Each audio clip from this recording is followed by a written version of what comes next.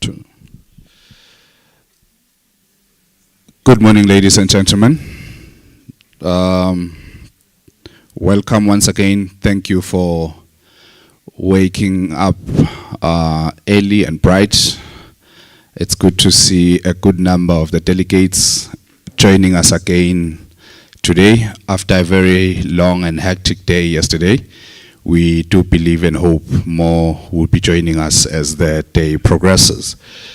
Welcome again to those that are joining us online. We believe that we will have another very interesting and fruitful day today as we are going to address very interesting topics again today. The first one being green energy, and we have industry experts who will be discussing this topic with us today. Later on, we will talk about building resilient cities, and then the last session will be forest ecosystem management.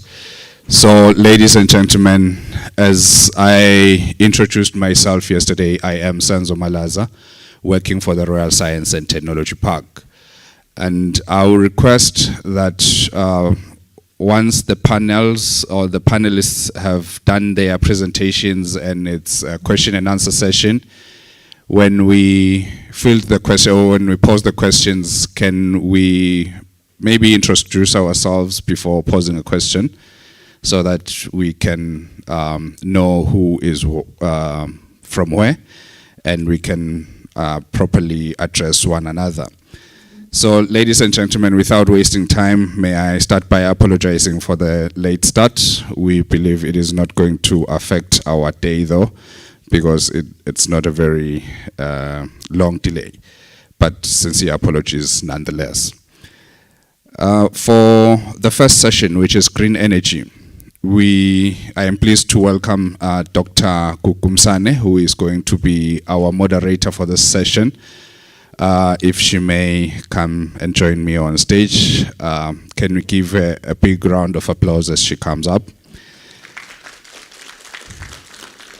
She will be joined by Ms. Simile Shabangu, if she can make her way up as well, and the Managing Director of Eswatini Electricity Company, Mr. Ernest Mkonda. May he also come up.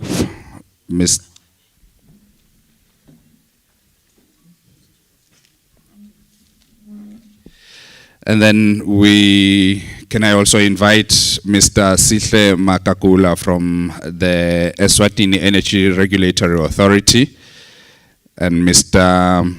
Alex Memela from Netbank Eswatini.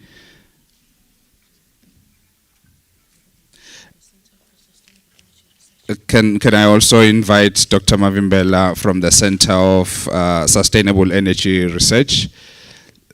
This, ladies and gentlemen, is going to be our panel for the green energy section. Can I now hand over to Dr. Kukumsane? Over to you, Doc. Thank you very much, Mr. Malaza. Good morning, ladies and gentlemen. It's good that we're going to talk about green energy early in the morning when we're all full of energy. This is a very interesting topic. When you're talking sustainability, you cannot talk sustainability and leave energy. These two are almost married. If we want to move sustainably, develop sustainably, we need to look into solutions that will reduce greenhouse gas emissions into the atmosphere. It is known that the energy sector is the largest emitter of greenhouse gases into the atmosphere, contributing to negative climate changes. So I think there is a need for us then to look into other solutions, alternative solutions, which maybe can complement fossil fuels. And if we want to move in that direction, then we have to look at these solutions, if they are inclusive, are they affordable for everyone? They must be cheap. So we're going to have Mrs. Mile Shabang talking to us about the renewable and alternative energy solutions. So this is how we're going to, this is how I'm going to run the session. I'll just give every speaker 10 minutes. 10 minutes will be enough.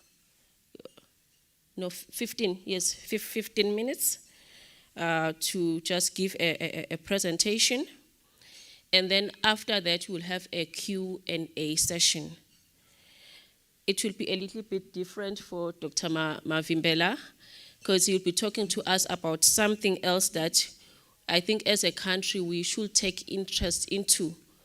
A study which they've just completed as the Center for Sustainable Energy Research, and I thought that we also need to hear in this conference. Thank you. Over to you, Mrs. Mile.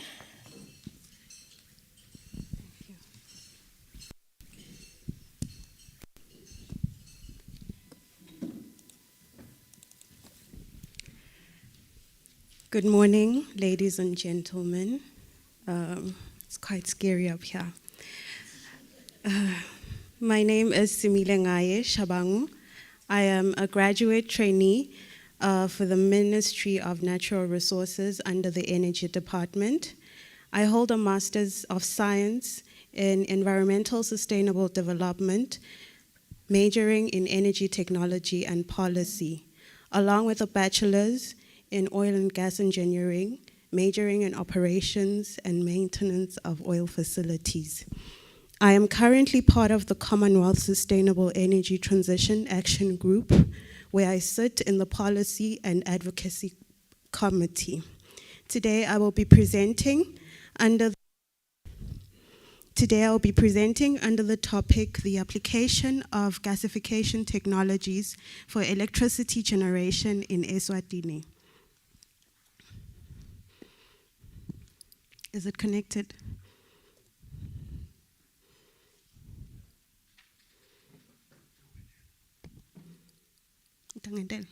Okay, can you go on?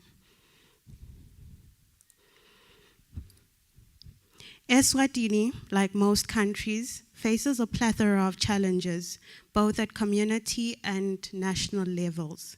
The issue of energy security and the ever-increasing solid waste in landfills are key challenges that need to be addressed urgently. Based on the EEC's Integrated Annual Report of 2022, the country imported a total of 902 gigawatt hours in the year 2022, which is approximately 75% of what was in demand in that year. The remainder was produced locally. It is worth noting that this figure is an improvement from previous years, where the imports were much higher. This is an improvement that can be attributed to the increase in local generation capacity. Another issue that plagues our beautiful country is the amount of solid waste that accumulates daily based on, without methods that efficiently deal with the problem at hand. According to an article by the Center for Science and Environment, Eswatini produces around 238,000 tons of solid waste every year. Though there are companies and organizations that have been dedicated towards waste management practices, these interventions are still insufficient in terms of mitigating and dealing with the amount of solid waste that we have accumulated thus far. The current status quo in terms of electricity generation and national supply is as follows. According to the EEC's 2022 Integrated Annual Report, the company operates a total of 71 megawatts of power generation facilities, mainly hydro and solar PV. there needs to be more capacity within the country to ensure security. Outside of EEC's generation, the two major sugar companies, Royal Eswatini Sugar Corporation and Ubombo Sugar Limited, generate electricity via biomass-based processes. Their combined installed capacity is up to 105 megawatts. The power produced by these organizations is mainly used internally. However, USL does export power and supplies it to the national grid. Based on the EEC's 2022 integrated annual report, USL supplied a total of 59 gigawatt hours to the national grid in 2022. To respond to the power, next please.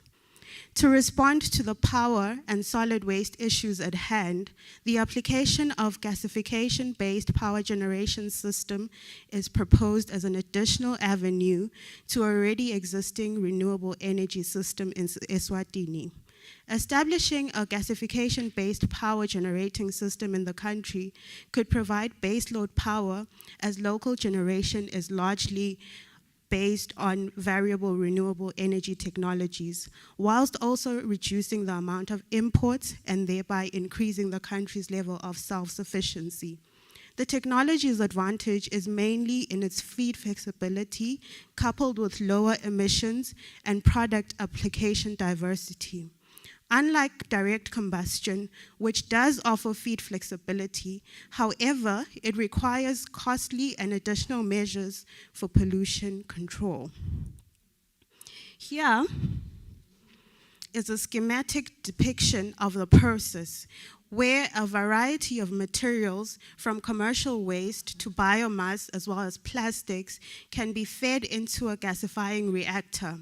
In the reactor, the material is converted into a product gas that is called syngas, or in the context of biomass, it is called biogas. From the reactor, the product gas then undergoes a cleaning process. Thereafter, clean syngas produced can be used for diverse uses, such as electricity generation, fuels that can be used in industries, as well as heat.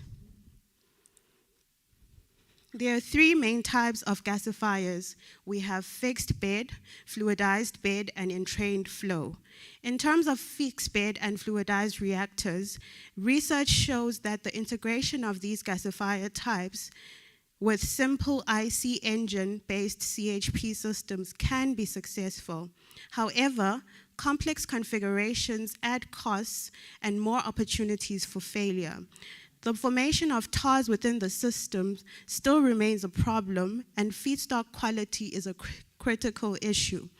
Whilst with the entrained flow gasification, which is relatively feedstock agnostic, offers high conversion rates, produces low tar, and requires less syngas. To reiterate and elaborate on the aforementioned advantages of gasification, the gasification technology offers a wide fuel flexibility. This allows the operator of the gasification plant the freedom to adjust due to price and feed availability. The technology is considered to be more environmentally friendly in comparison to direct combustion, due to lower levels of emissions and higher amounts of carbon that is retained in the byproduct, which is the biochar or char. Some gasification systems offer the capability to produce electricity with efficiency of up to 40% or even higher. Lastly, studies have shown that operating costs of a gasification power plant are lower than those of conventional coal-fired power plants, In a hypothetical, next slide please, no, before.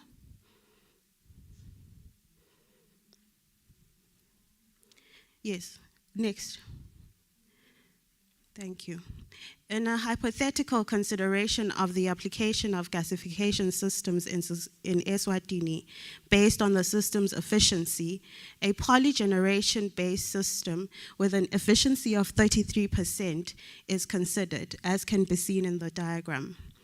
Here, a gasification system is integrated or combined with a gas engine that produces electricity as well as heat. The system's efficiency could potentially be increased through the use of this process heat, as seen on the diagram. The system's efficiency could possibly be increased with this process heat, where it is passed through an intermediate or low temperature boiler to produce more electricity. The system also allows valuable biochar byproduct, which can be used for soil amendment purposes. Furthermore, the technology can potentially be scaled from a range of 5 to 100 megawatts, depending on the fuel. This would allow for the system to be applied in industries or at utility scale to feed into the national grid. Based on the figures obtained from the Eswatini Sugar Association annual report of 2022-2023, a total of 5.539 million tons of sugar cane was produced, which when converted from sugar cane to bagasse totaled up to 1.495 million tons. This amount, plus the approximate quantity of solid waste generated yearly, would result in a potential generation of up to 2,000 gigawatt hours with the polygeneration system. With the 2018 to 2022 average annual demand or electricity demand at around 1.2 gigawatt hours per year, the resulting significant difference between the two figures would place Eswatini in as a potential exporter of power.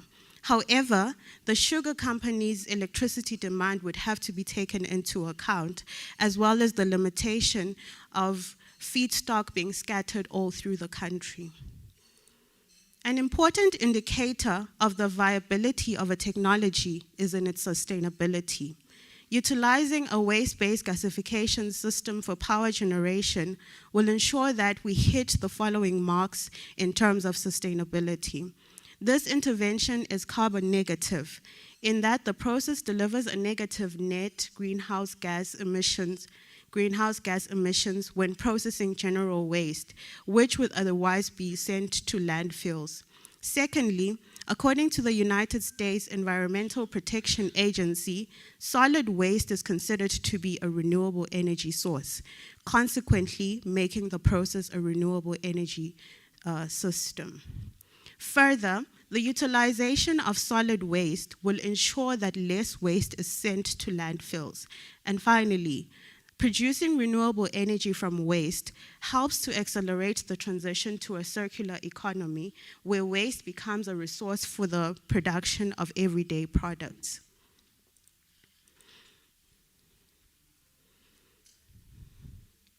It goes without saying that whatever system or pathway that is to be considered for implementation in a country should align with policies.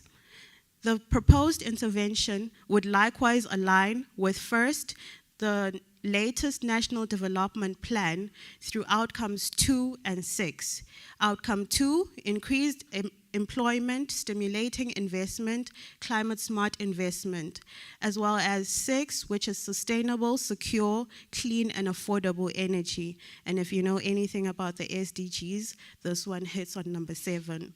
Second, it would align with the National Energy Policy of 2018, in that it is consistent with the overall vision of the policy, which is to meet the energy needs of the country in a sustainable manner that contributes to economic growth and the well-being of the population. Moreover, the intervention is linked to the third priority of the United Nations Sustainable Development Cooperation Framework, and the Commonwealth Sustainable Energy Transition Pillar of Technology and Innovation, which ensures propagating advances in technology solutions and innovations, as well as research development for sustainable energy systems, leveraging synergies and fostering strong partnerships between public and private sectors. The global application of a gasification technology is, as indicated in green. Kindly move on to the next slide. Thank you. The global application of this technology, as indicated in the green marks, are the locations where gasification plants are currently in operation. It is evident that the take-up of gasification is largely in European countries as well as Asia, namely Thailand and Japan, where it is applied in combined heat and power production systems. Successful applications of the gasification systems are typically characterized by their small scale, they're powered by an internal combustion engine, relatively clean feedstock, limited sign gas cleaning. They are used for combined heat and power, and in those systems, there are tax incentives that allow for the system to work efficiently. The challenges that still limit the application of this technology on a wider scale can be attributed to feedstock quality and its pre-treatment costs, economics in terms of capital costs, and the system's complexities. Despite these challenges, gasification has had some commercial success, primarily small-scale CHP systems, some larger systems also still CHP, and entrained flow gasification is a promising alternative. There is a need for continued research, development, and demonstration. So to conclude, there are truly many interesting opportunities in terms of waste materials, thermochemical conversion pathways, as well as its diverse products. With research, public-private partnerships, and platforms such as this that the RSTP and the IASP have created, Eswatini and Africa as a whole has the potential to enrich the quality of lives of our people through innovative technology. Thank you very much.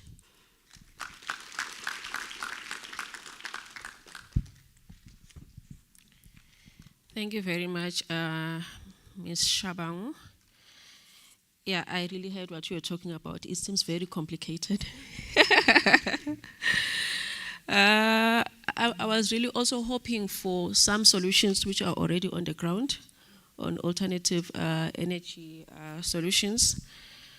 But then we'll talk to that later.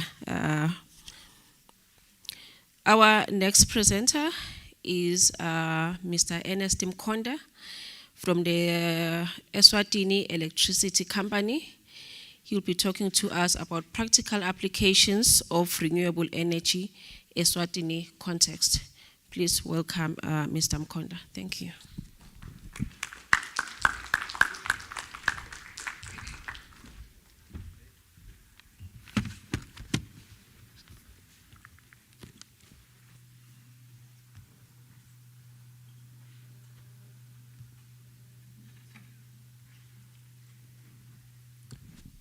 Good morning, ladies and gentlemen. Thank you very much, Program Director, Moderator. As it has been indicated, my name is Ernest Mkonda. I'm the Managing Director of Eswatini Electricity Company. I'm not going to go through any background in the interest of time, and I'm battling with my battery as well. But I will go straight into my presentation with respect to the practical applications of renewable energy. And first of all, we need to agree that what she spoke about earlier is some of the basis of my presentation today. But I'm going to rush through them. If you can wheel to the next. I'm just presenting these figures in percentage form you will see that we import about 54% of power from Eskom. We import about 6% from the Southern African Power Pool and 10% from electricity to Mozambique. And then we get supply from Ubombo Sugar Limited, which is about 5%, and then we generate 24%. The 24% that we generate is split on the right-hand side. You will see that we have a couple of hydropower stations on mainly two river basins. The first river basin I'm going to talk about is the Komati, where we have Maguga Power Plant, and then Usutu, where we have Ezulwini Power Station, Etwaleni Power Station, and Magoduza Power Station. And the production on those power plants is indicated in the slide. Now, we also have a solar power plant that is connected to the main grid, which is designed to produce 10 megawatts during the best days. I will show you later on our experience with solar as well. We also run a very small solar power plant in a community-based project at a community called Mvundla in the Manzini region, which provides 31 kilowatts peak of power. That is an off-grid solution, a mini-grid based, and with battery storage for supply. The biggest challenge that we get with those is affordability. That is why we've only done one instead of more.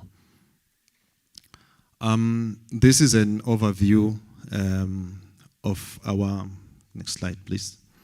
No, go back. Yeah, they are far ahead of me. The hydros that we have at Etwaleni produce 15 megawatts, and we run them only on peak times, the morning peak and the evening peak. And that is the limitation of the hydrology of the system. We also have Magoduza at 5.6 and 20 megawatts at Ezulwini, 19 megawatts at Magoduza. Sorry, at Maguga. These hydro power plants, as indicated earlier, produce us 60 megawatts at peak. And then the 10 megawatt solar power plant, which does not provide capacity, but it provides energy. The renewable sources that we have can only provide a conversion of 80% efficiency, and that is only on the hydros. The advantage is that we have low maintenance. We also have zero carbon into that system. It produces zero carbon as well, because it only uses gravity as a means of energy. Then advantage again there is that during operation, you do not have to buy feedstock. The disadvantage for these projects is the high capital cost required for the dam.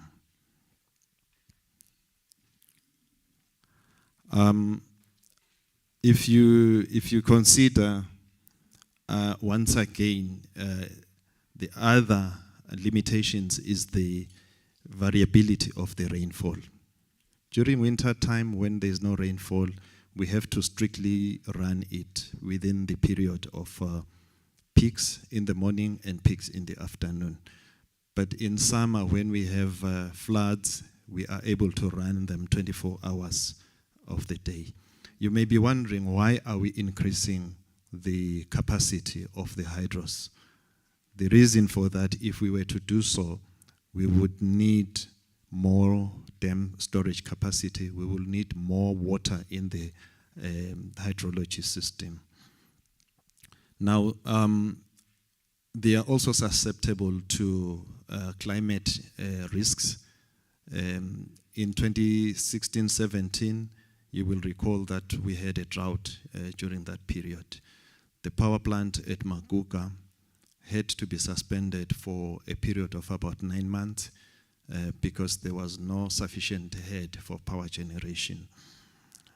Now, this is where we need to think about more innovative ways of power generation using our hydro systems. I'm not going to talk about that because there are some confidentiality issues pertaining to how we can use a low gravity induced power generation system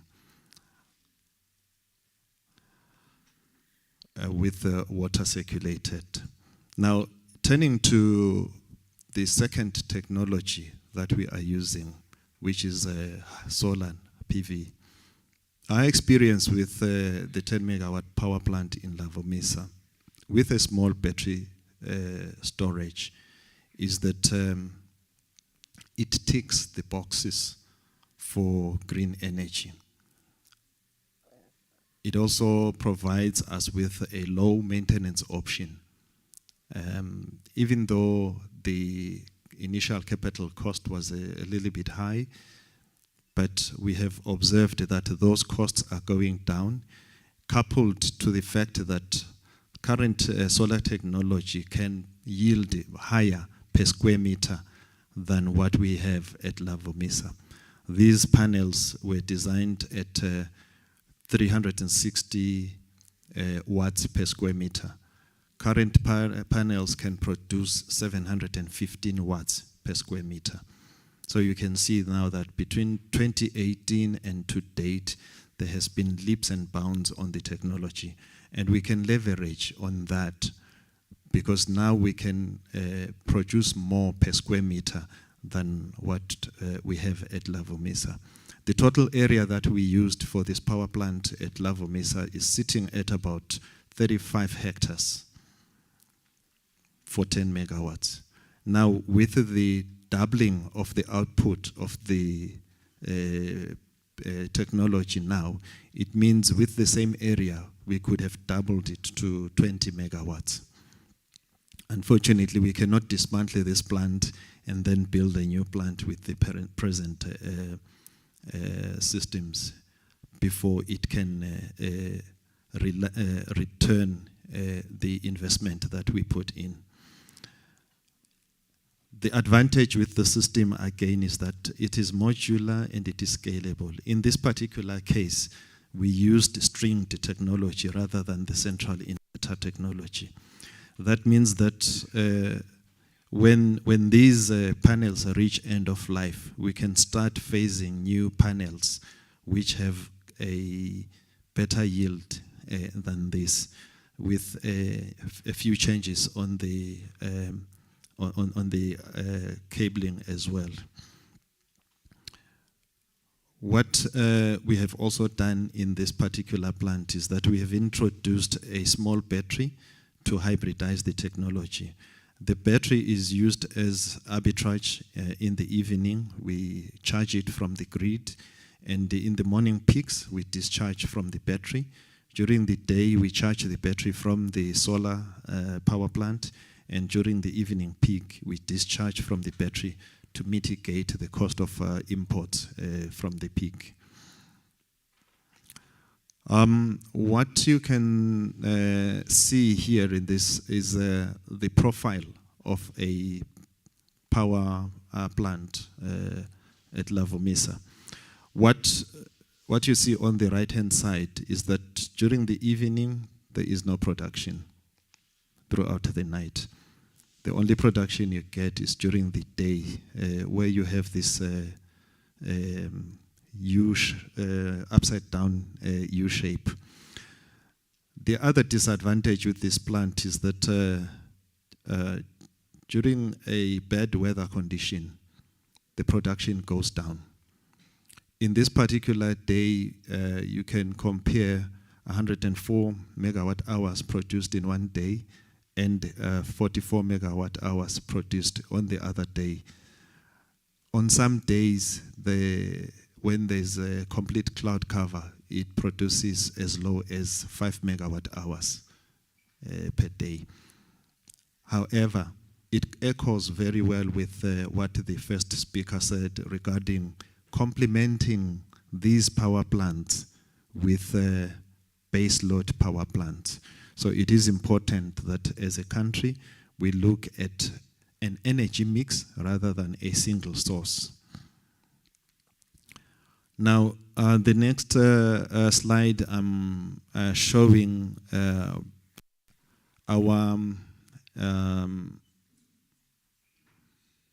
our relationship with the sugar mills. I need to state that we don't buy from Simunye or RES for some reason that their capacity needs to be increased in order for us to be able to benefit out of that. We have a contract with USL who supply us with 55 gigawatt hours per year. The power plant is carbon neutral, it reduces waste, and we are quite happy with that. However, the disadvantage with that power plant is that for 4 months of the year, it is not available. Now, it is not available during the time when there is a high intensity of irrigation, meaning that the farmers import more power from EEC grid, and therefore we need to import more power from elsewhere. It is important that when we consider these solutions, we consider that we have sustainability throughout the 12-month period rather than supply for 8 months and then for 4 months you are unavailable. The reason being that we have to go into contracts to get power supply from elsewhere. And if you get power supply on an emergency basis, it becomes more expensive and unaffordable from the consumers. We also need to make sure that once again, we have a sustainability of the feedstock. Again, in 2015-16 drought, we observed that many of the biomass feedstock declined. So it again is susceptible to climatic changes as well.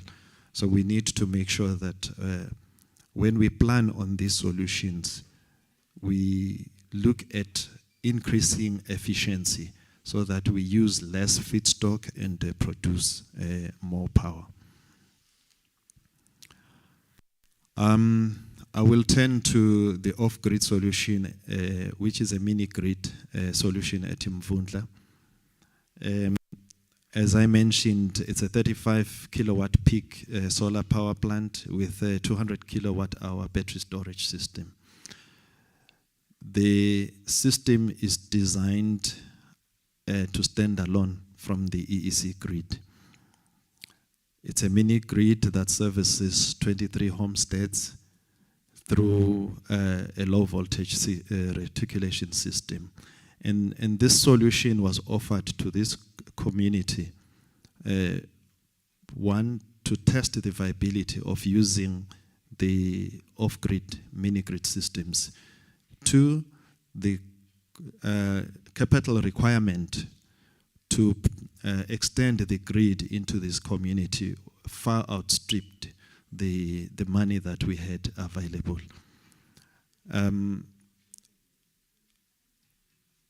This technology, once again, employs smart metering systems, which means that we can manage the loads across the 23 homesteads to make sure that the battery system is not overused.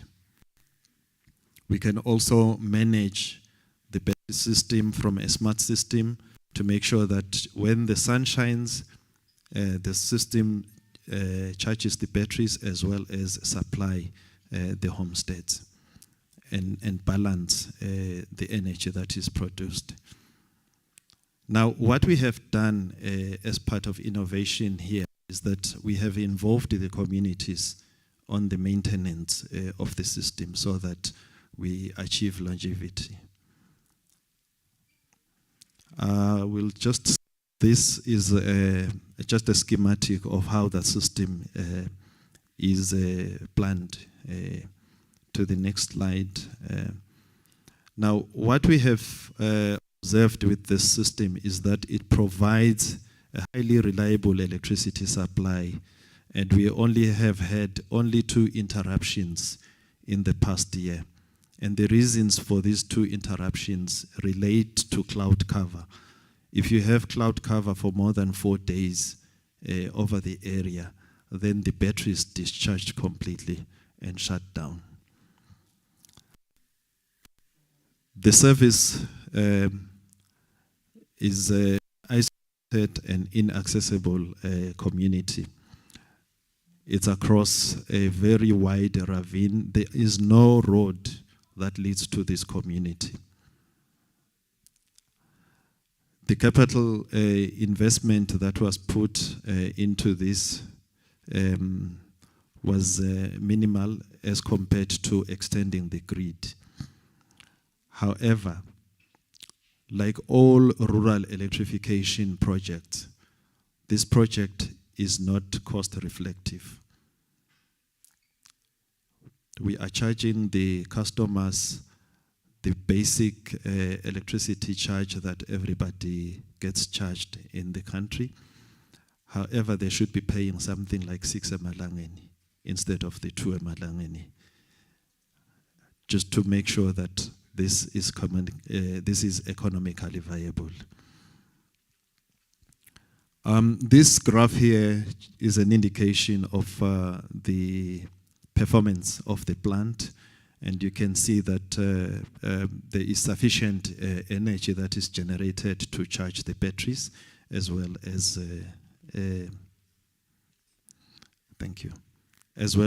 provide power to the communities. Now, as an EEC utility, we are looking at expanding our hydro portfolio as well as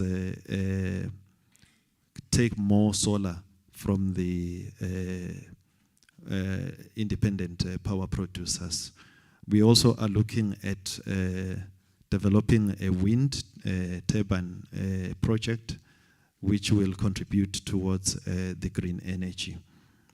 There is biomass that is available, a potential of 100 megawatts that we are looking at working together in collaboration with the sugar mills to produce together with the plantations in the western part of the country.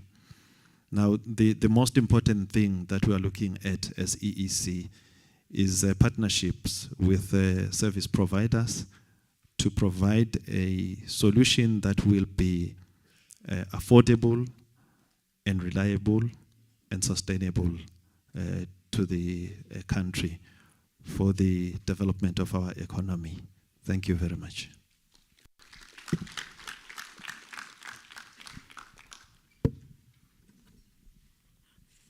Thank you very much, Mr. Mkonda.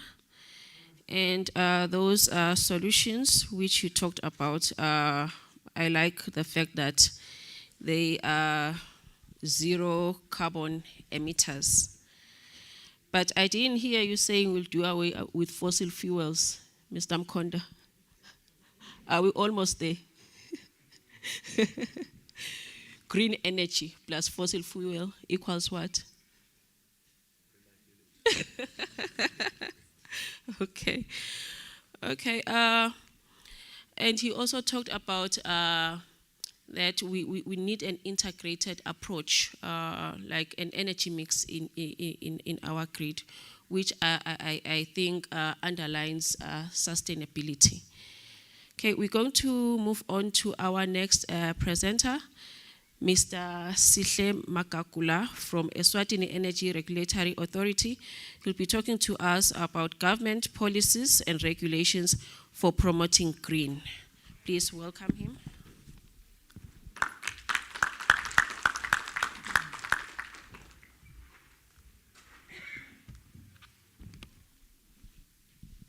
All protocol observed. Ladies and gentlemen, good morning. I hope you can see me.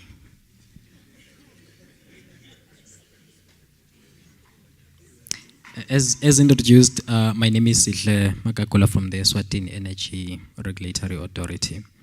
I'll quickly move to my presentation. Just a brief presentation on government policies and regulations for promoting green energy. Briefly, this is my outline of my presentation. We'll be looking at the power sector institutional and regulatory framework, key national energy policies on green energy, regulatory frameworks and programs to promote green energy. I think most of the items I'll be speaking on have already been touched on by the MD and Ms. Simile.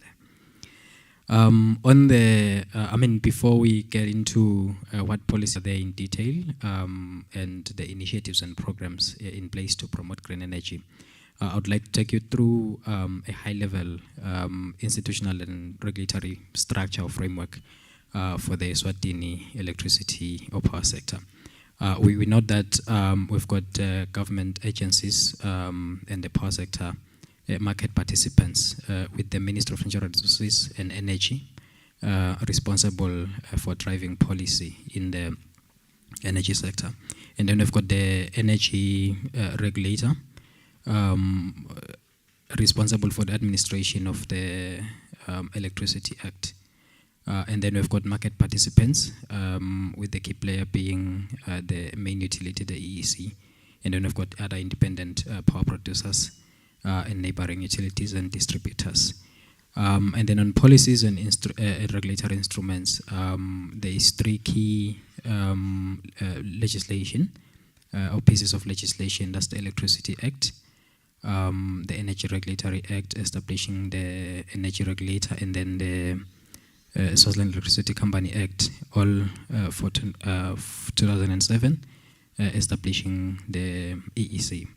And then in terms of the policies, we've got the National Energy Policy of 2018. We've got then Eswatini Independent Power Producer Policy.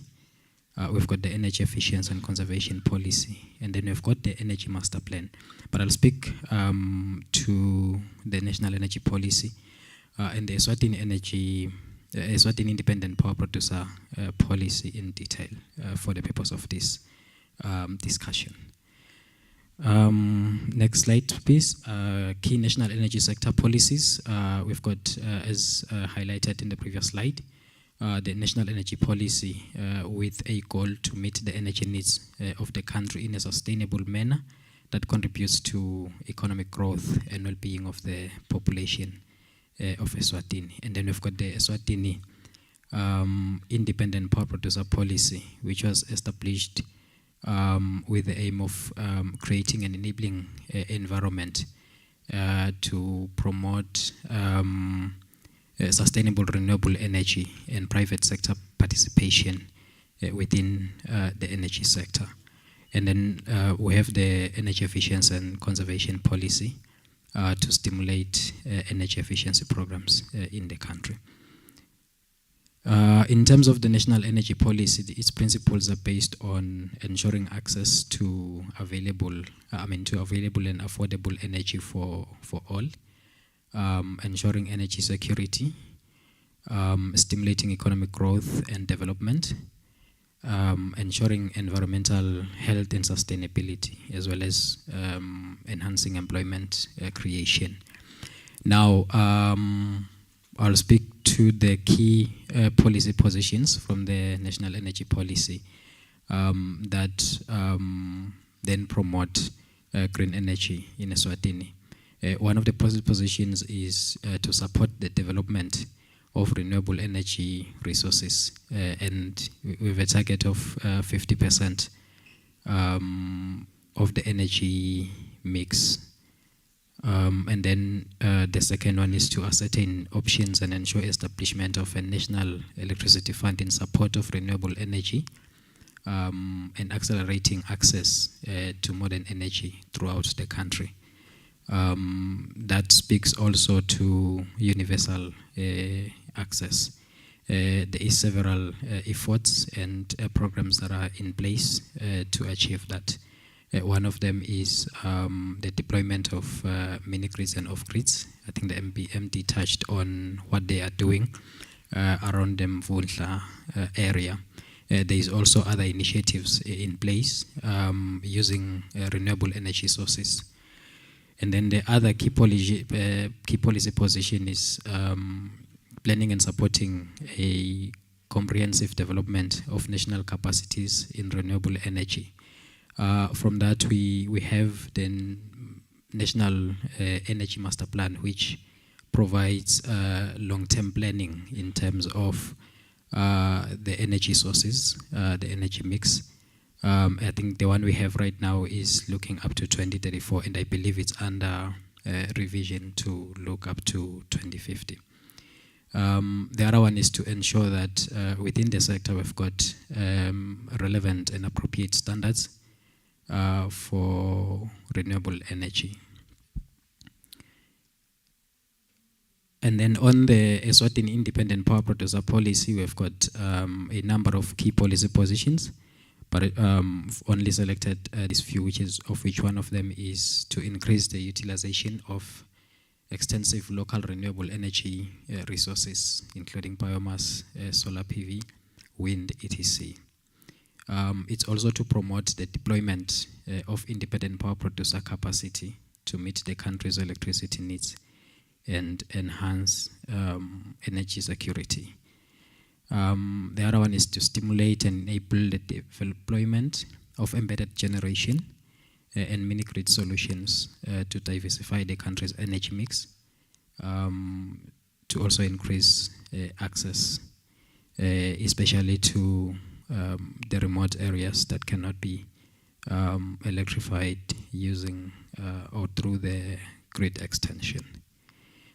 It also seeks to identify and facilitate access to funding sources to overcome renewable energy and IPP financing constraints.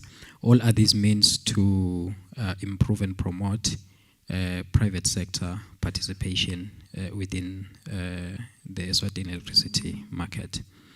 Having spoken to this, we also look briefly into the electricity market structure envisaged under the Eswatini Independent Power Producer Policy, which introduces additional freedom and flexibility to give IPPs and customers more optionality in terms of the possible transactions that can take place within the sector. Dating way long back, we have been accustomed to a vertically integrated sector where you find that there is one player across the value chain. However, with the liberalization of the market, it's opening up for other players to come in terms of generation. In that market structure, we recognize the role of independent power producers that can sell to the utility or to eligible customers. It also offers the optionality for the eligible customers. Some we call contestable customers, to purchase power from other parties other than the utility. And then quickly I'll rush on to the regulatory frameworks that we have in place to promote green energy. As a sector, we're working on a number of these, but we'll only speak to the three. One of them is a wheeling framework. this is a regulatory instrument or a framework that seeks to enable third-party usage of the transmission and distribution system. Sorry about that. Upon payment of applicable use of system charges. The framework has been completed. It's at its early stages of operationalization, and this will allow independent power producers to develop or set up generators to sell to their own identified customers using the EEC grid. But of course, there will be a structure in place to say what are the requirements and all of that. And that is to be properly defined in the final framework and the agreements that will have been finalized as and when it is put to practice. We're also working on a small-scale embedded generation framework. This offers a net billing approach to say if there are customers that have got their own embedded generators, largely it's behind the meter generators, the rooftop systems on solar that we see around, established for own consumption to then export the excess power that they generate. It's not seeking to encourage people to install these systems for the purpose of exporting back to the grid, but it allows the export of excess power from those systems. And then there is also the mini-grid and off-grid regulatory framework, which seeks to create an enabling environment for players within the mini-grid or off-grid sector that allows for deployment of mini-grid and off-grid systems as an alternative to grid extension. And this is practicable to cases whereby the grid cannot be extended for one reason or the other. One of them include accessibility. Now, I'll move on to the next one, which is one of my the last slides, the programs to promote green energy. Perhaps before I speak to that, just to give a high-level view or overview of how the local generation mix look like. On the side, we've got the RESCOP, EEC, USL,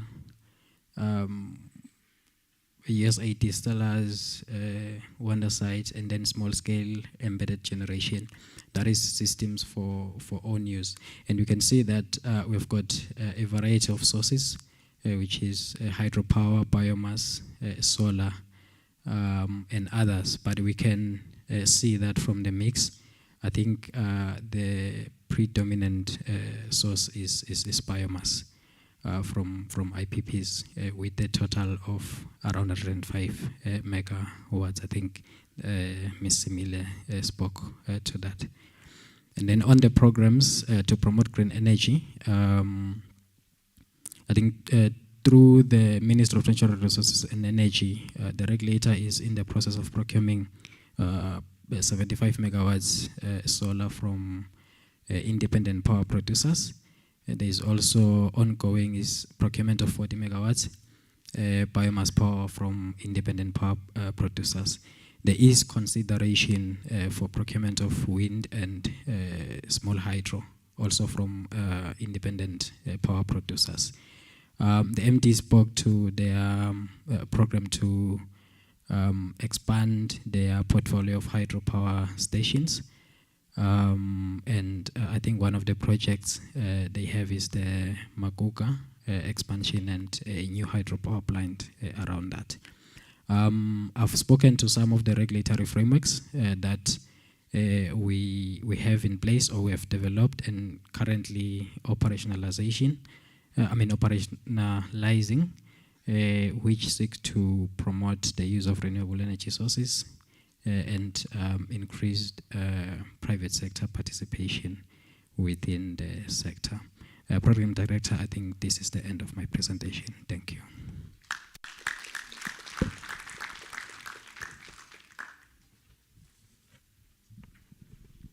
Thank you very much, Mr. Makakula.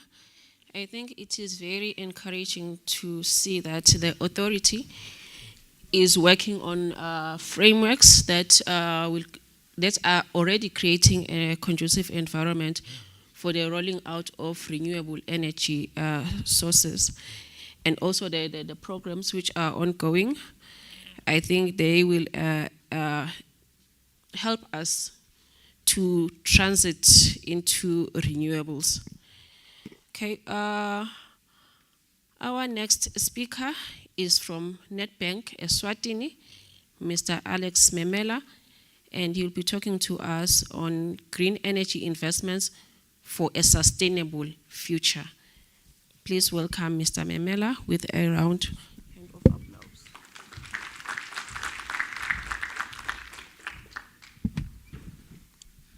Thanks, moderator.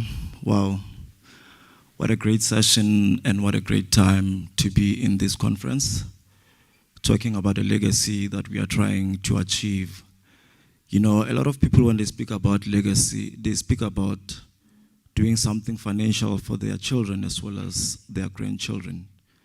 But today we are sitting here speaking about a greater legacy, which is above financial means, which is about climate change and climate resilience. Because if we don't speak about climate resilience, all these financial legacies will be meaningless. Imagine a world in 2040 where we don't have water. Today we have water for free, and we have sources like rivers. But recently we've seen a lot of droughts, we've seen a lot of climate disasters because of this climate change. So for me, it's really a privilege to be here to speak about this great legacy of climate resilience to develop a sustainable future. Just an introduction about myself on the first slide, please. Let's see if I can move that.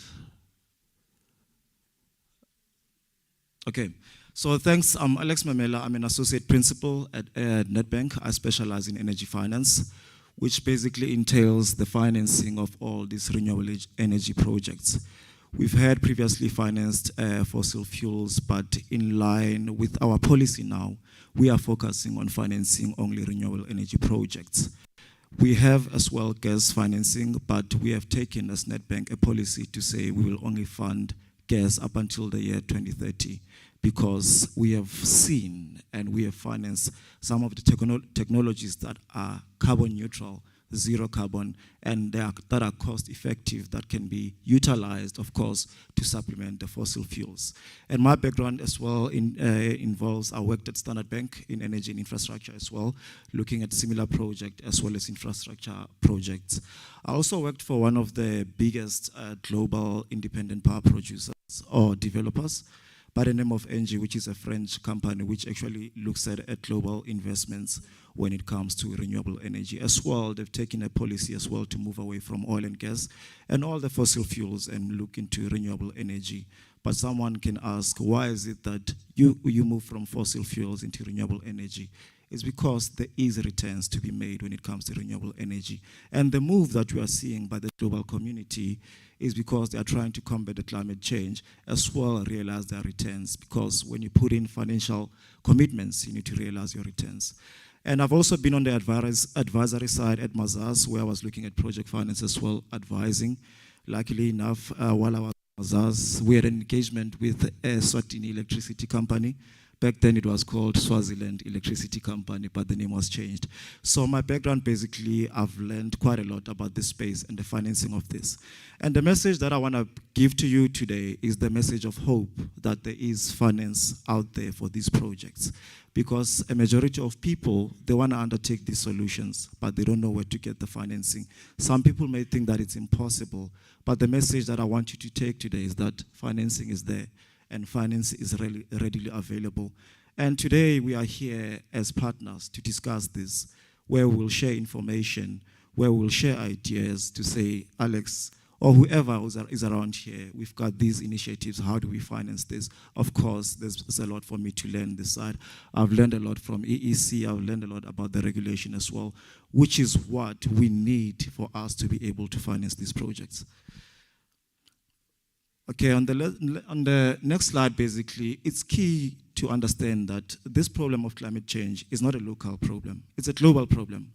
And hence, the global community come together, and all the financial institutions have come together and said, let's find ways to finance these projects.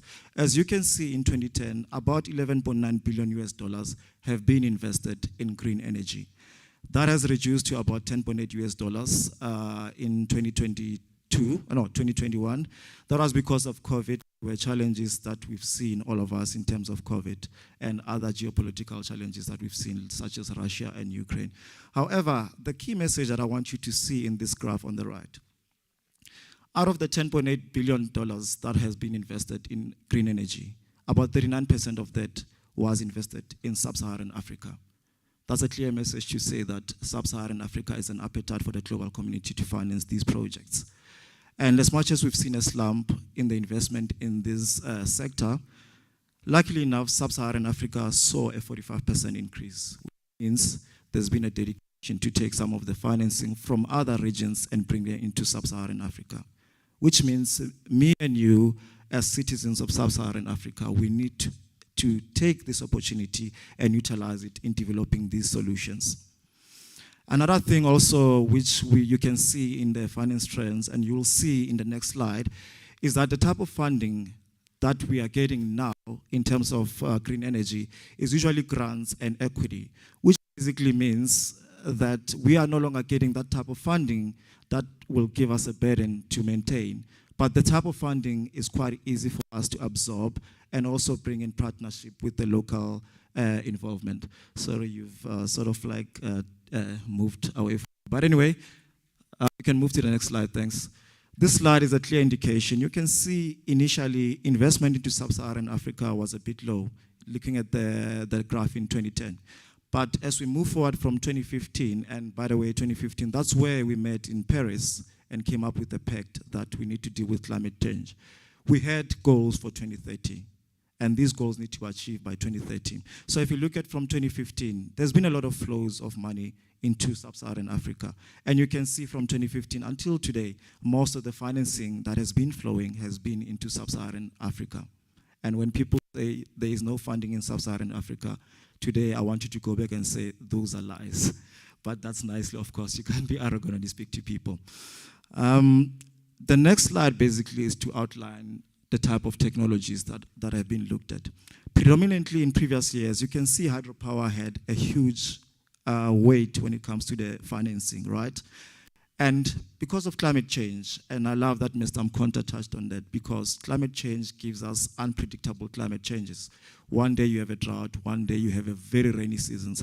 Hydropower is prone to such risks because in a drought, water flow is insufficient. When there's floods, they need to open the floodgates because the flooding can impact those turbines there. So as much as you can have a lot of water is bad news. Too little water is bad news as well. So you need to have enough water to operate a hydropower. So because of those challenges, we've seen a lot of investments into solar power because it's readily available, it's green, there's nothing, and it's easy to implement. And the construction period for this, I've seen it can go from 6 months up to 12 months. Previously, of course, it took 24 months, but these things are changing. Like Mr. Mkonta said, the panels now, they have higher yields compared to previous times. Funny enough, someone may ask and say, how do you know all these engineering things?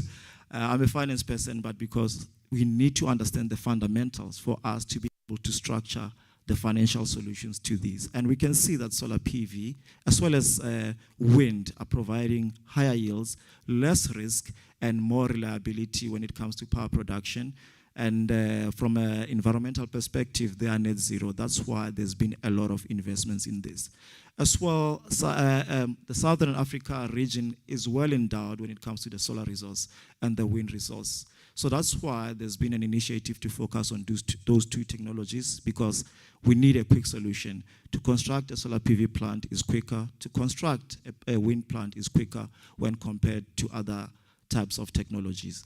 And the graph below shows that the funds that have been flowing from 2005 to 2021, you can see with that green graph that a lot has been going into renewable energy. And so the message is there is funding for renewable energy. The next slide speaks to the type of funding that's available. You can see from the graph on the top that a majority of the financing comes from DFIs.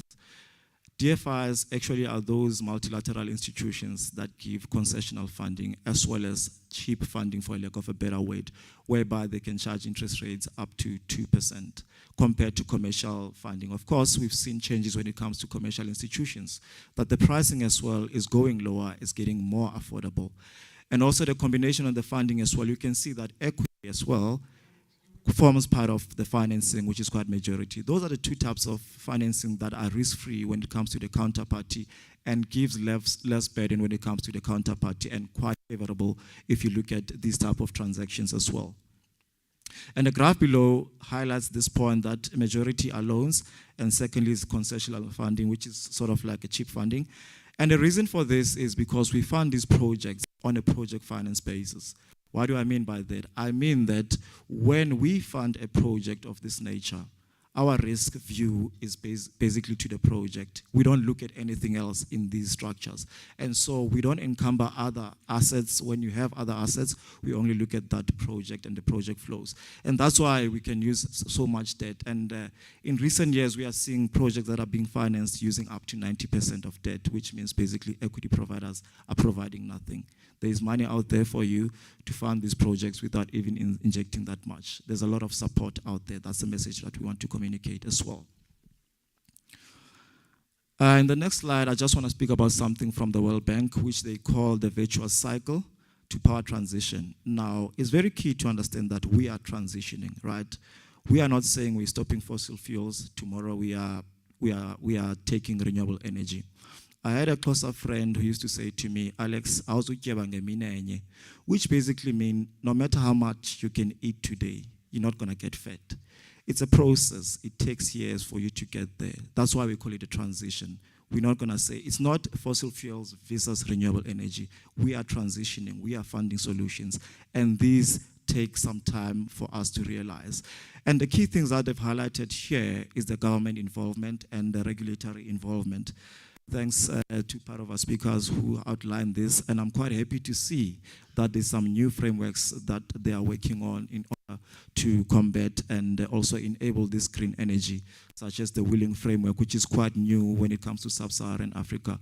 These are good solutions that the government is taking, and I'm quite happy to see them in play. And that's very key to create an environment where international players can come into Eswatini and finance these transactions. It starts with regulations. It starts with the government.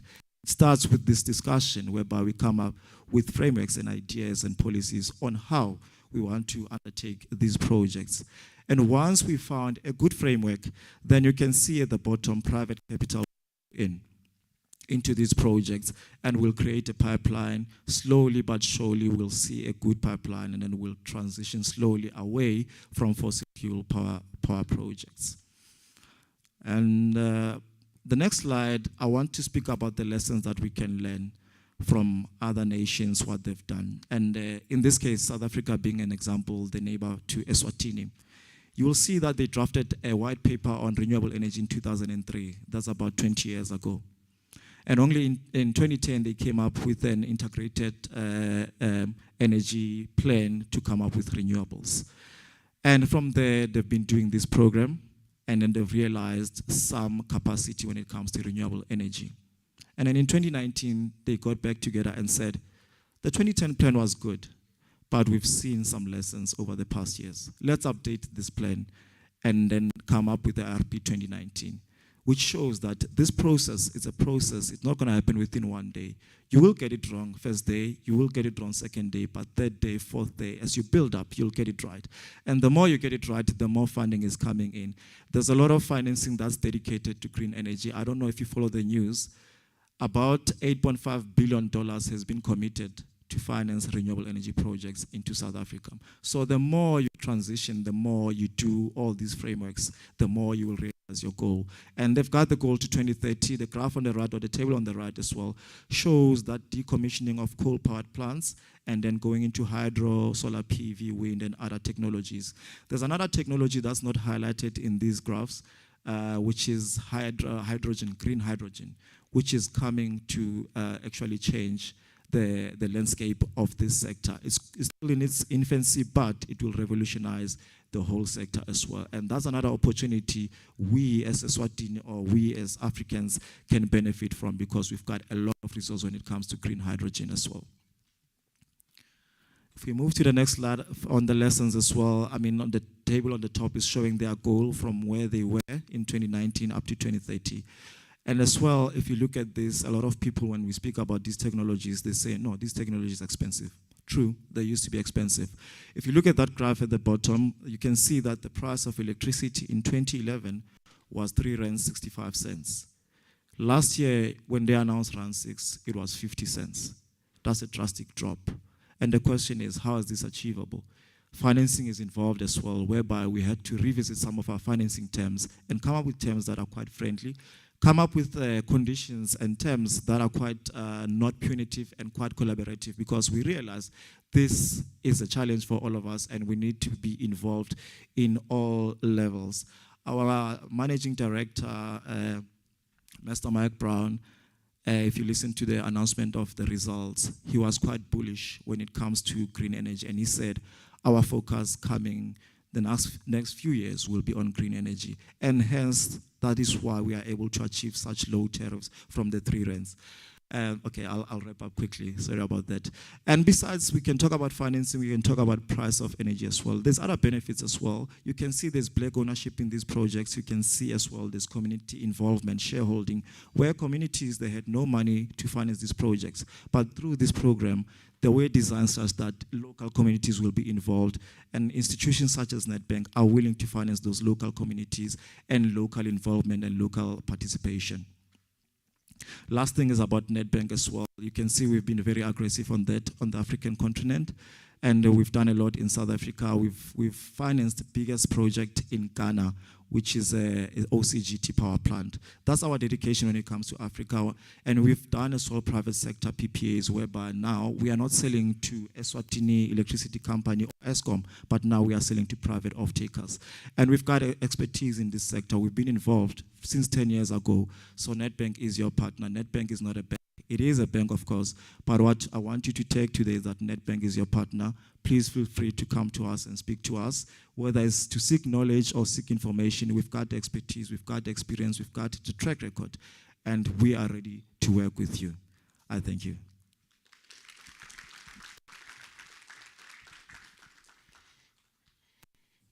Thank you very much,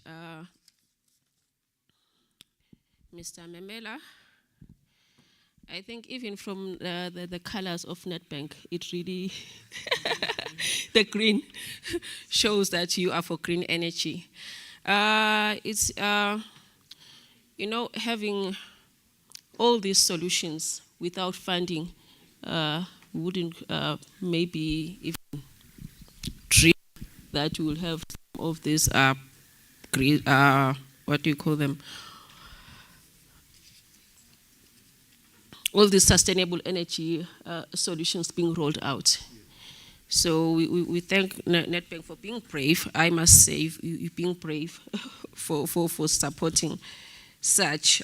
You said you only take solar and wind. And a number of other technologies as well. Oh, okay, but now you're only concentrating on solar and wind. Okay, thank you very much. Our next speaker is Dr. Trinama Vimbela. He's a lecturer at the University of Swaziland. He's also attached to the Center for Sustainable Energy Research. So he's also going to tell us what the center is about and some of the findings they ran a study on biomass energy production. So he's going to briefly tell us about those results. Thank you.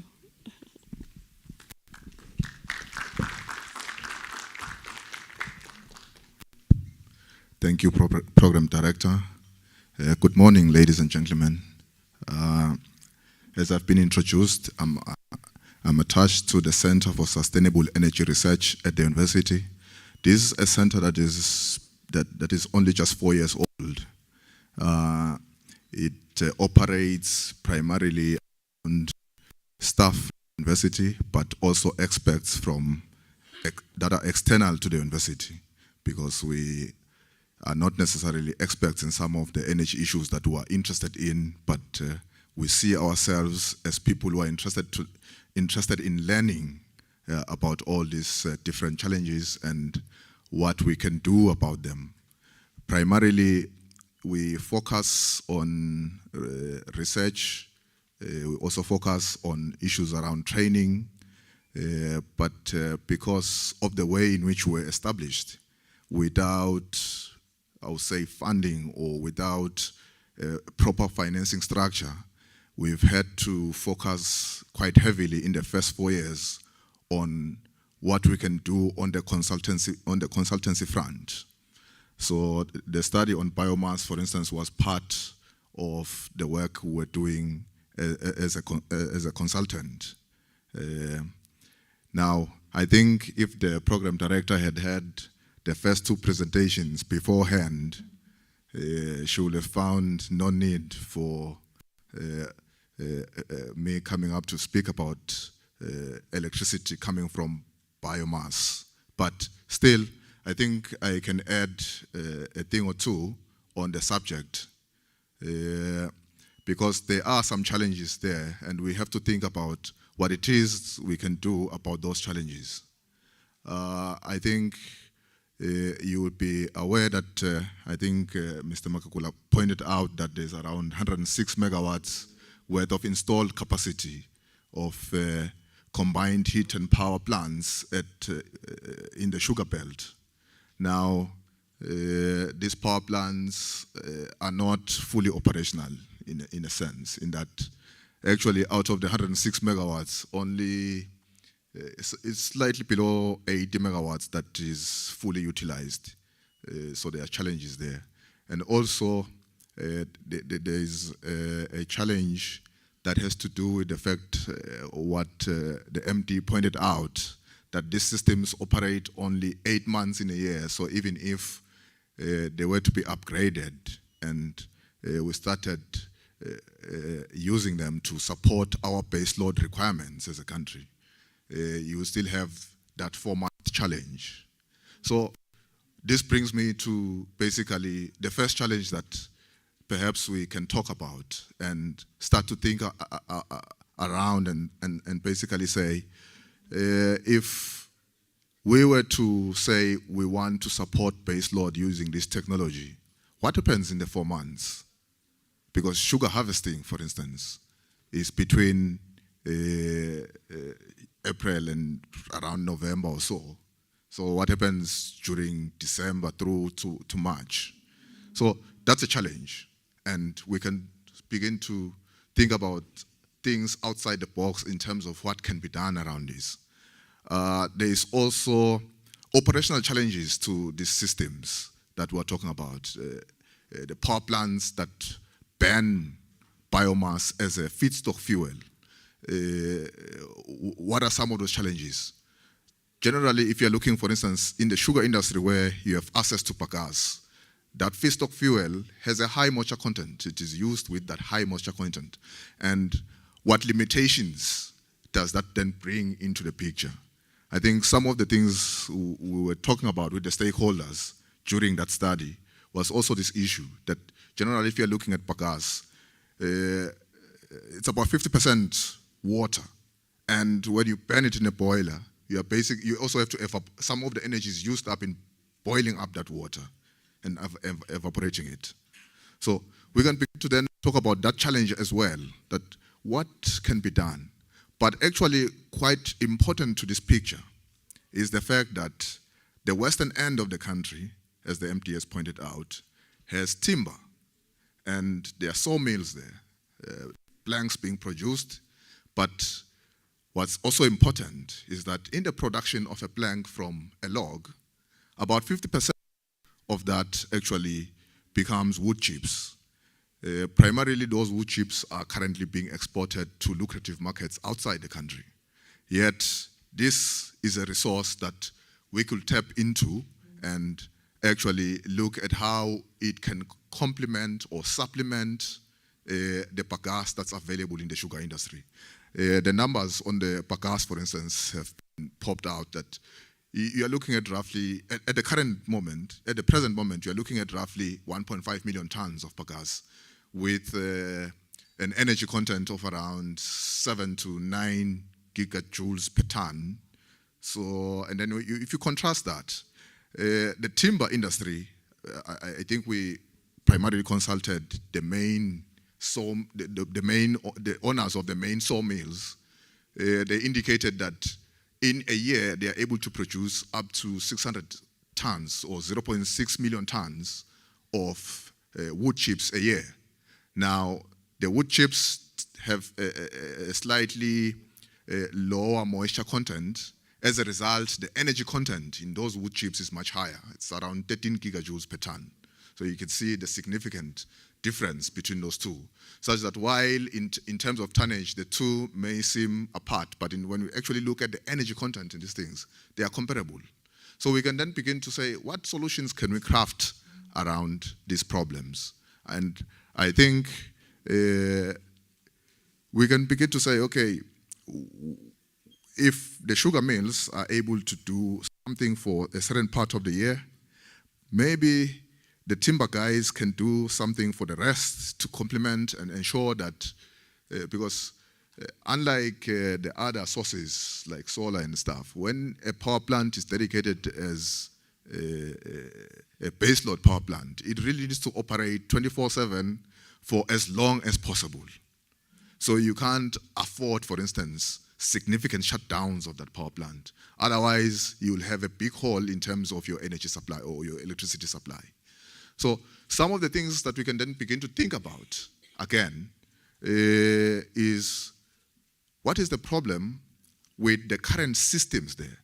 I think when we spoke with RES, one of the things they pointed out is that the factories, the sugar factories, because actually the systems are simply based around the sugar production process. So the companies want to produce sugar, but because they use steam in some of the processes, but steam can be used in a turbine to generate electricity.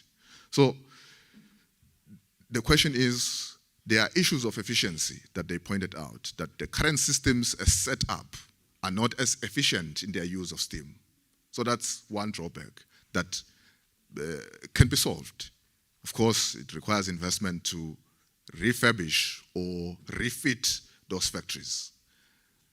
But in addition to that, banning the feedstock fuel with 50% content of moisture also brings certain limitations in terms of at what level can you operate the power plant from a temperature as well as pressure perspective.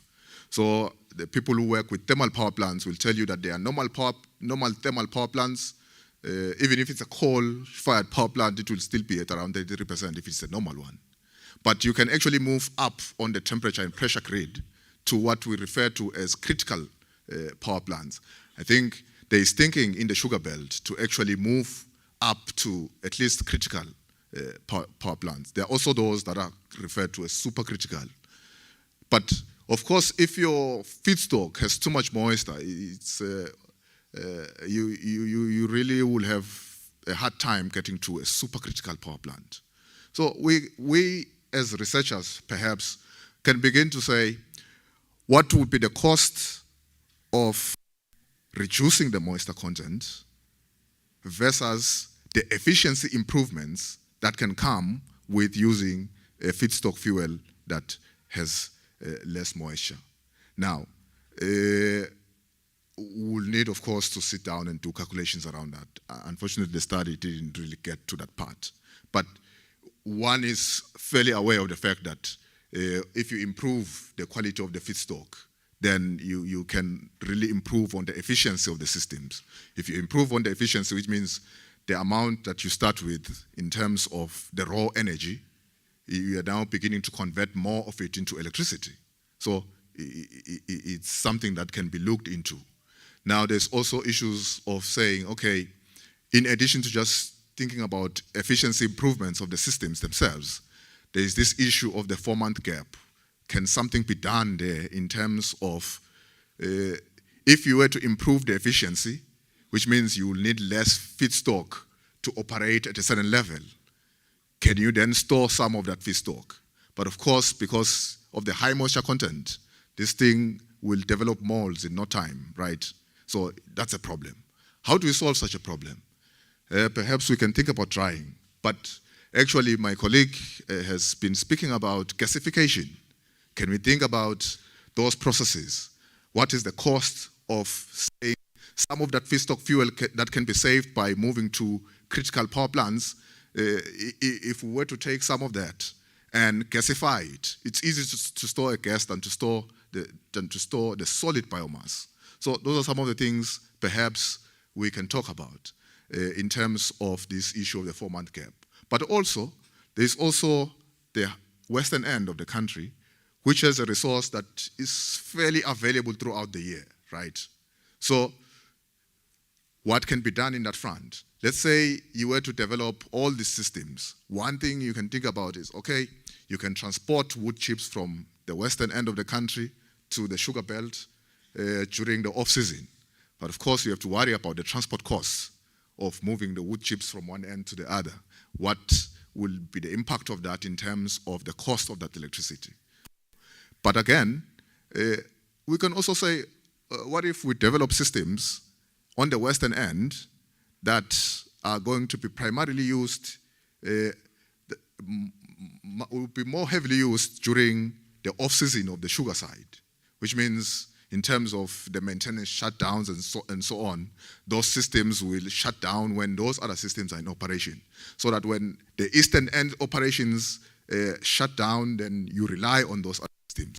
So that becomes a scheduling issue that we can actually look into and craft solutions around. So those are some of the thoughts that we gathered as we were interacting with various stakeholders on this. But of course, there's also the fact that I think ISWADE is working very hard to increase production. Basically, there are more projects coming along. That's more feedstock that will be available. There are also issues of invasive plant species on the western part. I'm not talking about Sandanezo in this case, because Sandanezo wouldn't provide a sustainable solution. Sandanezo is something you're trying to get rid of. So you do, and to the cost of gathering sufficient quantities to work in a power plant may be too high. But what I'm talking about is there are Wakli trees that have fallen off the plantations and are starting to invade communities. Can communities work around and actually manage those Wakli trees and stuff and actually contribute, therefore, to the amount that is going to sawmills and hence increasing the feedstock that's available from that end? So we were actually involved in doing the estimations of what these systems can actually contribute to the grid. And these are some of the things we picked up. But of course, this requires that you organize the communities, because if I have just a small plot with trees, it might not be as efficient because you will have to run into issues of transporting the trees to the sawmills and things like that. So what can then be done in terms of bringing all these communities that are close together and pull them into sort of associations, just like in the sugar side, where you have quite a number of sugar associations. So these are some of the things that we've sort of picked up when we're interacting with stakeholders that we think can actually contribute a sustainable solution, but still contribute the right type of solution to our baseload issues. Thank you.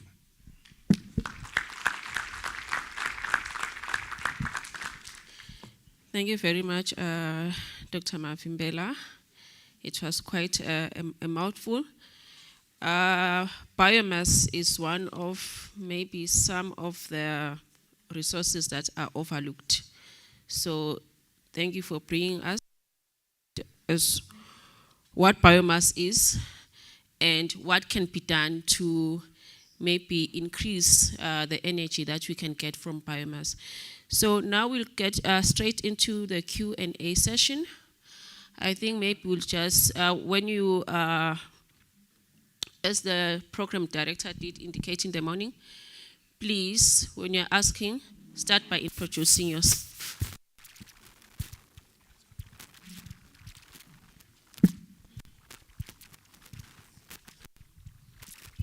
Good morning. My name is Aurelia Egambram. I'm from the University of Liverpool. I want to say thank you for the insightful talk. Okay. I have a question I think could be directed at multiple people.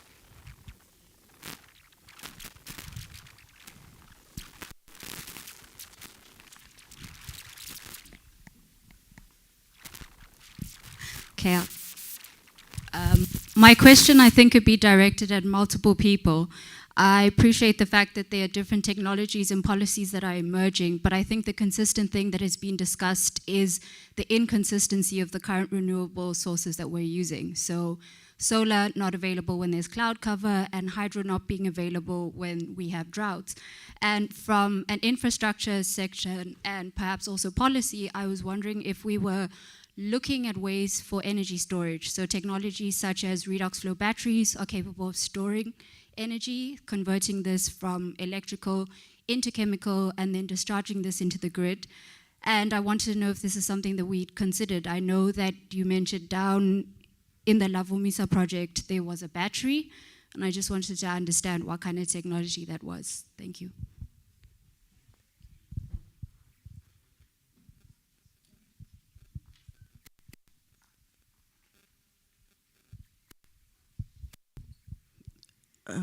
Thank you and good morning. My name is Felicia Dlamini, the short version. I'm from the Central Bank. My question, I think one part of it will be directed to Nedbank presenter in terms of financing, and I think the other one is general, so I don't know who's going to answer. I hear you.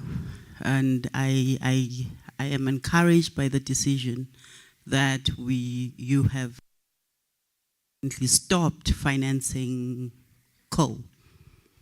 However, as we discuss in the global settings, we're talking about a just transition, especially for developing countries that are contributing very little to the carbon footprint right now. Eswatini is one of them. So if we do an abrupt stop in financing the coal-based energy, how are we allowing a just transition for these countries? That's one. The second one is that looking at Africa as a whole and going back in time, we have had donor funds that have come to develop Africa. We are now talking about renewable energy, and we see donor funds coming to develop Africa. Africa still remains a potential. It has not advanced. It is still lagging behind. However, it has a rising population, young population, high unemployment, etc. So if we're moving to sustainable development that is going to lift the people of Africa out of poverty and give them a fighting chance in the future, we need to have that just transition.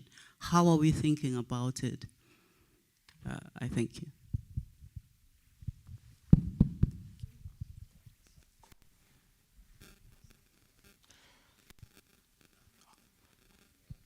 Okay, thank you. Thank you. My name is Ngoba Manana, and I have a question. I represent Standard Bank, and I have a question for the EECMD. I really enjoyed your presentation. I'd like to know, from your presentation, it seemed like you're going for a more centralized solar, distribution system.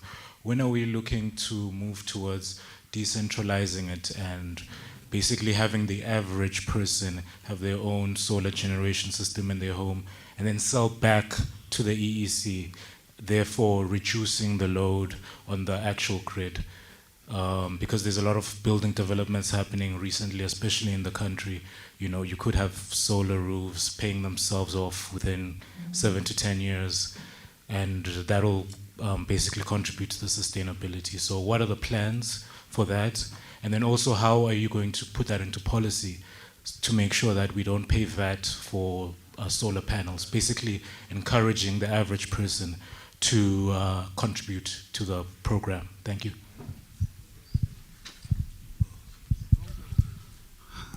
Ngicela kubeka ngeSiswati nabayithi. Ndawucala ubeta imali. Kuthi uma ngabe nthi ansayifinance emalahle. There are different kinds of emalahle. Kunemalahle ekuphehla gezi. Kunemalahle ekuphehla insimbi. Ekwakhatha insimbi, njengokwakhatha imotolo, netindiza, etc. Yini niwafaka ndzawonye lamalahle bese nithi onke emalahle ansawa finance. Kwesibili kuyangani ukuthi lamalahle ane finance lokwagubha whilst ema off takers asolo akhona maningi kakhulu afuna ukuthenga emalahle. Atawuqhamuka kanjani ke emalahle ekuma off takers mangabe sekude lokwagubha lapha phansi. Ngibiyele ku EEC. EEC all along bekasolo akhala ukuthi ufuna i-base load. Akathanzi ema sources of energy la fluctuator ngotama nela i-system yakhe generator, i-system yakhe yokufaka gezi even. Nekwekuthi ke lama solar ngophela all along besolo sikhuluma solar noma i-wind noma i-solar noma yini konke lokho kuya fluctuate kuyehla kuyenyuka. Kungumanje sekutholakele intindlela dekwenda ukuthi ucha lama new and renewable sources of energy cha atawuqhubeka asi-sustain njengoba kasho make lokhulumile earlier on ukuthi sisengemavela amancane lakhulako. While sikhula sitawukhona yini ukumelana naloko lokwentiwa ngama-developed countries while sibona ngetikhathi tabo basakhula basebenzise wona lama sources of energy lawa lesebathi asiwayekele sinesonke. Sitakhanza kufeni lokho nempela ku-Afrika na. Ngiyabonga.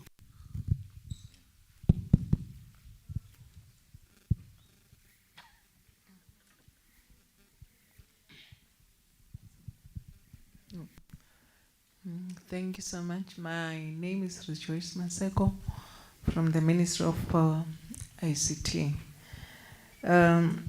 I think most of my questions have been covered because really coal, like other speakers have already indicated, coal has so many benefits besides generation of electricity. As an organic chemist, I know most of the organic, the chemicals that we are using in the lab, they are from coal. So is there a possibility of maybe using coal, maybe not only for the generation of electricity, but for generation of products that we can even maybe sell outside the country? Because I'm sure there are lots of benefits from coal. I can list them maybe until the end of the day. But in any case, even this solar, we really appreciate, like it has already been indicated, it has some elements of being not 100% renewable. Why am I saying so? The lithium battery, do we have a sustainable source of lithium? Do we have industries in place to ensure that we have a constant supply of the battery? Not only that, come to hydro, come to the solar and the other forms, find that they are highly dependent on the climate, yet we are saying we're really facing this challenge of climate change, which is affecting a lot of things. Having said that, I also want to find out, are you willing to fund so that we know exactly as a country the direction we're taking? Are you willing to fund a research on energy? Because as I already indicated yesterday, the country has established, we are about to establish the National Research Council. And not only that, we have signed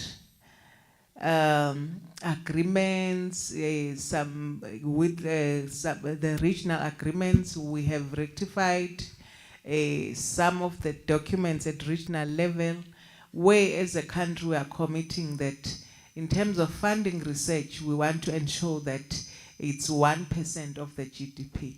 We are relying on the private sector because as it is now, funding of research is at 0.34% and it's mainly government. So that's, I was wondering if should we approach, you will be willing to fund, yes, the science, technology and innovation policy. It has some incentive for industries who might be willing to fund research in terms of tax. So those are my inputs and maybe questions. Thank you.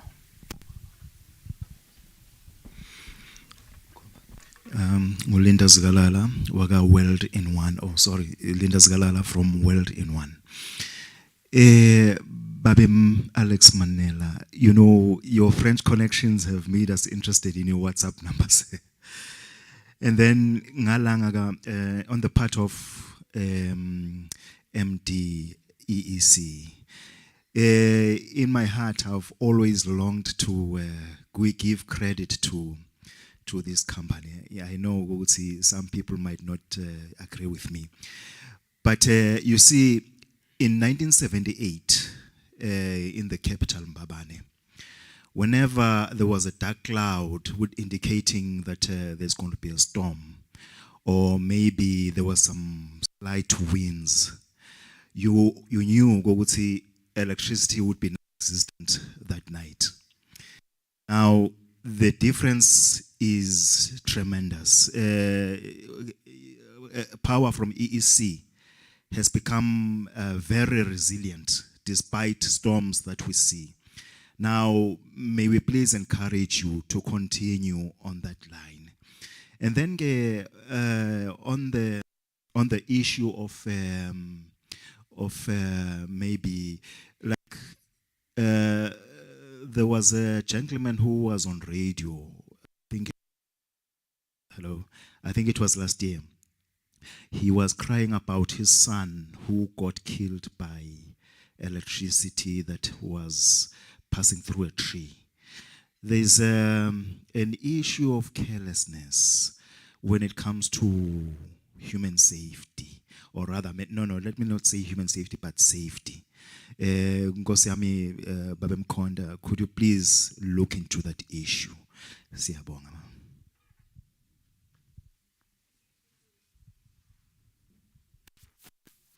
And then allow the panelists to.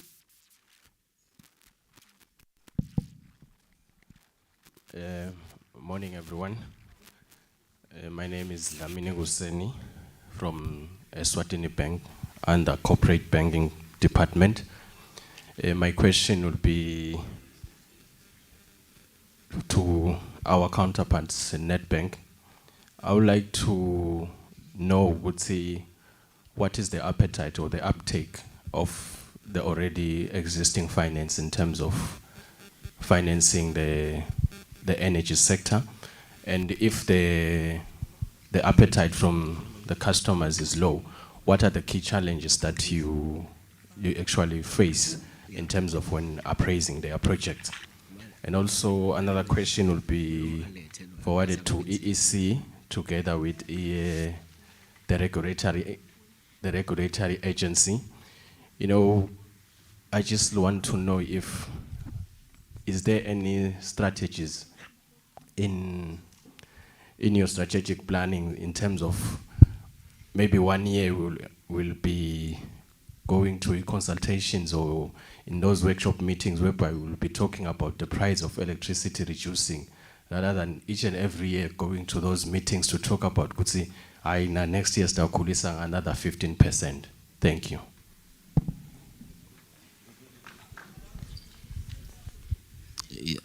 Yeah, I have a question here. I'll be very brief. My name is Sane Robert Mbion from Strick. My question is directed to the EEC. As they were talking about power project, I just want to know during their pilot survey if which is the appropriate site they were able to get, and how much power output can we expect on that site. And another thing that I want to know, as you'll be focusing on that project, I want to know the kind of labor that you will be using. Are you going to be using a Maswati, or you'll be outsourcing your labor? And is there any skill transfer that will be transferred to those who will be working on that project? Another thing, have EEC considered taking the wind power project into a smaller scale, such as offering wind turbines which are off-grid to rural communities?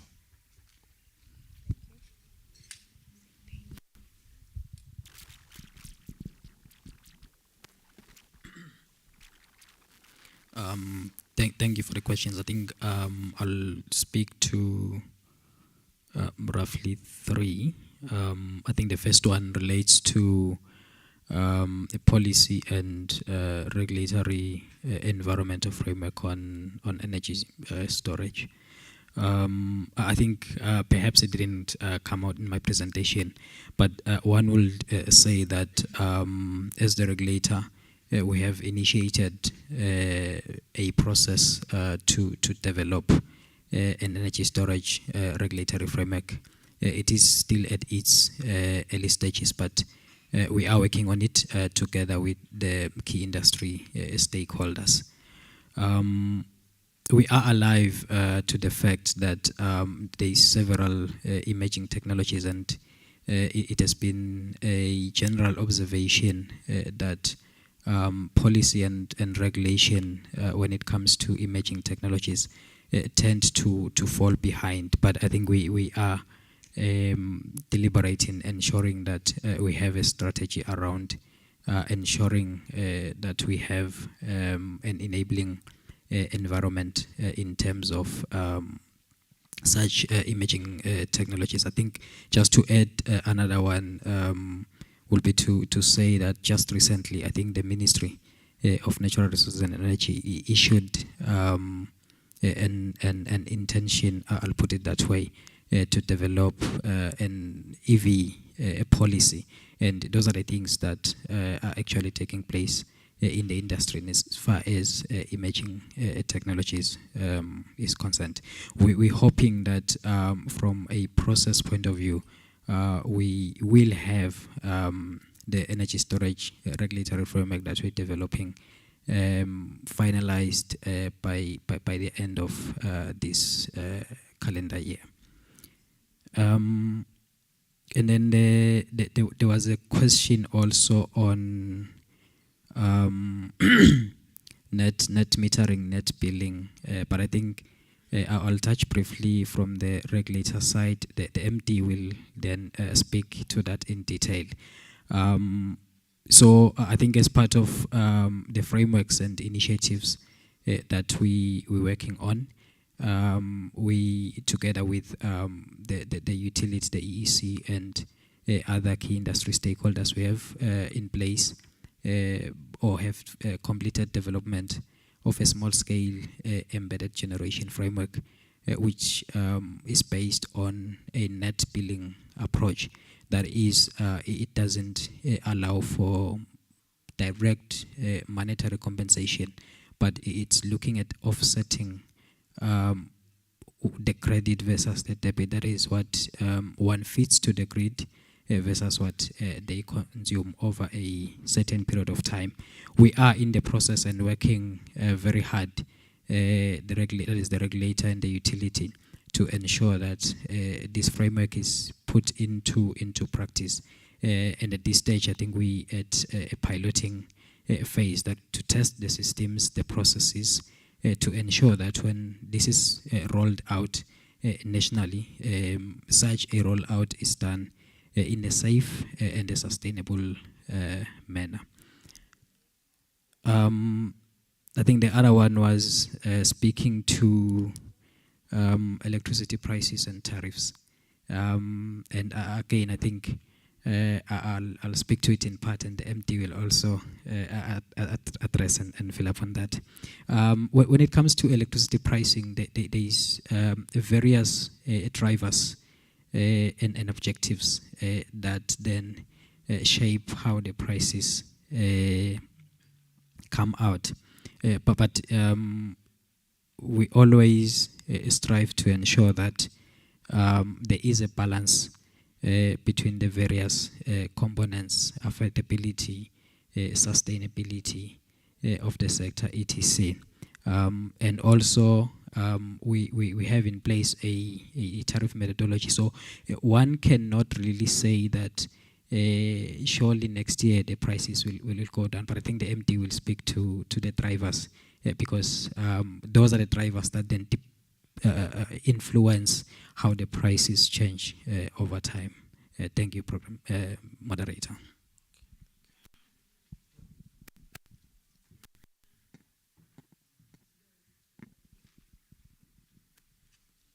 Thank you, moderator. I would like to speak in terms of the question of coal generation being phased out. In my opinion, or if I were to influence how things go, it wouldn't be to completely phase out coal in Eswatini, as it is something that we currently produce. It would be to consider technologies that would ensure that the emissions that are from the processing of coal for power generation are not as harmful to the environment, and also ways in which we could develop systems that will ensure that we create an environment for neutral carbon dioxide situation. Thank you. Thanks, moderator. There's a lot of questions. Before I get into the questions, I want to iterate something. We finance renewables, and talking about renewables, it's wind, solar. We also look at biomass as well, which with projects that we are looking at even here in Eswatini. We also look at hydropower, which projects we are looking at here in Eswatini. We are looking at gas as well, which is quite clean. We have previously funded diesel projects, the OCGT projects that are powered by diesel when compared to be powered by coal. Now, there's a question, Yogoti, why stop coal and focus on renewables? I think we need to take a step back. There was a point where, let me speak to Southern Africa. There was a point where we had enough energy using coal-fired power plants. There was that point. And now these power plants are going towards the end of their life. Now we want to transition. The reality is we're not going to stop those coal-powered plants. There is enough coal to go to those power plants, and those power plants will continue going. But the question was, there's a climate change challenge, but we need electricity. Now, do we have alternatives to the coal plants that can produce power and be reliable up to this level? And the answer to that is a combination of technologies. If we look at solar and say solar produces during the day, that's true. But if you look at wind, it's more productive at night. As much as it's not that much predictable as like your base load, but it is producing at night. Now, we've seen technologies such as battery that we are adopting as well. And if you combine solar, wind, and battery, you get a base load solution. If you look at the program that was undertaken in South Africa in 2020 in terms of the risk mitigation, those technologies are base load and they are just renewable. You have a combination of wind, solar, and battery. That capacity is base load in that combination. And the price when it comes to those technologies is quite sustainable if you compare to the price that you have to pay for coal. And the third point on this is to say the time it takes to construct these projects is less when you compare to those coal power projects. Now, the question is not the coal, there's nothing that can replace coal at sustainable prices and at ability to do that. There is solutions. And when we looked at that, the job losses, there is requirements to create jobs in these projects. There is requirement for skills transfer. Of course, like any other project, like technologies, even coal, there's involvement to the international community, same thing as renewables. So the transition doesn't mean we're stopping coal altogether. We will continue with the coal that we have at the moment, but we will transition using other combinations that are much more cleaner and much more reliable to go forward. And the last thing that I want to speak to is what Mr. Mkonta spoke to. If you look at, there are regions whereby the grid can't access. And even if you can have baseload power production, you will never access those regions. Now, those regions, they need these off-grid solutions. So we need to look at a combination of these technologies, not in isolation and not as one versus the other one. You need to look at the solution holistically. And we took the position to say there is a solution outside of coal that can help us, because climate changes that we are seeing nowadays are very bad. And then the decision was taken that if there's an alternative to this, let's take that decision, and there is a solution to all these technologies. Thanks. Okay, sorry, the last question was from the Swatini Bank. Yes, we do have appetite, like I said initially. There are projects we are looking at in the private sector. When it comes to renewable energy projects, we have a lot of appetite in that. And of course, as a bank, we understand some of these learnings, that there are challenges in these projects. So when we approach these projects, we come with solutions as well. We don't point at you and say, you don't have this or this is missing. We are sort of like creating a partnership with all the clients, and then we are willing to share the information in ensuring that we get solutions and then we get these projects going. Thanks.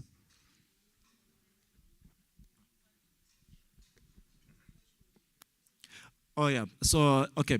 So Nedbank is a commercial bank, and as such, we don't necessarily fund research projects, but there is ESG initiatives as well as sustainable finance initiatives at Nedbank, which I can get you in touch if you want to get into research funding.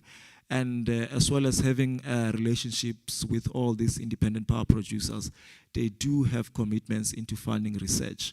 And I'm very happy, of course, to take your contacts and then link you to all those institutions that are going to help with when it comes to research funding. Thanks. I don't know if there was any question I didn't answer. Okay, thanks. I don't think there's any specific question I can answer, but I think one of the issues that are emerging is on the fact that we should be looking at an energy mix as opposed to looking at maybe 2 or 3 solutions in terms of technology.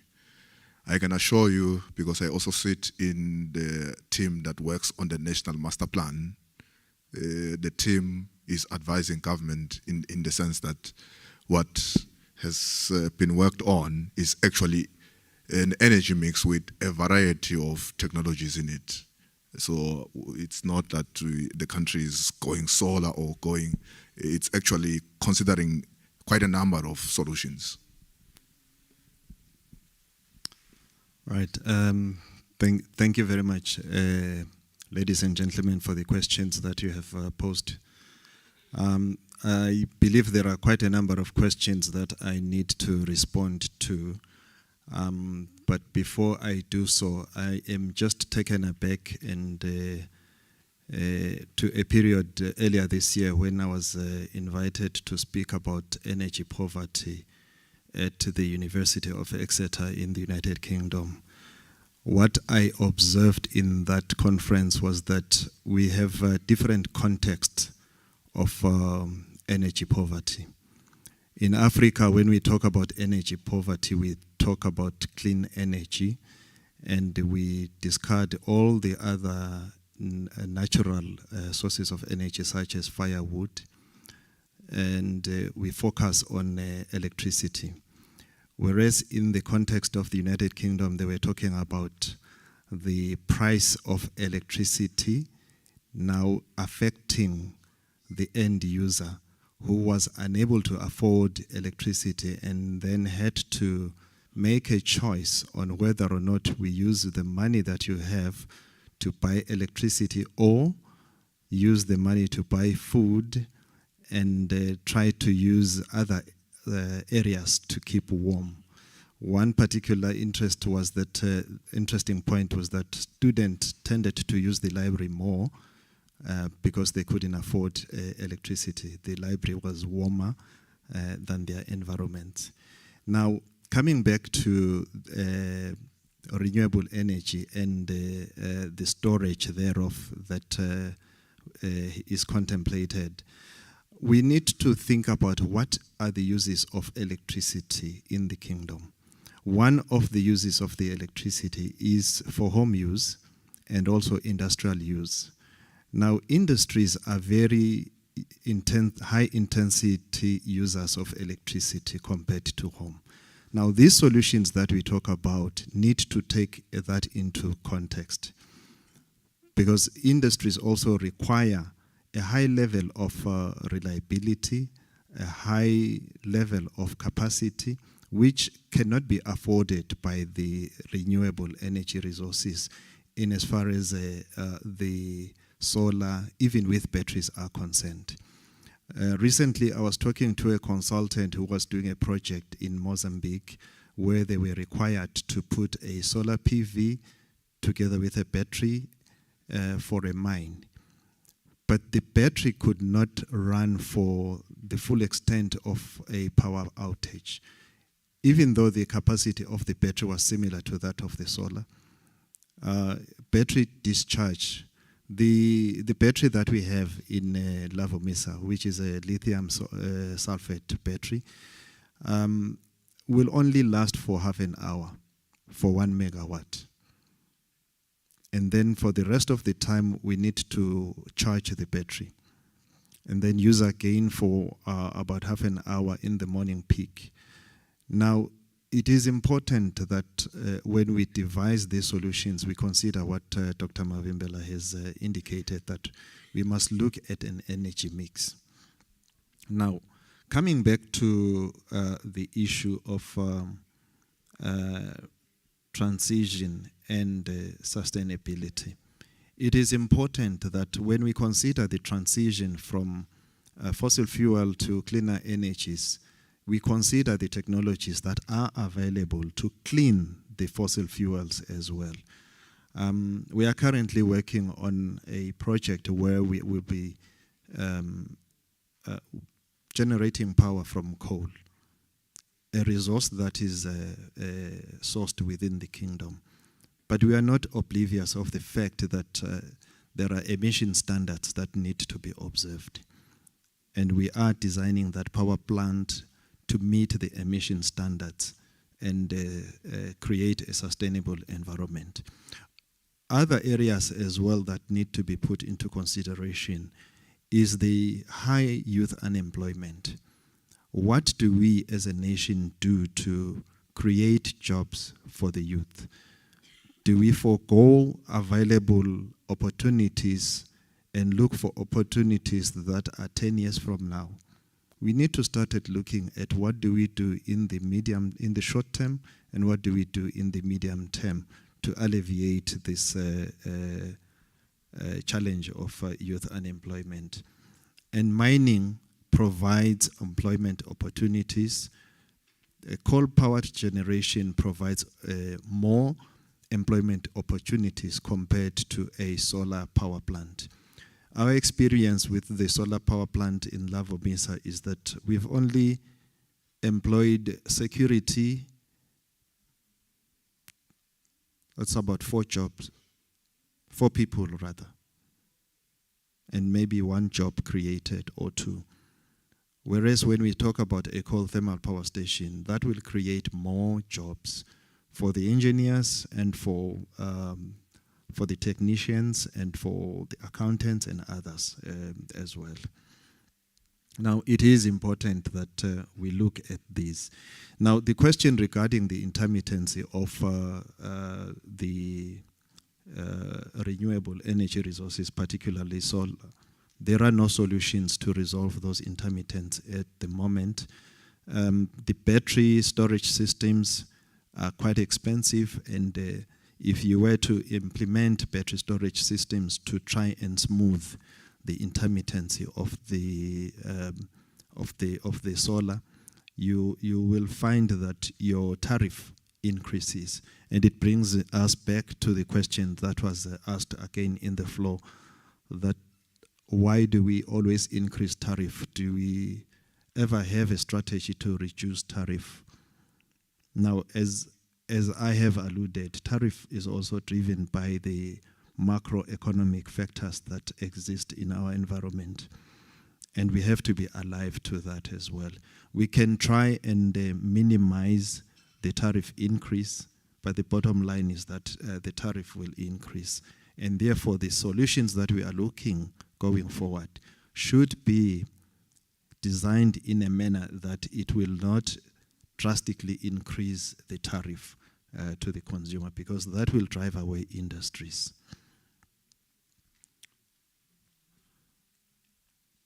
We are quite grateful of the other products that are obtainable from coal. However, we need to think about how do we extract those products from coal. If those products need energy, we need to also invest on energy resources that will sustain those industries as well.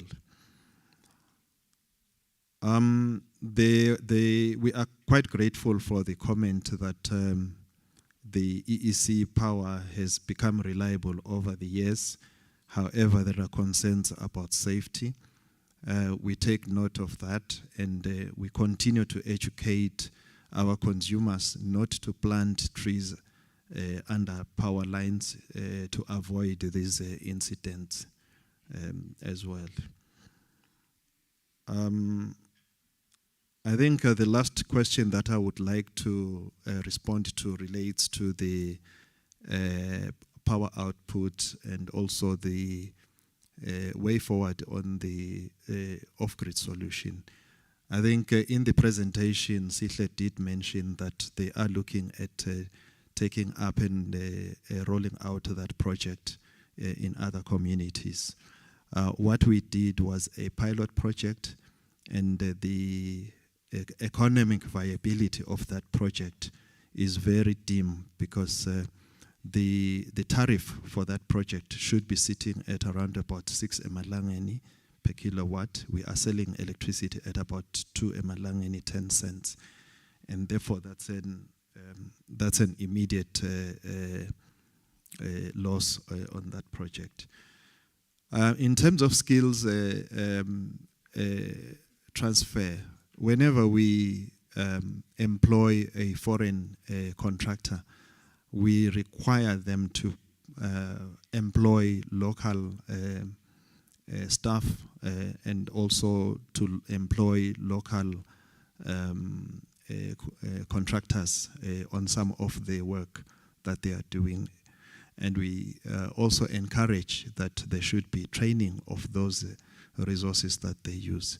I can give an example. We have done transmission lines before, and before the contractor left, the operators that were working with him were certificated to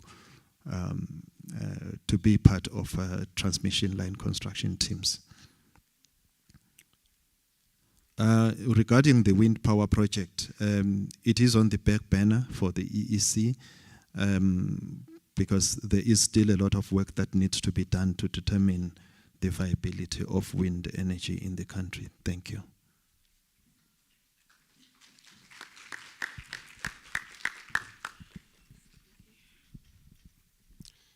Let us clap hands again for our panelists. They really did a good job. And thank you very much, audience, for being active. Program Director, Siabo.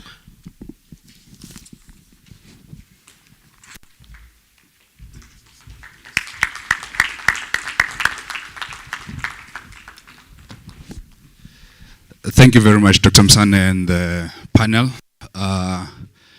not only was the audience in-house interactive, but also the audience that joined us via the online platforms was also interactive, such that Mr. Memela, they've asked for your contact details.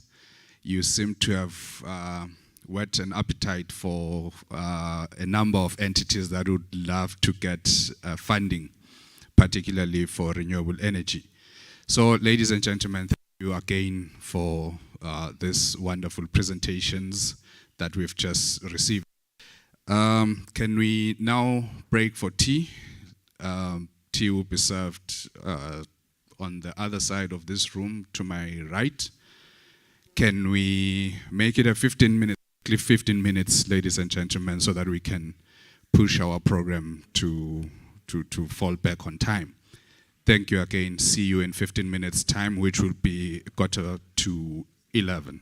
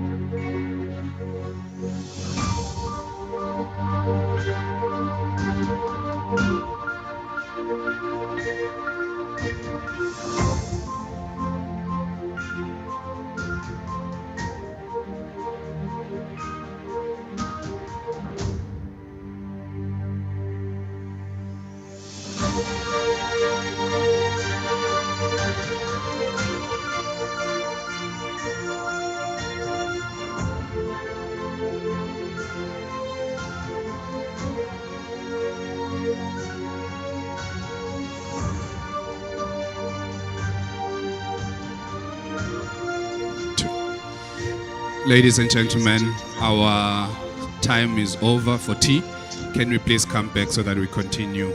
Even if you're still having your cup of coffee, please come back with it so that we can continue with the program. Otherwise, our presenters will have less time to present if we stay long having tea. Thank you. Can we settle down in a minute or two so that we can continue with the program? Thank you.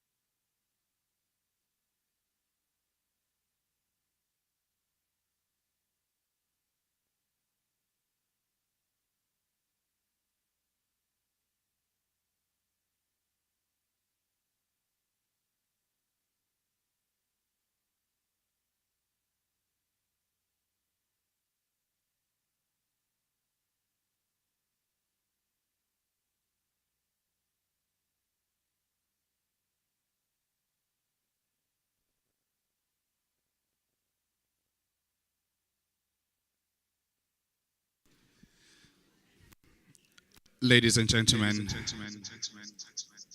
can we please continue with our program for today?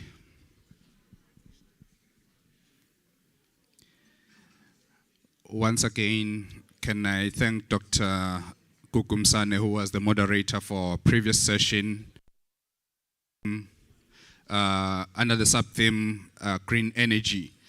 And a special thanks to the panelists. Those are Ms. Simile Shabangu, Mr. Ernest Mkonta, Mr. Sihle Makakula, Mr. Alex Memela, and Dr. Mavimbela, who gave wonderful presentations. We move on, ladies and gentlemen, and welcome back to those that are joining us online. We are moving on to the second session of our presentations, and the sub-theme now is building resilient cities. But before we continue, ladies and gentlemen, can I humbly request our exhibitors on the other side of the room to continue with their business, but allow the presentations going on the side to not be disturbed, lower their sound, please don't lower my voice, but let them lower their voices. Can I welcome back those that are joining us online? We hope that you've had your morning tea as well, and you are ready to roll with us as we move on to building resilient cities. Let's remember, ladies and gentlemen, the theme for this conference, which is the Iasp Conference, Africa Division Conference 2023, is Innovative Partnerships for a Sustainable Climate Resilient Africa, Management and Solutions. We have different sub-themes. Day one, which was yesterday, we discussed some of those sub-themes which the blue economy and sustainable water management. We also spoke on circular economy and smart agriculture. We had wonderful presentations yesterday, and we also had the official opening by Her Royal Highness, the Minister for ICT, Ngosatana Skanyiso. And then today, the first session was on green energy, and we are moving on to the next session, which is building resilient cities. We will have Mr. Ngoba Manana from Standard Bank Eswatini as our moderator. And then we will have Mr. Wilke Brink from Stefanuti Stocks. He will talk about green infrastructure.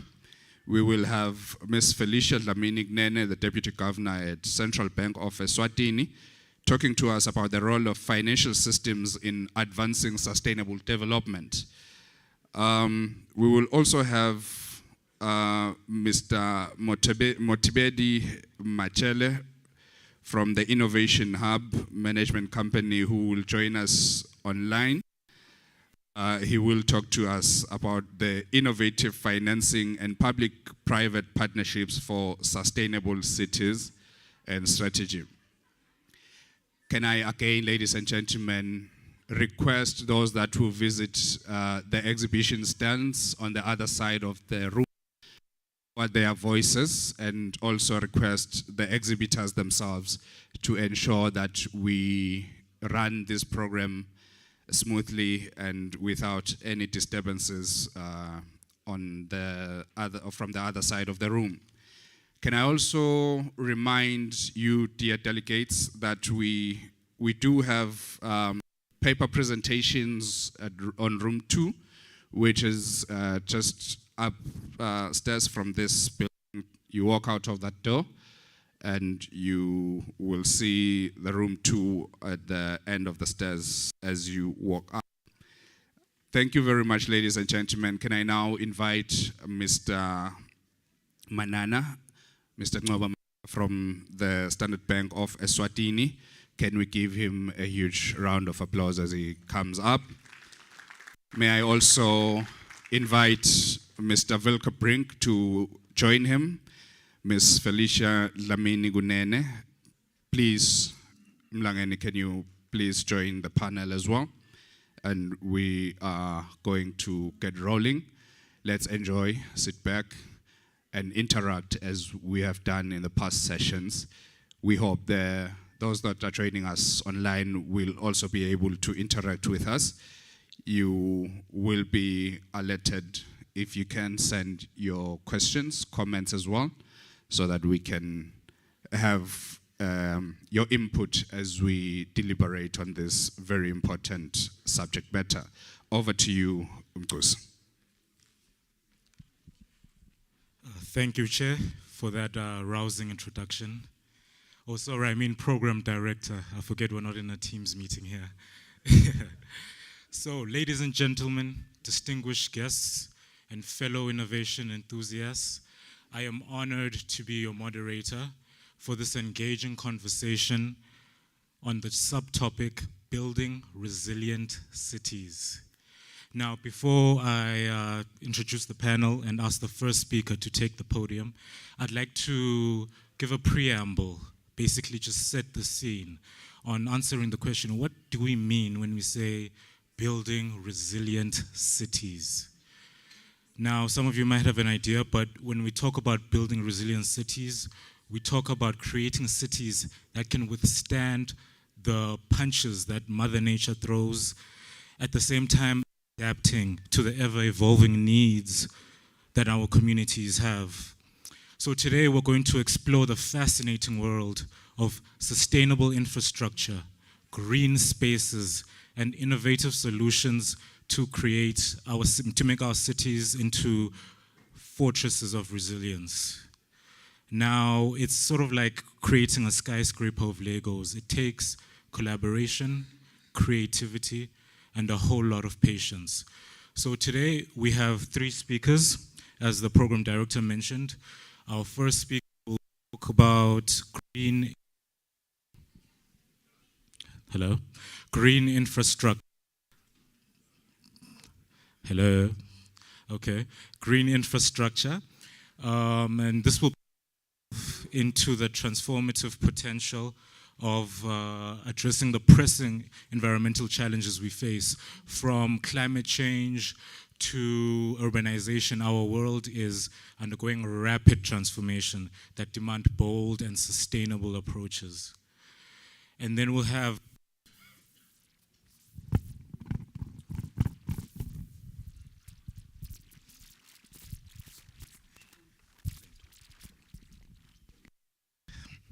some sustainable microphones may be needed now. So we'll have a speaker from the banking sector, which is also the sector that I'm from, and they'll be discussing the role of financial systems in advancing sustainable development. It's quite a mouthful, I know, but she will bring a unique perspective into the intersection of finance and sustainability.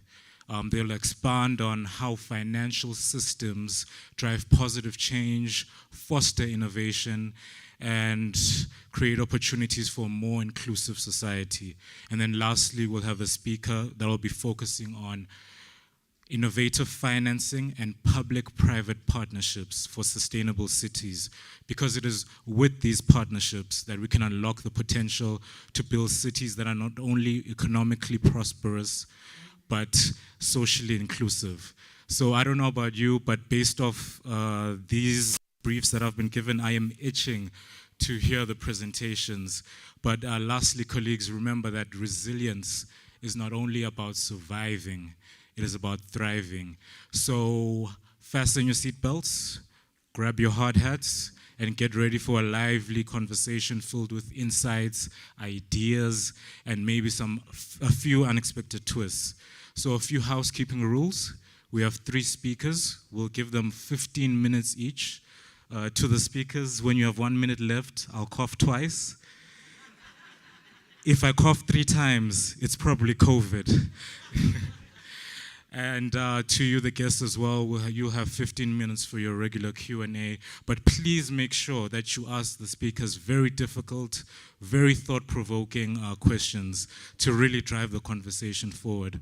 So without further ado, let's have our first speaker, Mr. Wilke Brink from Stefanuti Stocks, talking to us on green infrastructure. Give him a round of applause.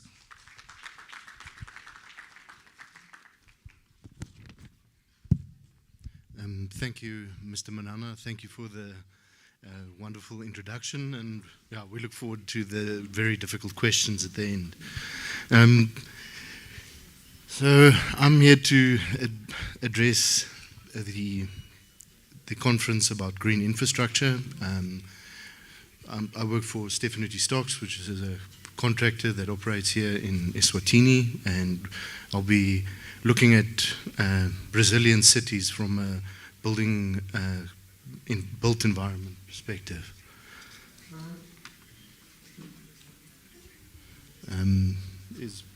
Is my slide presentation there?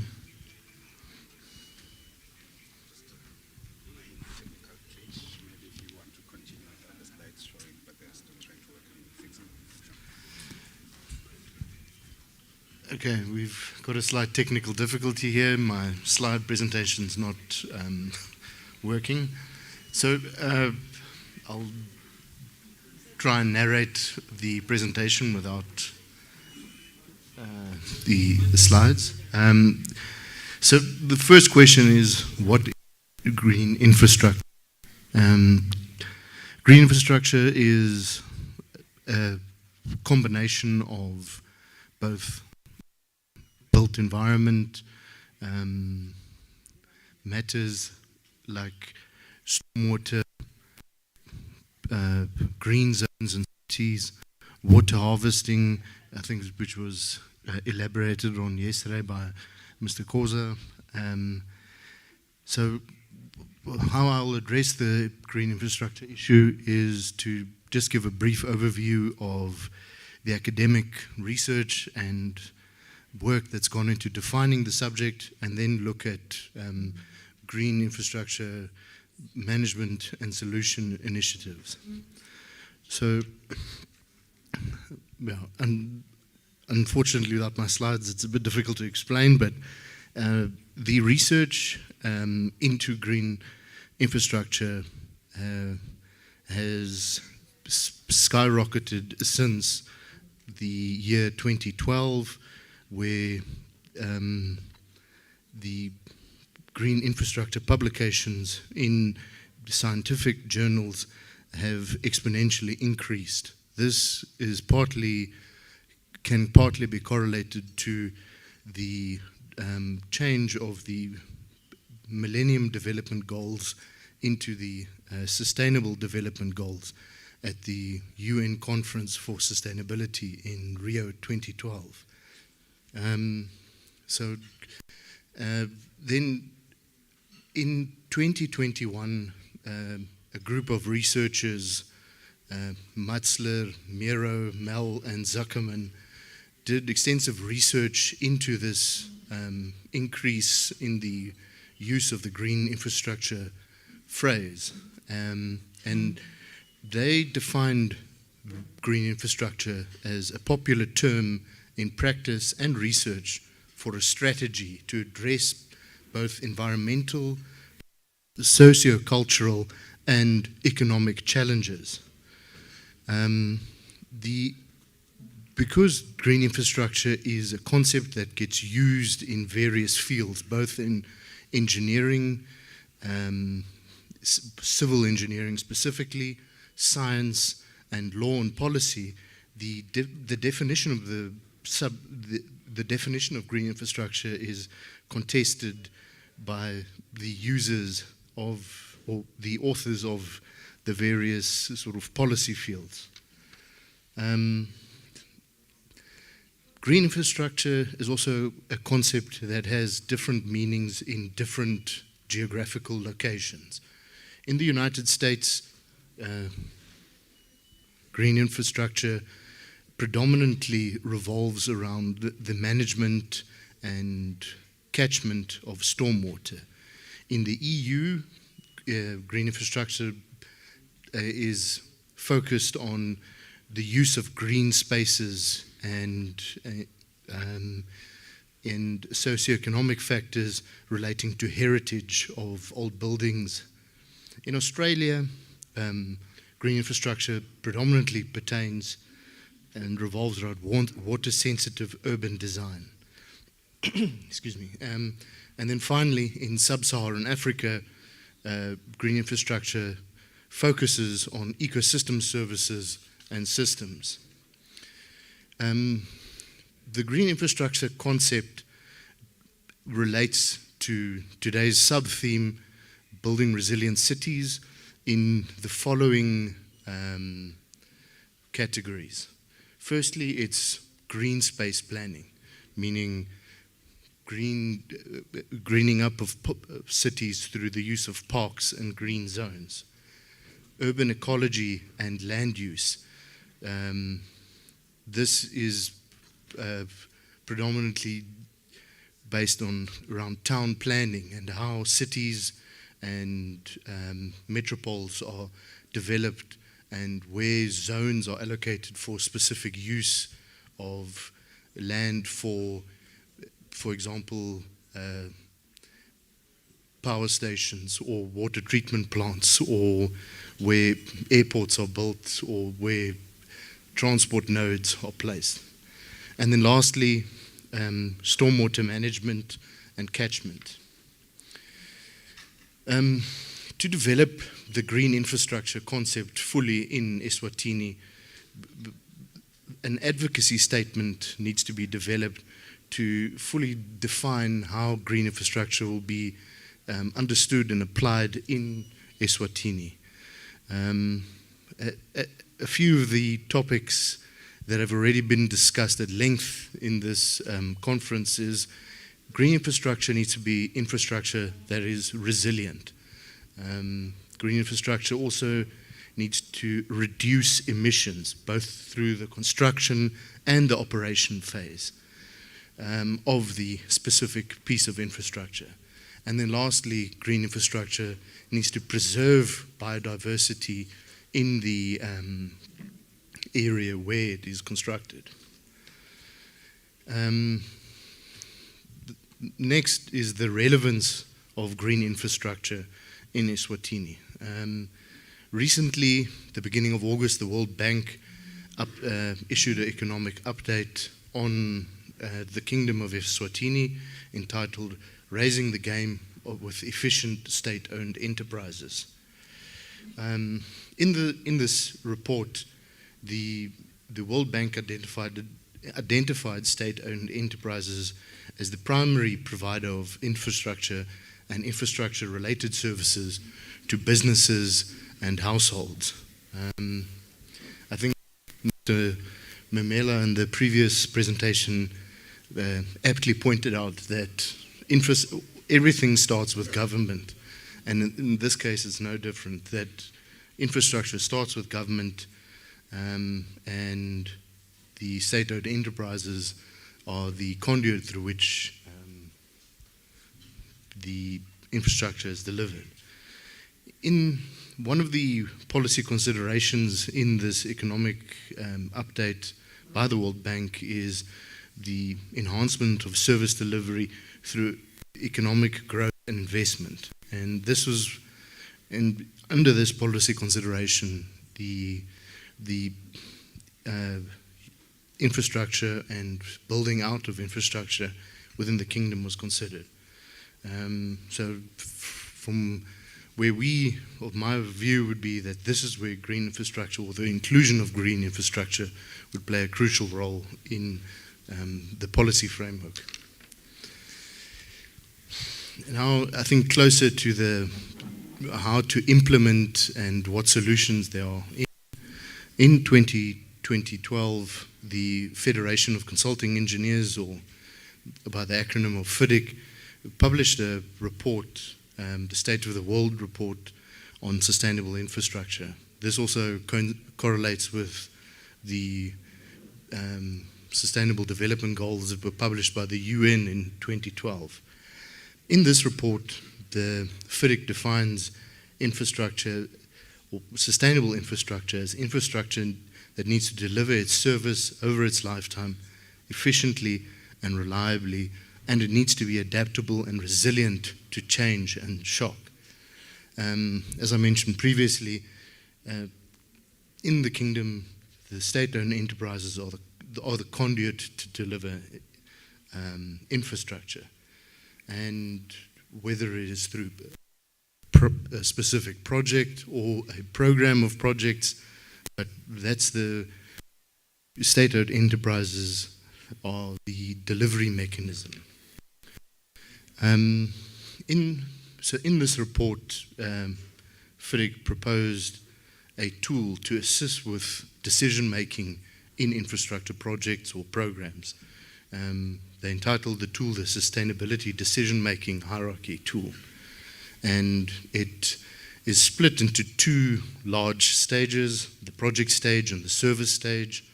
And it covers decisions that are relevant to the different stages of infrastructure development and delivery. Just to discuss it briefly, the conceptual stage in the infrastructure decision-making hierarchy tool covers the project initiation and definition stage. This is where green energy and sustainability decisions will have the biggest impact on how a specific infrastructure project or program will be defined. The inherent stage, these decisions will cover the design brief for a specific project or and how the feasibility for the project will be done. Strategic decisions cover the detailed design and the construction and delivery.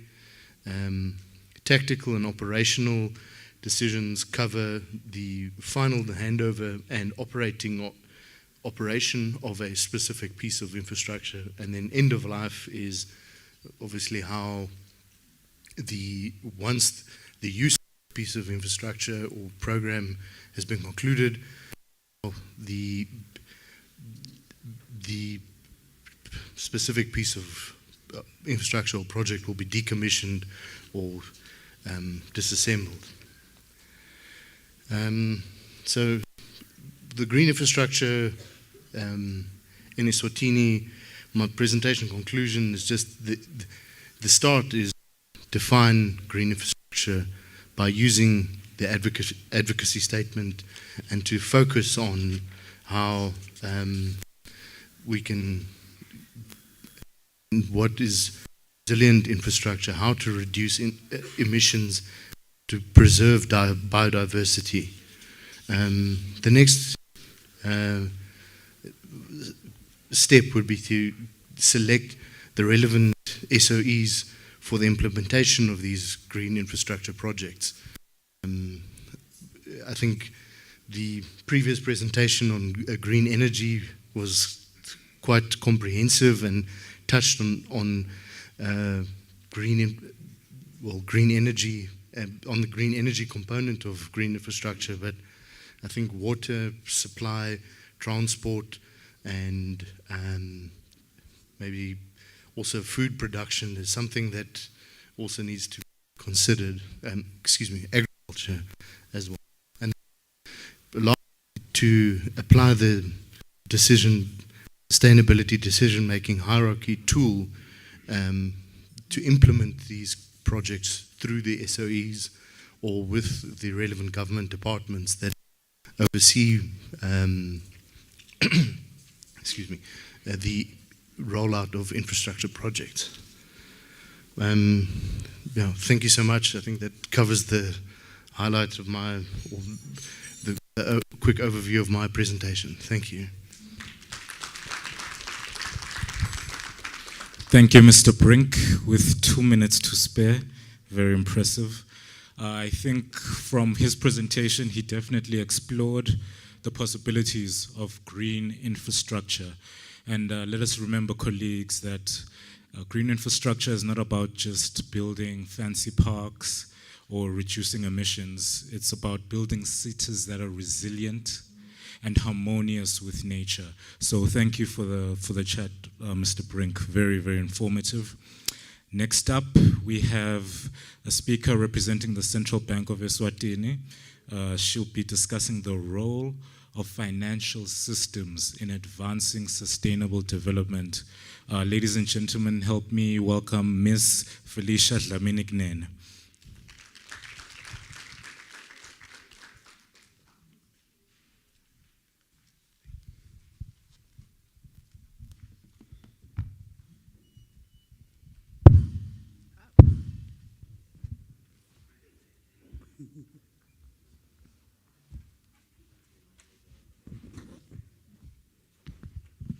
Thank you, Mr. Manana.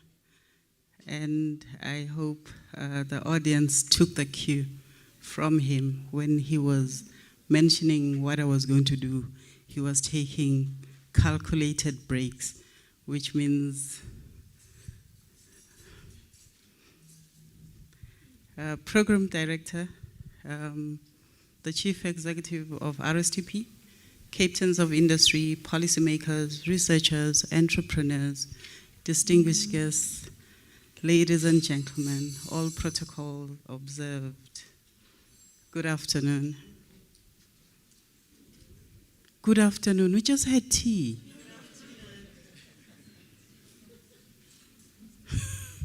Program Director, I would like to take first this opportunity to express my sincere thanks and appreciation to RSTP for inviting the Central Bank Governor to be one of the speakers during this conference. I am also honored to be representing the Governor.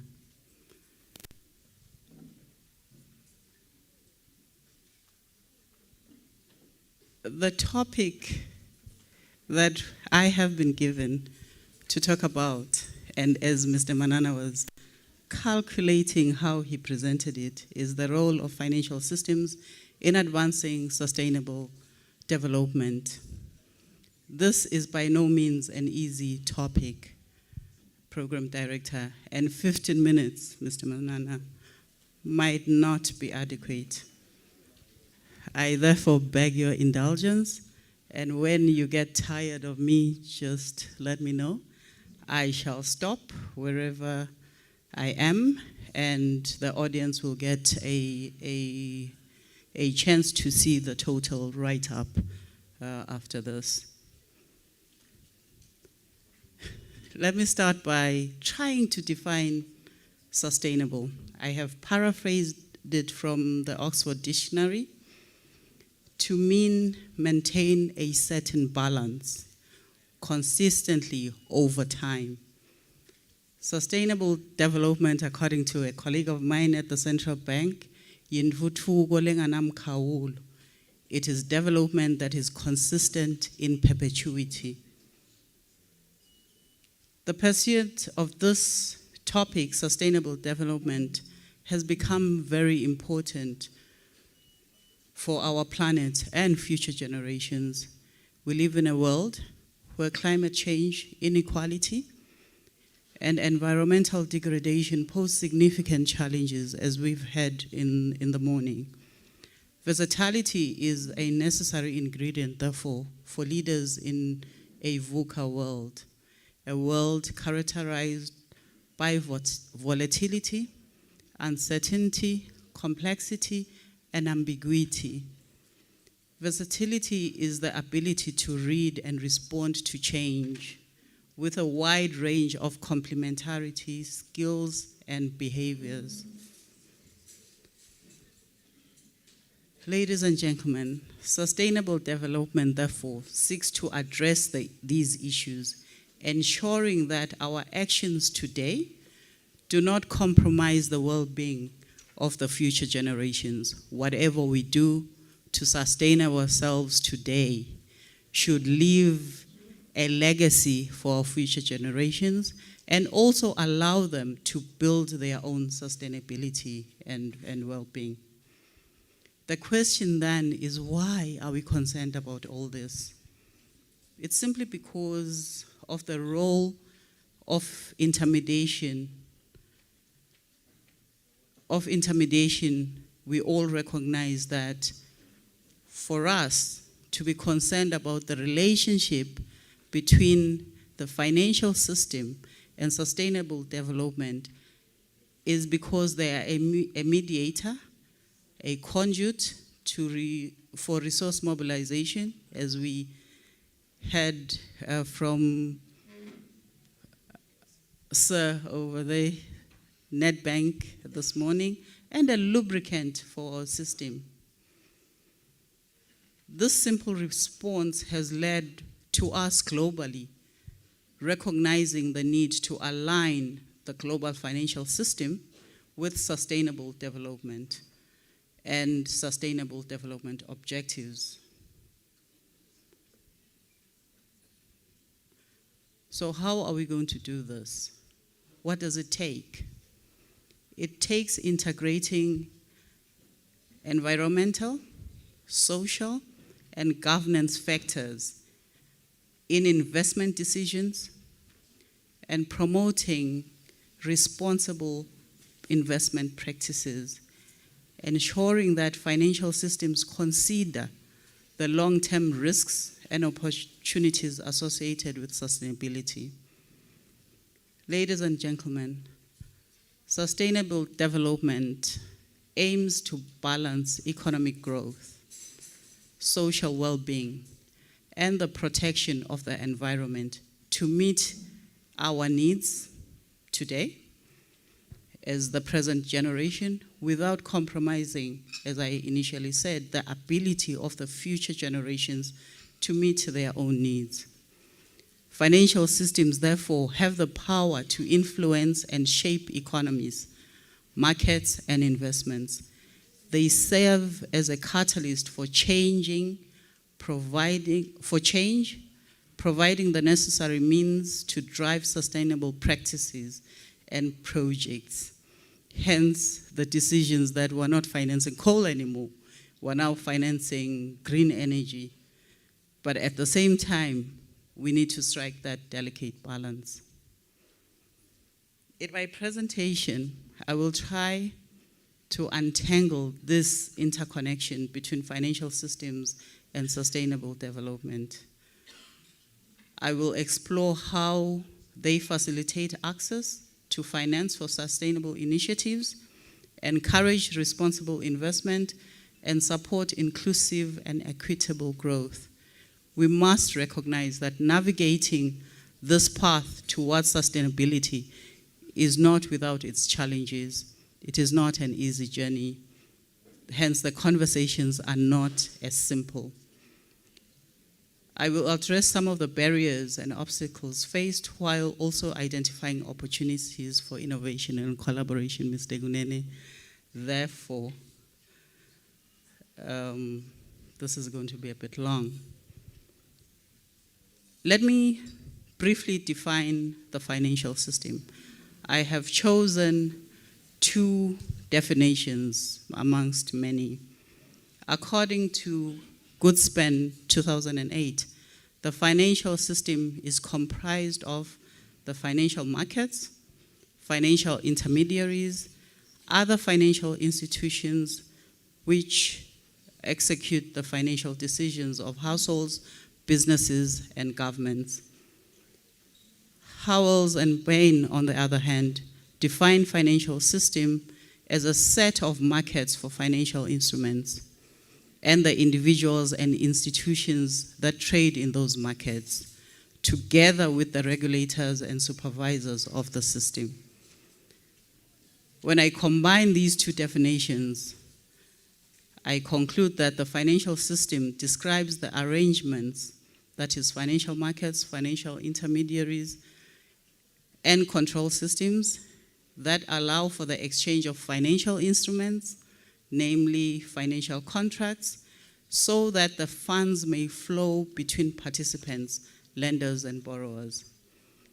From the foregoing definitions, the financial system is composed of four components: financial services, financial instruments and assets, financial intermediaries, and financial markets. For the benefit of everyone in the room, let me also explain the four components of the financial system. Financial services are concerned with the design and the delivery of financial instruments, advisory services to individuals and businesses within the area of banking and related institutions. These services include banking, foreign exchange, investment, and insurance services, amongst others. Financial instruments or assets can be defined as a market, a short-term market, defined as a market for short-term money and financial assets that are substitutes for money. The short term means generally a period of 12 months, 1 year. The substitutes for money is used to denote a financial asset which can be quickly converted into liquid cash. Examples of financial instruments include call or notice money, term money, treasury bills, certificates of deposits, and commercial paper. Esteemed participants, a financial intermediary, on the other hand, is an institution which connects the deficit and the surplus in the money market. The best example of an intermediary is a bank.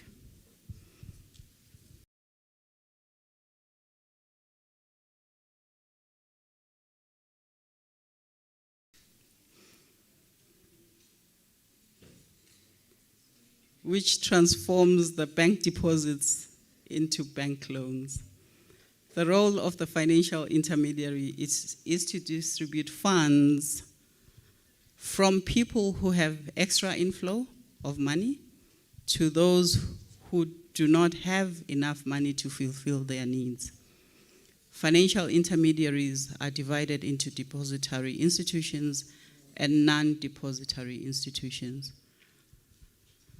Whilst a financial market refers to any marketplace where buyers and sellers participate in the trading of assets such as shares, bonds, currencies, and other financial instruments. A financial market may be further divided into capital market and money market. The capital market deals with long-term securities, usually with maturities beyond 1 year, while the money market, as I've indicated, is a short-term debt instrument with maturities less than 1 year. So what is the role of the financial system in economic development, having done this technical definition of the financial system? Economic development is the sustained, concerted actions of policymakers that promote the standard of living and economic health of the population. Economic development is partially dependent on the financial system to help mediate the transfer of money or resources to areas of the economy that need it the most. In simple terms, those that are able to save and their excess disposable income with no ideas of what to do with it, provide an opportunity for those that have business ideas to access those resources.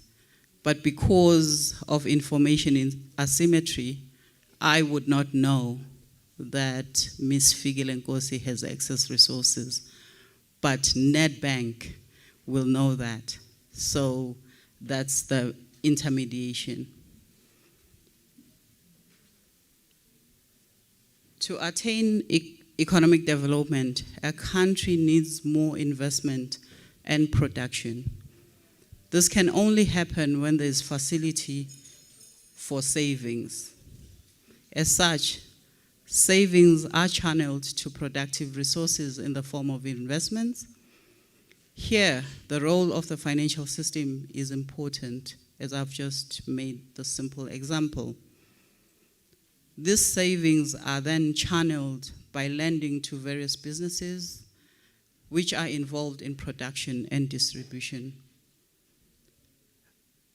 A financial system enables economic agents, namely the state and business, to raise both short-term and long-term funds through the issue of bills, bonds, and also listing on the stock exchange.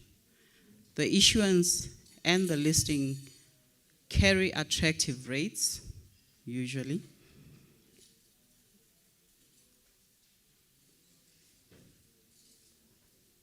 This encourages individuals to then invest or save.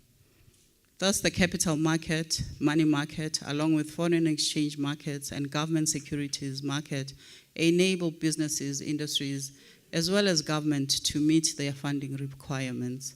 In this way, the development of the economy is ensured by the financial system.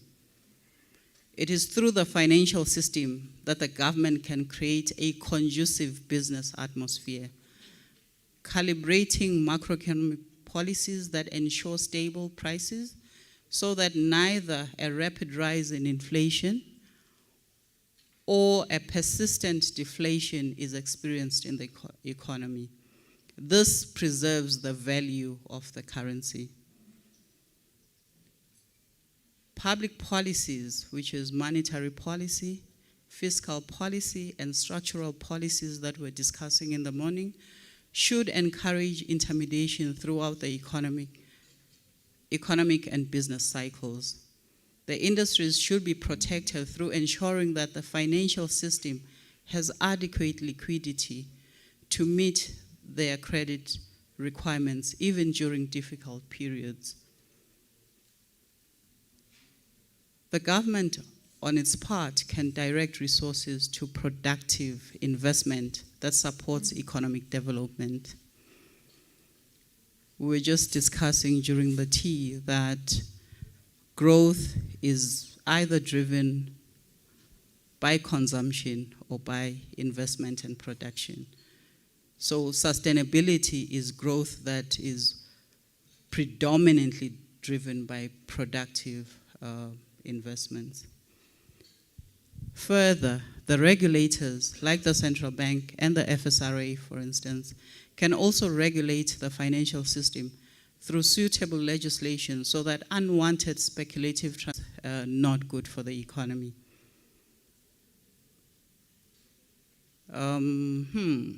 This is interesting. One critical aspect for financial sustainability or financial development is job creation.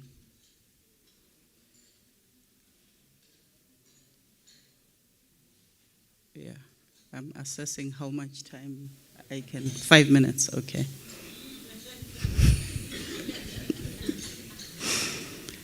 Okay, one critical aspect for sustainable development and job creation is the potential for the economy to generate new productive activities through startups and new ventures. Let me summarize this and say the litmus test for good policies, for sustainable development, for job creation is a persistent reduction in unemployment.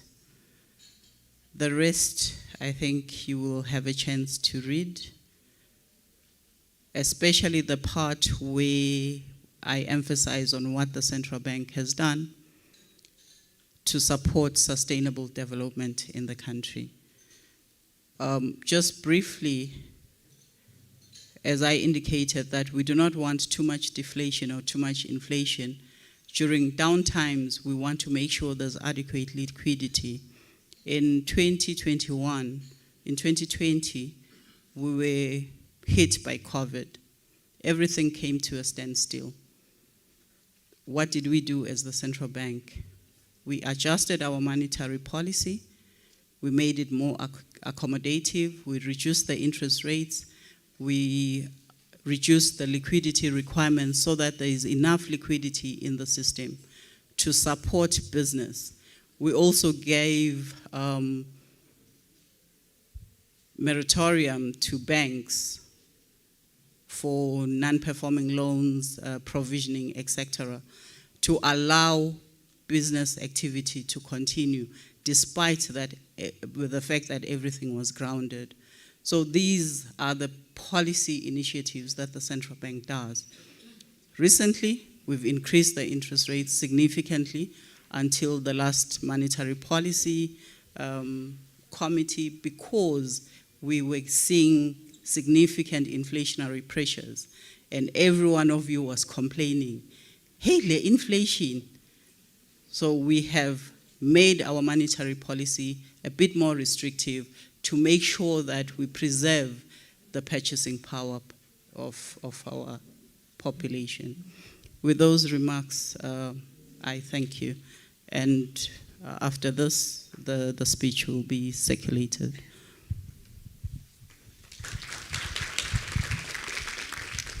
Thank you for that.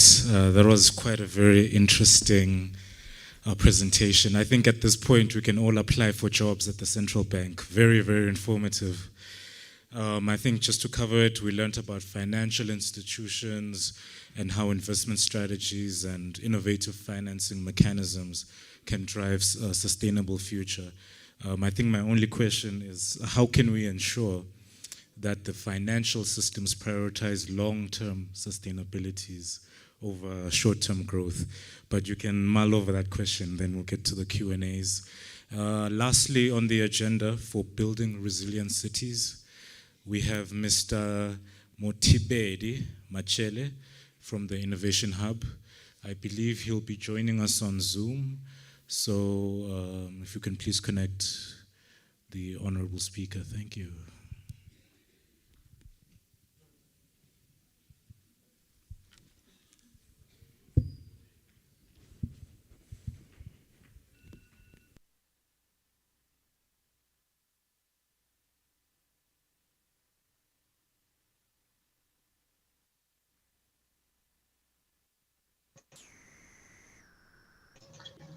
Yeah.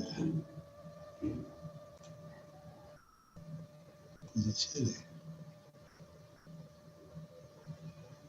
Tap to share. Yeah? You do. It's a new tap. Yeah? Good. Yeah? Where? Yeah? Ah, okay.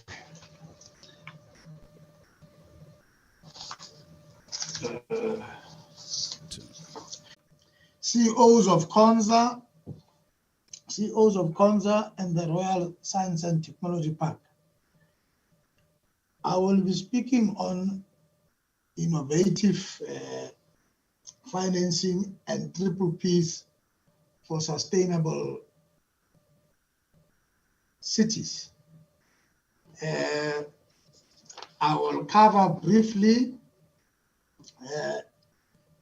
the scope in terms of funding options, and then come to a conclusion. I hope that the presentation is visible to you, as I have tried to share it from my side. Is it visible, Program Director?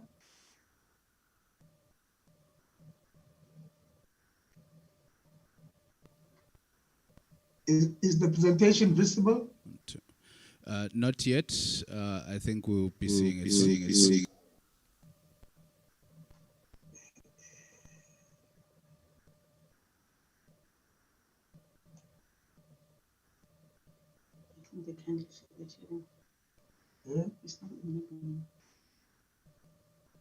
Is the presentation visible?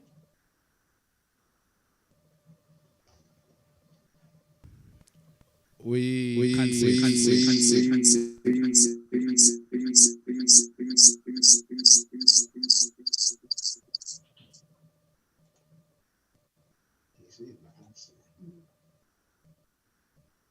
Ask them to share it.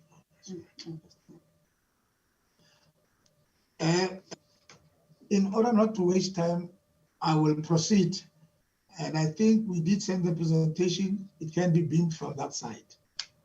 Insofar as the introduction is concerned, maybe the strategic goal really is to create long-term infrastructure funding strategies for smart cities. This is basically about resource mobilization.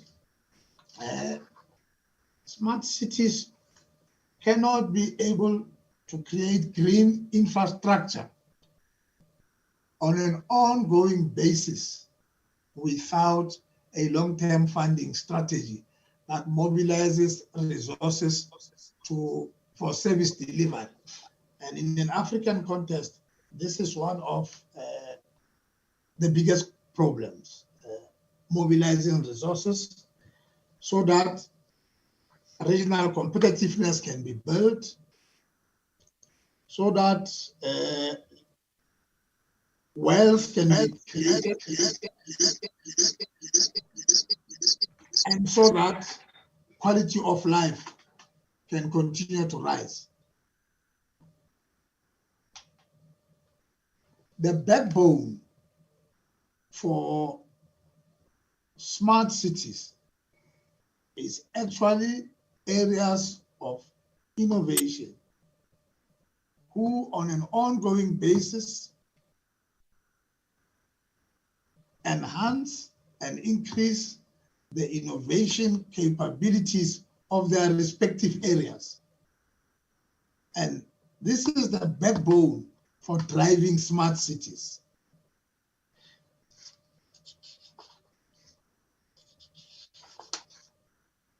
The funding options: one, private-public partnerships.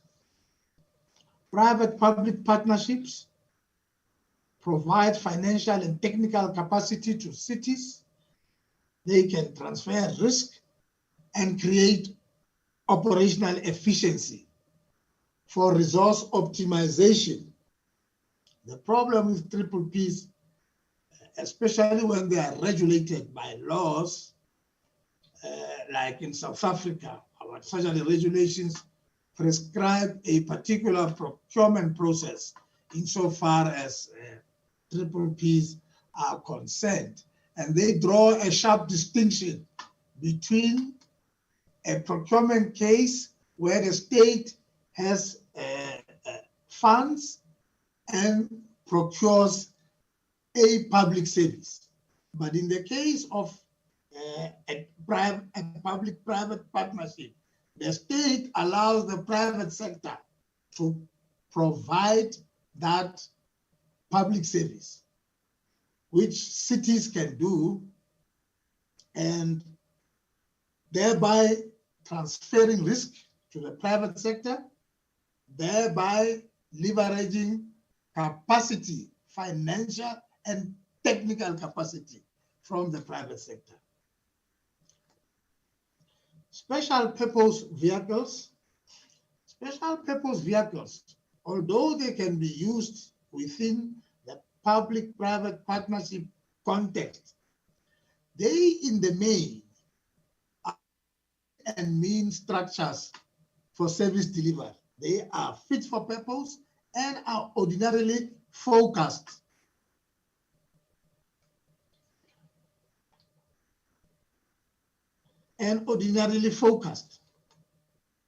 So they are useful vehicles which are provided for within most company legislation.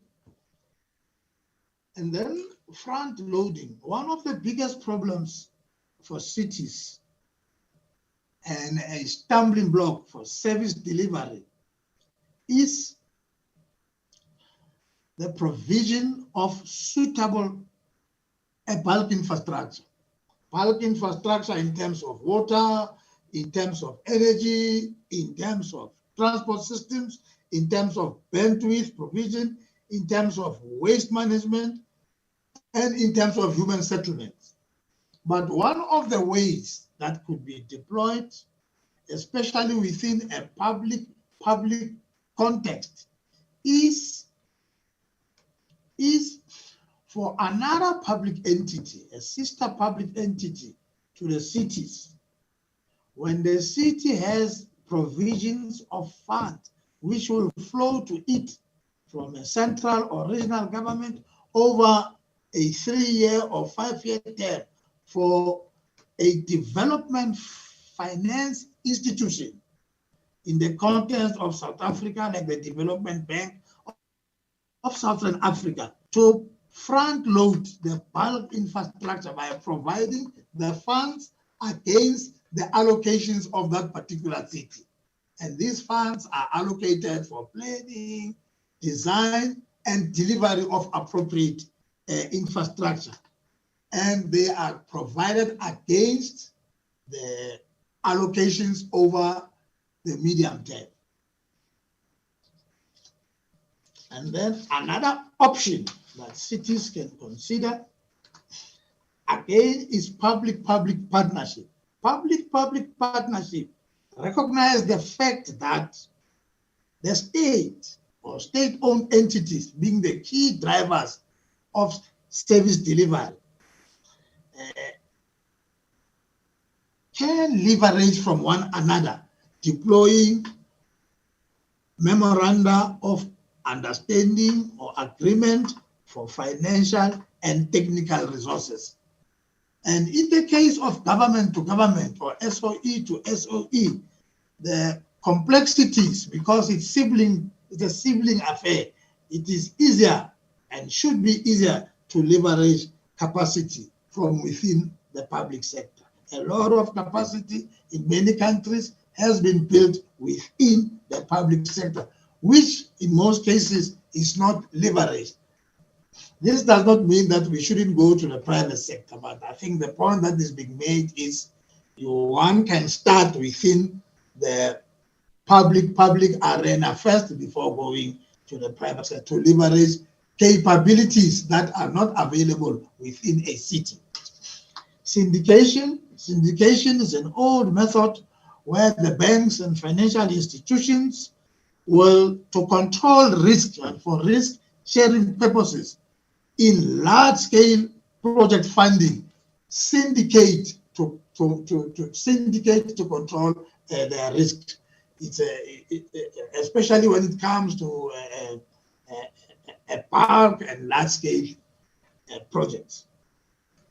Managed services, we often don't take into account that managed services, if you outsource, for instance, let me say ICT, if you outsource that, if the city outsources that, for argument's sake, which is a critical part of service delivery, and Internet of Things, deploying Internet of Things approaches, if you outsource that, it could be a means, especially in cash-strapped cities within the African context, to recapitalize that particular area, such that the managed service provider can then invest and bring ICT infrastructure to the required level.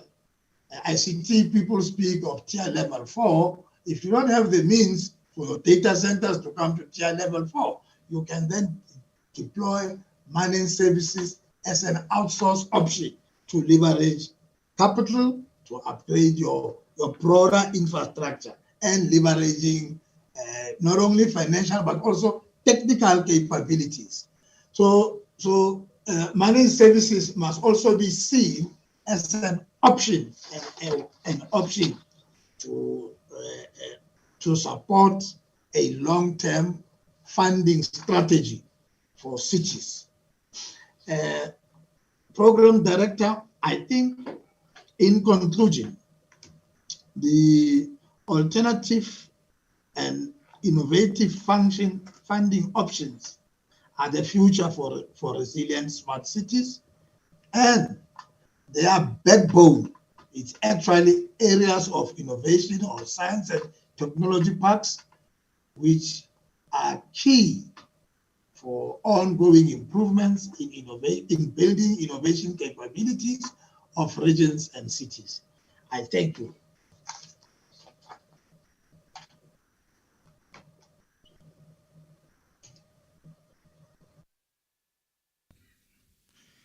One, two.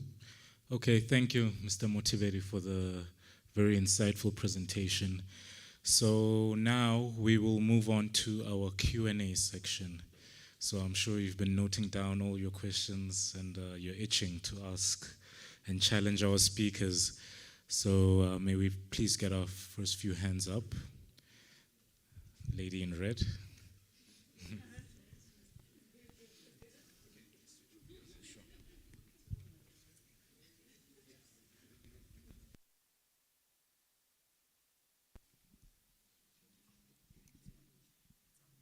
Good afternoon. My name is Sharon Makakula. I'm from the Central Bank. Thank you so much to the panel for the very insightful presentation. I was also fascinated by your presentation, Mr. Brink. Hope I'm pronouncing it well. I'd like to know that you spoke about a framework that speaks to various mechanics that are being used to conceptualize and to actually innovate a certain machinery for the future. And then you spoke around water harvesting. So I'm interested to know that since Eswatini, we once experienced droughts and El Nino, and there is that perception that it might be coming back. That I'm curious to know that in partnership with Eswatini Water Services, are these concepts and frameworks shared with them so that perhaps we have a clear path on what to expect in the very short future.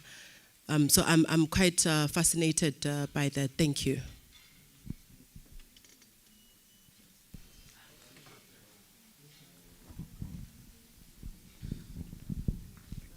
Thank you. It's Rejoice once again from the Ministry of ICT.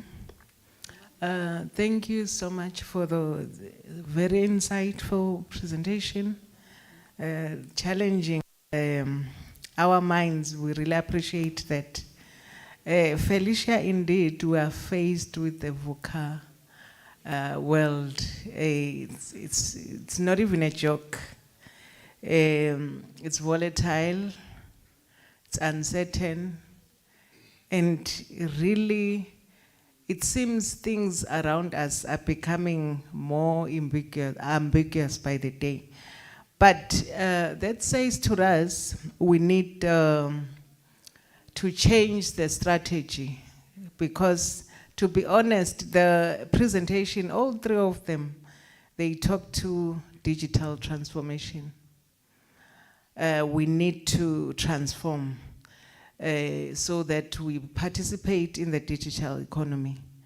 But however, one thing that I've noted is that for us to succeed in the space, digital space, we really need to make sure that we embed the entrepreneurship skills at an earlier stage.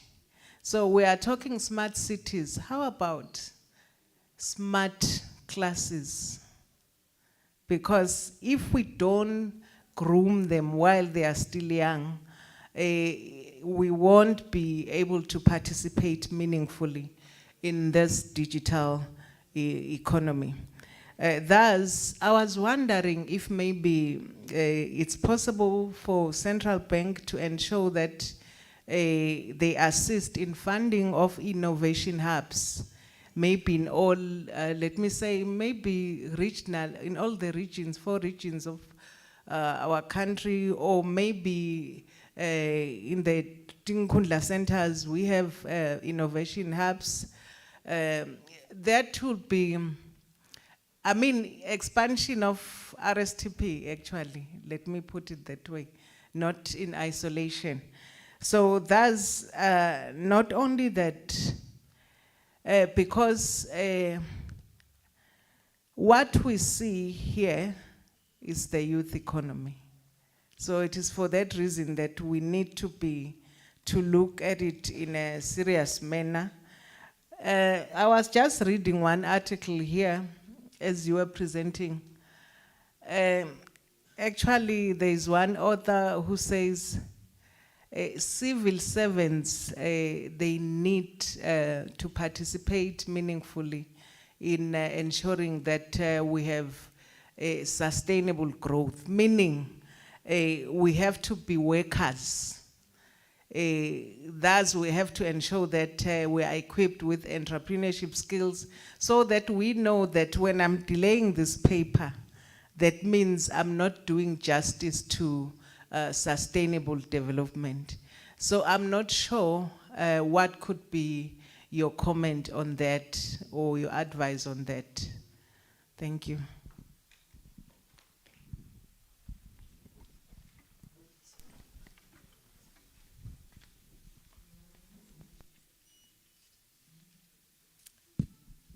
Thank you, Program Director.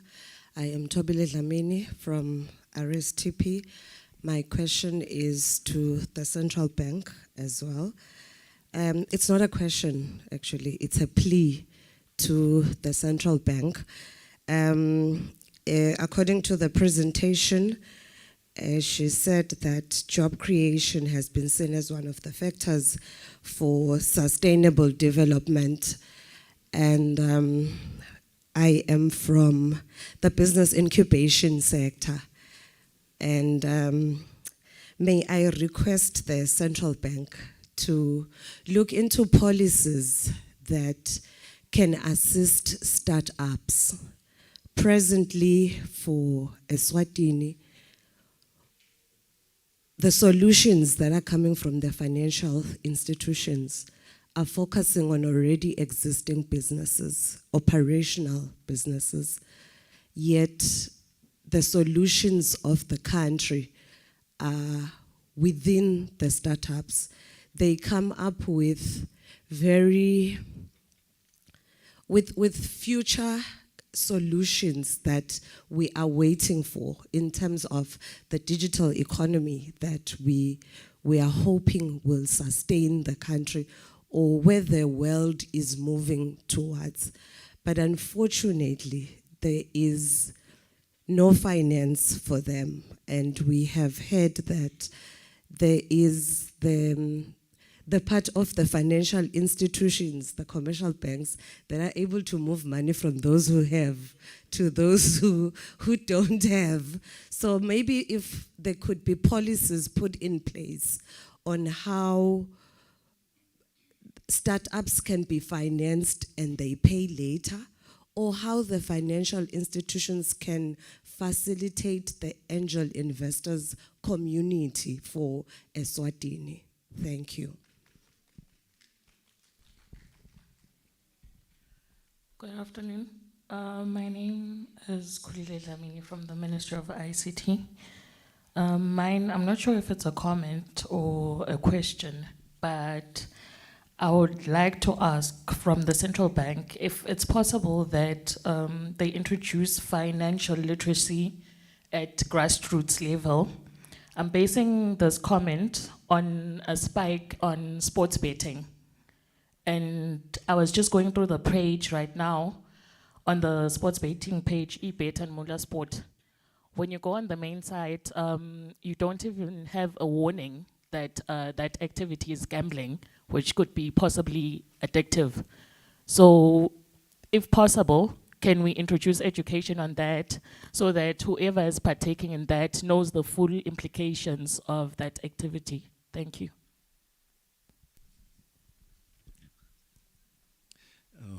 Babe Program Director, I think the comments by the director and the lady who followed her and the last speaker, I think they're very applaudable. They're very commendable. And then coming to both your presenters, with the gentleman from Stefanati Stocks, Babe Program Director, and for we all have two problems, just two. We all wish for a better life, not for ourselves, but for everyone. And we all wish for the development of the country. Those are two things that have brought us here, that we always struggle with, including the king. Now, for us to succeed, we need to work together. We need to work together, like the previous lady was saying from RSTP. Now, my question to, I think it's the MD of Stefanati Stocks, I don't know, Okay, the representative. Because in life we have different stations. There are people who entrepreneurial in thinking. There are people who are tacticians, like the gentleman behind you. Yeah, there is lots of the people who are administrative, etc., etc.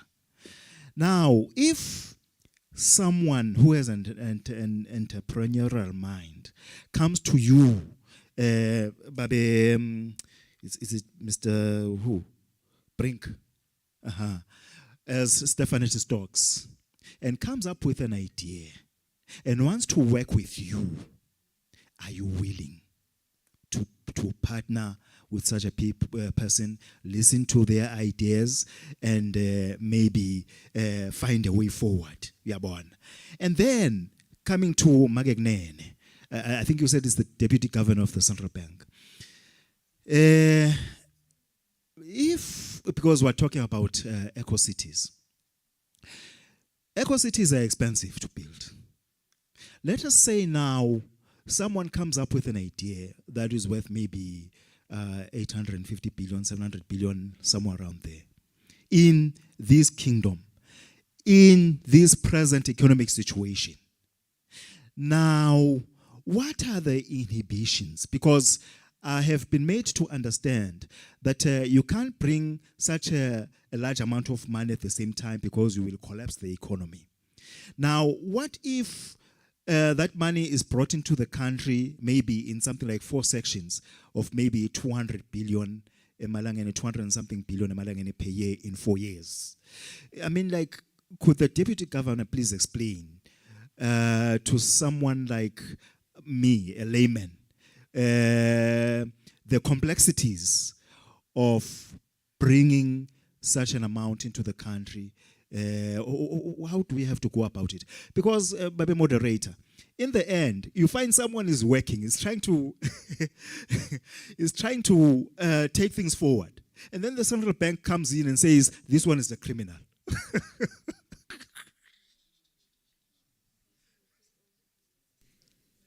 Thank you for those comments. Let's take 2 more questions. We have a hand in the front as well. Thank you. Good afternoon, ladies and gentlemen. Smangele Mzebele from the Biotagangwane. We appreciate all that has been said today. Maybe one suggestion will go to the organizers, Iasp, to go to the organizers that maybe in the future, when we have such an event, they can organize the system whereby we can send SMSs, send our questions through SMSs so that they are able to capture a lot of captions, and also to assist those who probably are shy to express themselves, yet they have so much valuable questions. That's one. And then 2, we're talking about building resilient cities. My suggestion will probably be, let us take it to a lower level where we start building resilient homes, so that we embrace from all aspects of living, then we move together to resilient cities. Thank you.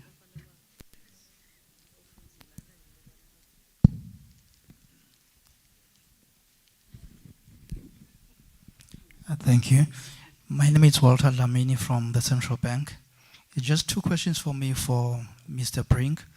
The first one, have you thought of some best practice for engaging communities in green finance, in green infrastructure? And then secondly, do you have some public awareness programs in place that may seek to educate the public in green infrastructure? Thank you. Thank you for the questions. I can see the speakers' hearts are already racing. Let's start with Mr. Brink, then we'll move on to Ms. Gnene. Thank you. Thank you, Mr. Manana. And we ask for the hard questions, and we definitely receive them. I think, firstly, in response to Mrs. Magakulu, who asked the first question, the framework that I mentioned was a decision-making framework for that was published by the International Engineering Federation to assist state-owned enterprises or clients on how to make decisions pertaining to infrastructure projects. But more specifically to your question on water harvesting by EWSC, if I take it back to the framework I mentioned, it could either be part of the operation of a specific piece of infrastructure, and then more specifically for households, if we are expecting El Nino season to arise, perhaps there would be some merit in EWSC rolling out an awareness campaign, or maybe perhaps offering a rebate on the water bill to households or businesses that harvest water. But I think that is up to the discretion of EWSC or the particular state-owned enterprise. And then I think the next question was from the gentleman on my right there, of how we embrace and are willing to work with entrepreneurs. I think, again, our business is that of a contractor and a construction company, and we have partnered with numerous businesses that have started here, but it's predominantly related to construction work or trades that are involved in the delivery of projects. But in the broader sense, it depends on what the entrepreneurs do, but generally if it's an entrepreneur who starts here in the Kingdom of Eswatini, we were very willing to work and partner with them and use them on our projects as long as it fits into our business. And then I think lastly, the question from Mrs. Dlamini on best practice for communities and our public awareness programs. Again, most of our awareness programs are predominantly focused on our work and the projects that we are engaged on, and it's definitely, I think, something that we can maybe broaden. But what we do, our awareness programs are predominantly based on health and safety and environmental management within the boundaries of our projects. In some cases, there are community outreach programs. One particular project that comes to mind is the Manzini Interchange, where we did do community outreach and worked with local communities to do upliftment. But I think it is something that we could probably pursue and push harder on in the future. Thank you so much. Thank you. Yeah, these questions are difficult. But perhaps to start off with a general statement, unfortunately, she has stepped out. The role of us as public servants, whether you are in central government or you are in an SOE or a non-government entity or an entity like the central bank, which is given a specific mandate and 100% owned by government with autonomy, our fundamental responsibility as those public administrators is to make sure that we execute our duties effectively, efficiently, to support the development of the ordinary citizen.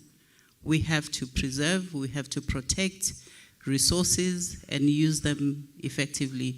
The example that is mentioned, if I have a policy to execute and I don't, I am holding a private sector entity that would have otherwise used the provisions in that policy. So our responsibility, our performance is continuously, as I said, seeing unemployment come down. If that unemployment is not reducing but going up, we should individually ask ourselves as we go to our offices every day, what have we done? Having said that, General, it's a responsibility for all of us that are being paid through taxpayers' resources.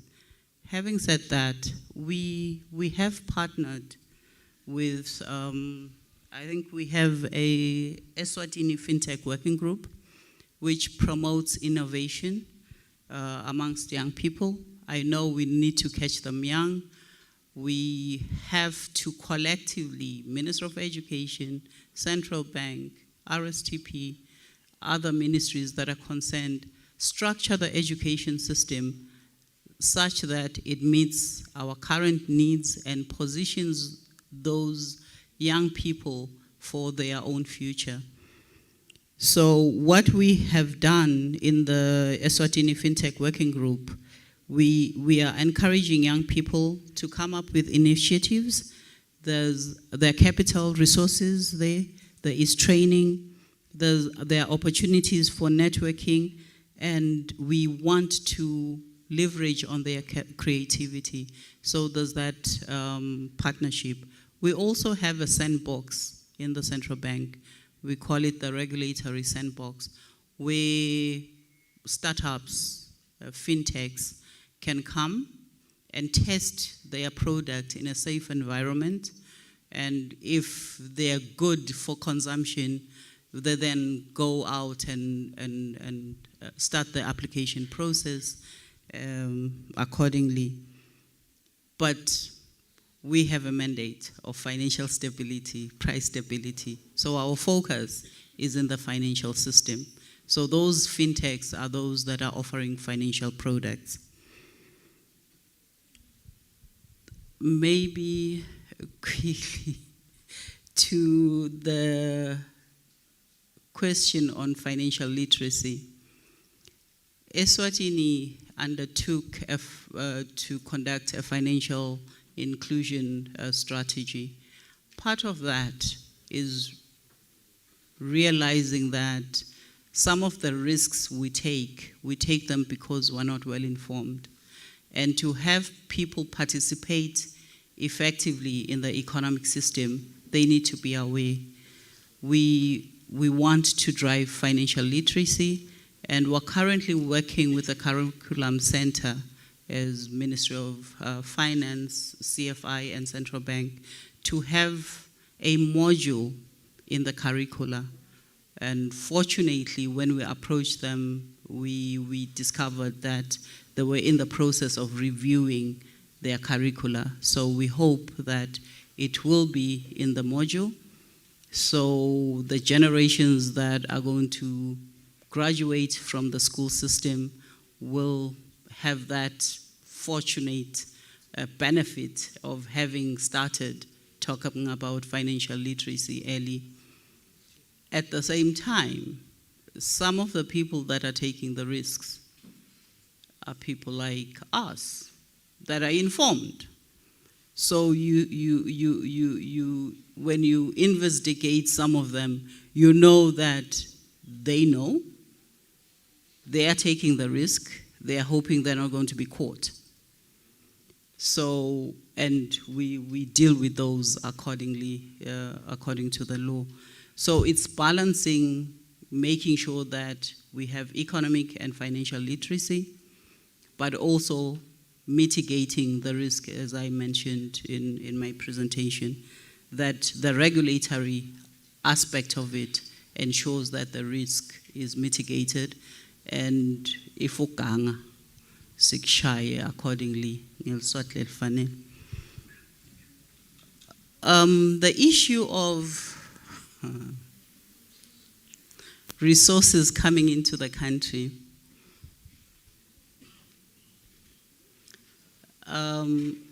Eswatini is open for business anytime, any day.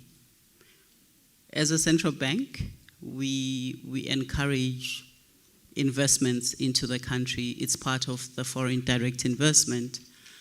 But what is critical is whoever is bringing that briefcase should know where they got that briefcase from and tell us where they got it from so that we protect our financial system. So anytime you bring money, you are free. We as a central bank do not accept individual funds because we are banker to government and banks, but the commercial banks are there to do that function. So the way you open an account, you do your due diligence, and you abide by the country's laws, it should not be difficult to bring in resources to the country. What we will not accept as the central bank and protecting the financial system of the country is to weaken the financial system by having resources that we cannot account for. I hope it is clear. Otherwise, any day we're open for business.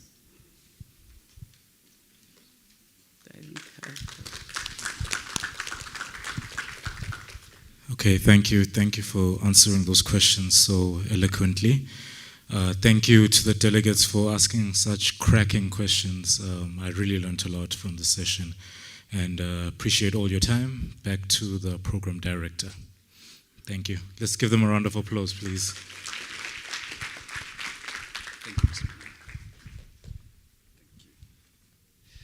Thank you very much, Mr. Manana, and thank you to the panelists. And a special thanks to all the delegates, both here physical and those that are joining us online. Ladies and gentlemen, maybe just one comment on a question, or yes, it was a comment on how we can also assist those that are here physical but may not be as shy as I am to pose their questions. We probably would have a tool or a platform.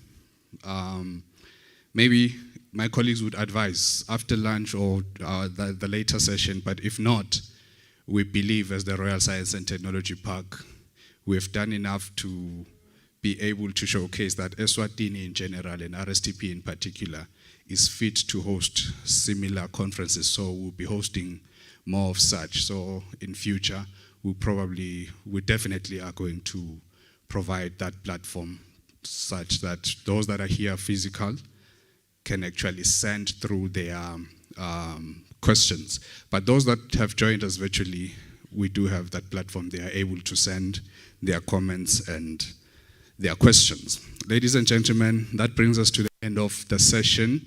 But before we go, because I know Nedbank MD will probably be rushing, she's always busy. I know Central Bank Deputy Governor is busy. I know the team is probably going to leave us, and the team from SERA may be leaving us. So, ladies and gentlemen, the CEO has requested that I invite you to a group photo before we all leave. We'll walk out of the door. I don't know if those joiners virtually, CEO will be able to join our group photo. I don't. But we'll be outside. Gentlemen, we probably are going to find a spot outside in Ngelasi, Liteban Lobatzala, to that space where we can have a group photo before we proceed to lunch. So both activities, the group photo and the lunch, shouldn't take us more than 45 minutes. Can we do that? Is it possible to do that so that we can be back here by 2:15? Doti ungahambi wena kuhamba Deputy Governor kuphela, not you. She said you're staying behind. I am trying to avoid a situation, Deputy Governor, where upon your departure, your team follows suit, yet they are not going to the same meeting that you are attending. Thank you very much, ladies and gentlemen. Can we go to the group photo outside? Oh, before we go, I've been notified that someone might have dropped their wallet outside, a brown wallet. Definitely. Sesebenzisa electronic transactions, so there's no cash, I am told. But there are cards, and they are very much important. So, no, there was no money. I haven't seen any money.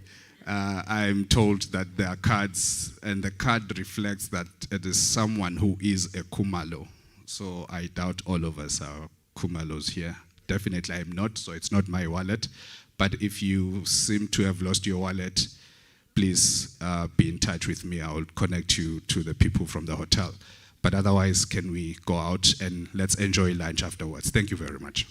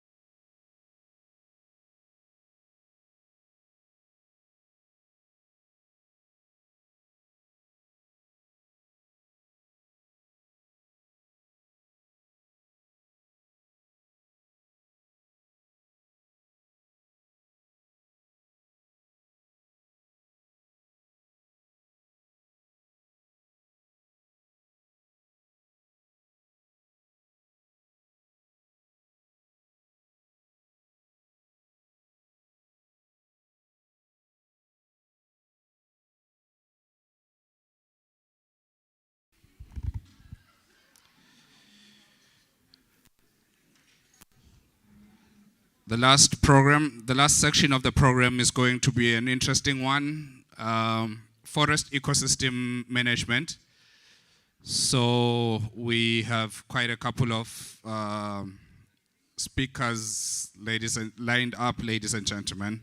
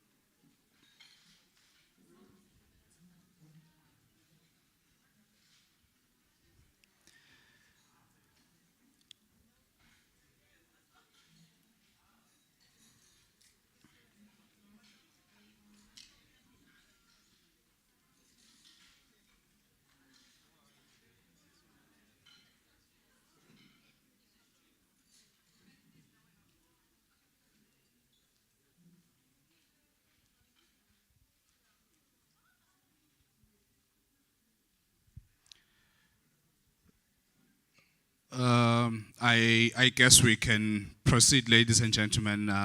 Those that are still finishing their lunch will join us along the way.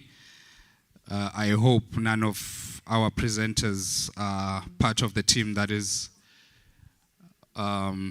still enjoying their lunch. But before we get on to the last sub-theme for this conference, can I invite one of our platinum sponsors from CCG Systems to make a brief presentation to us, Ms. Itumeleng Kumalo.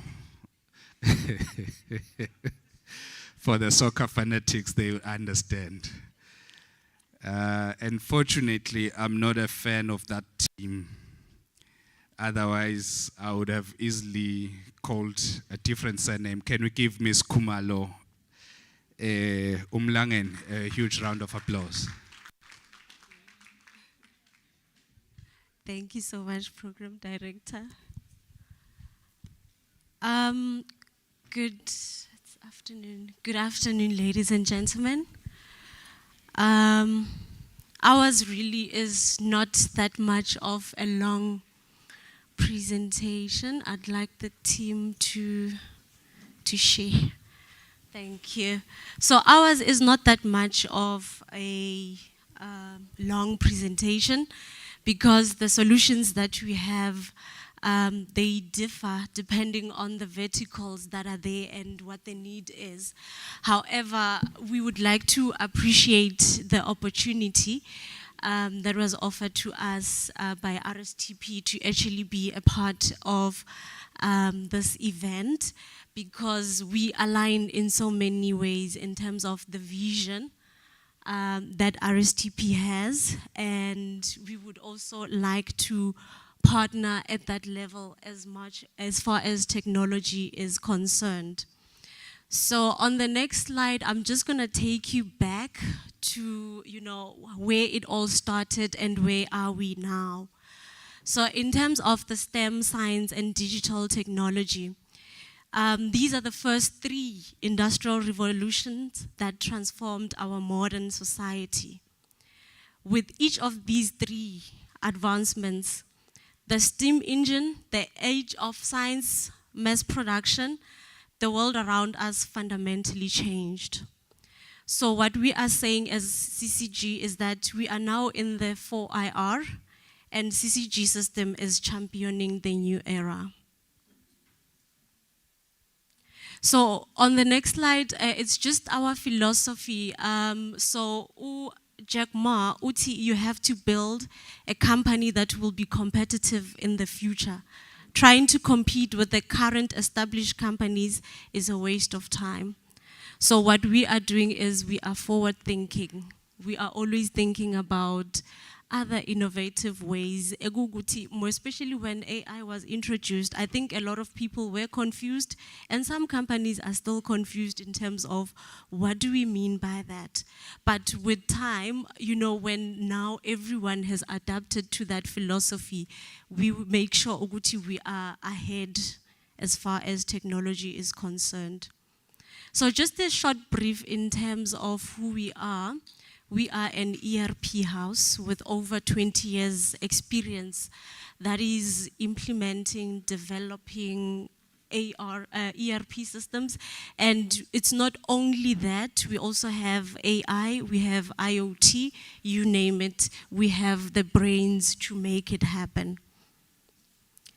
So these are some of the clients that we have in South Africa.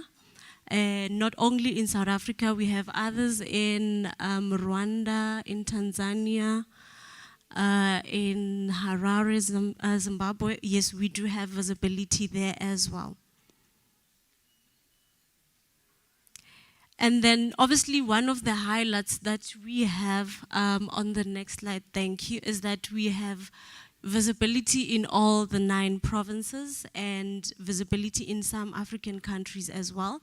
And what is nice is, based on some of the presentations that were made yesterday, you know, looking into account the gaps that are there, I think from our team, we've gathered most of those gaps, and one of them, which is e-integrations. People have systems that are in silos. We assist in that regard in integrating all those systems.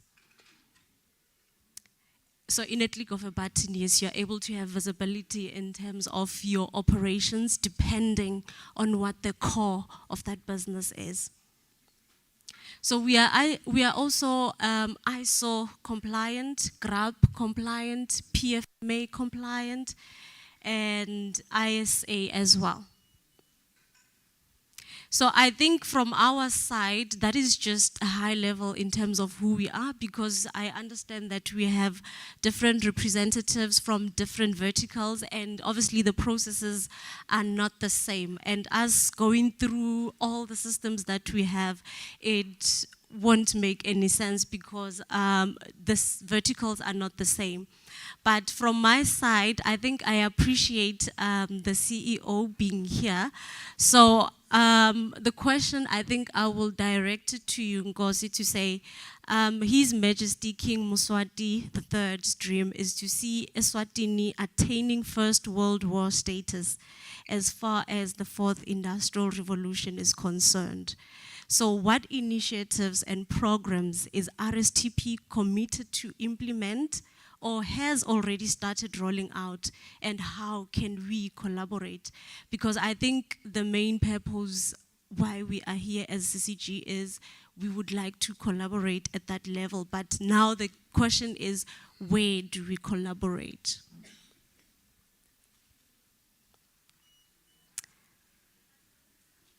And then thank you. I think that was short and brief. That's it from our side. It was just to say hello to everyone. Thank you.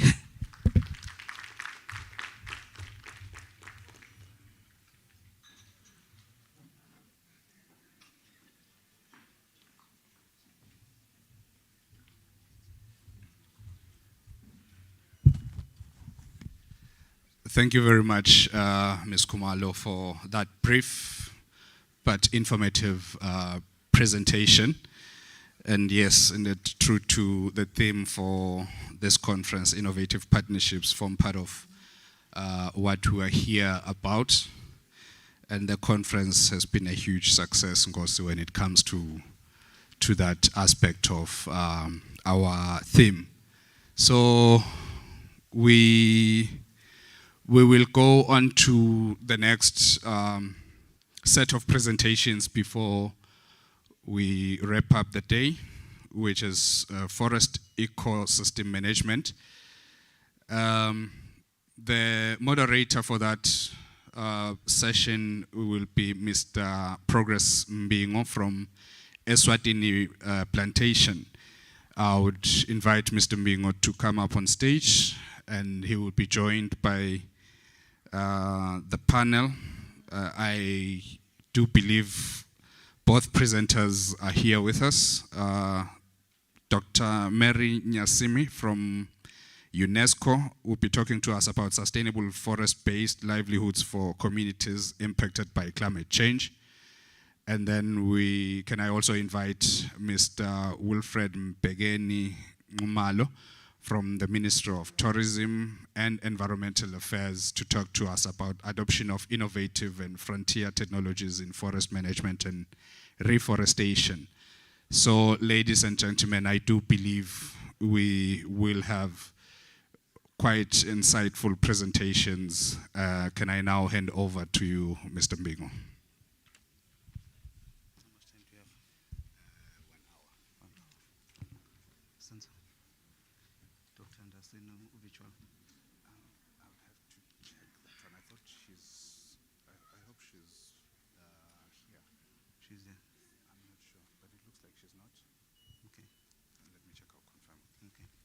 Good afternoon, ladies and gentlemen.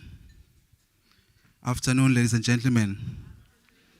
Okay, we're back, and I am happy that this is the last session. So they say you must save the best for last. So we'll make it a very good one. As program director has introduced me, I am Progress Mbingo. I am here to moderate this session. We'll try to keep it within time so that you can all go within the expected time. Our sub-theme this afternoon is forest ecosystem management. I'm a person who likes to keep things simple. So a forest by definition is just a group of trees, not a bush. A bush can be something else, but a forest consists only of trees. Then when you talk of ecosystem, you're talking of everything that lives within the forest. And then management is just controlling whatever those things are towards a desired outcome. So basically that's that. And we are going to have two presentations. The first one will be on forest life, sustainable forest-based livelihoods in communities impacted by climate change. I think yesterday we had a lot of discussions around climate change and the impact that it has in our lives and also the future, which we are trying to solve by being here. Then the other one will be adoption of innovative and frontier technologies in forest management and reforestation. That is using technology to grow forests and also to replant forest trees. So that one will be presented by Mr. Ngumalo here, Mr. Wilfred Ngumalo. It's so simple. Reforestation is replanting of trees, and then innovative and frontier is just new technology. So it's something that has passed the research and development stage but has not been adopted to practical operations. So mine will be just to ensure that our speakers finish within time and you get an opportunity to ask your questions as and when you feel it should be done. My first speaker, who I believe will be virtual, I'm not sure whether she's ready. She's not. So, ladies and gentlemen, Dr. Ntasimi is not yet available. Can I, with the permission of the program director, maybe move to the next speaker, Mr. Ngumalo? Mr. Ngumalo, probably a brief background about him. He's a forester, and him being a forester, I believe he's the rightful person to speak about this. Mr. Ngumalo also promotes environmental protection of sustainable development of rural communities. You'll understand that when you talk of forest, we associate it with rural life. And then people will then associate rural life with backwardness. I think from his presentation, you'll be able to draw the lines and then, because we notice that most of us are leaving the urban area, going to rural areas, which is not just a lost life, but it's life that we are from, and we're going back to where we came from. So Mr. Ngumalo is also involved in research that seeks to address food security in rural areas of Eswatini. So he's a good guy. Look at him. Mr. Ngumalo, I think you have, because I've been given an hour, we have about 20 minutes. So we'll give the other 10 minutes to questions. Thank you, sir. Round of applause, ladies and gentlemen, for him. He knows his story. I heard that your questions should be difficult. Please do the same for him. Thank you very much, moderator. Good afternoon, ladies and gentlemen. My name is Wilfred Ngomalo, as I've been introduced, and I come from the Ministry of Tourism and Environmental Affairs under the Forestry Department. I'll be doing a presentation on adoption of innovative and frontier technologies in forest management and reforestation and afforestation using climate resilient species. In short, I'll actually be talking about acceptance and use of scientific knowledge in forest management. Next slide. As a way of introducing my presentation, I want to mention that the forestry sector uses a wide range of technological practices which are sound and environmentally friendly. And such practices include, first of all, it includes improved silvicultural practices, which actually we are referring to the growing and cultivation of trees. And it also includes sustainable forest management and harvest practices. So here, that's where we are ensuring that a forest continues supplying goods and services and for today and the future needs, while contributing to sustainable development of the communities. Also, it looks at the integration of indigenous knowledge in forest management. And also it looks at the shift in the use of fossil fuels to bioenergy. In the morning, there was a presentation that was made by the MD of EC, so whereby he also mentioned that they are also looking at using, in fact, bioenergy as a source of energy. So it also looks at the efficient processing and use of forest products. Next slide. So adoption of innovative technologies, which is simply the application of the scientific knowledge in forest management, including reforestation and afforestation. That one plays a crucial role in enhancing sustainability, resilience, and productivity in the following areas. One of them is the use of remote sensing and GIS. The use of remote sensing and GIS enables the monitoring and mapping of forests at various scales. So these tools, they provide variable data on forests, on forest cover, biodiversity, and land use changes, thus helping in effective forest management, planning, and decision making. So these are very good tools that are used in the forestry sector, especially if you want to make sound and very accurate decisions. So forest managers, they use these tools. Also, it is the use of drones. Drones, they're sometimes called unmanned aerial vehicles. These ones, they help to collect high-resolution images and three-dimensional data of forests. And these ones, in some other countries, you find that drones, they are used to plant trees in inaccessible areas.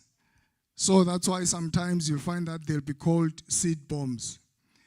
Here in Eswatini, as much as we are heavily involved in tree production, but we have not actually reached a stage whereby we are using the drones for planting.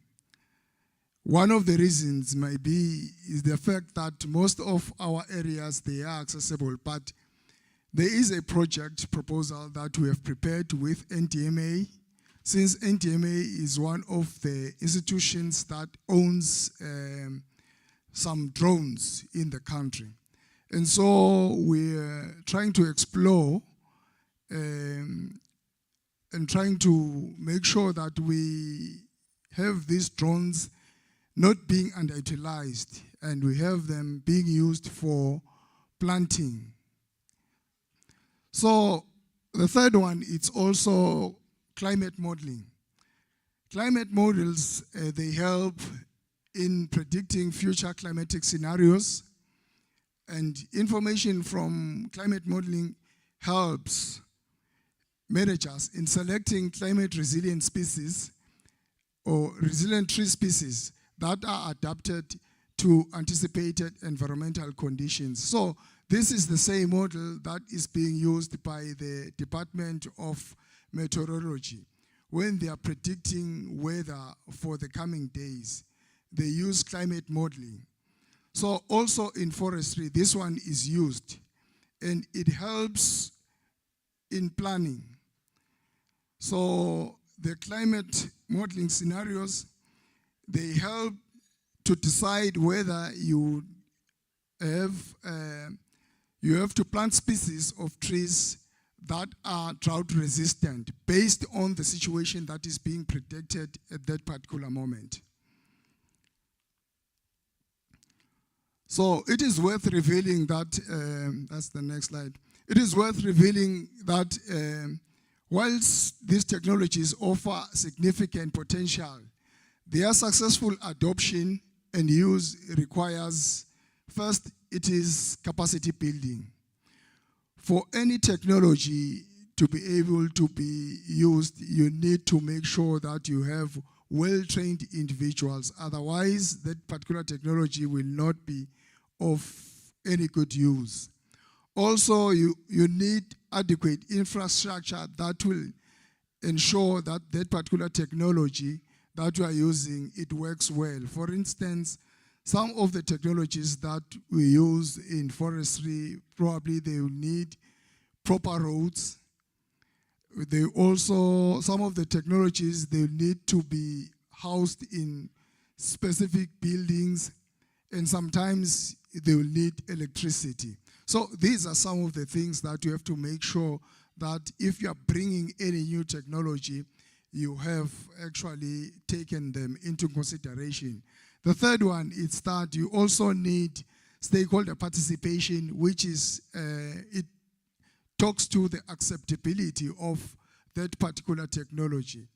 So whenever you're bringing the technology, it has to be well accepted by the users. As much as you bring technology to probably meet your needs as probably an employer, but at the same time, you have to take into consideration how it will be accepted by the people that will be using it.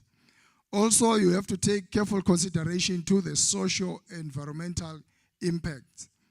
So currently here in Eswatini, most of the technology that we try to bring in, especially in the forestry sector, it's not necessarily meant to replace the people.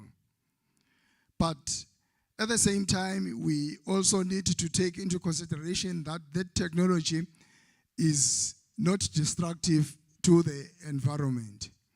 The MD from IRES yesterday mentioned that by 2050, they are not expecting to have people that will be employed as cane cutters.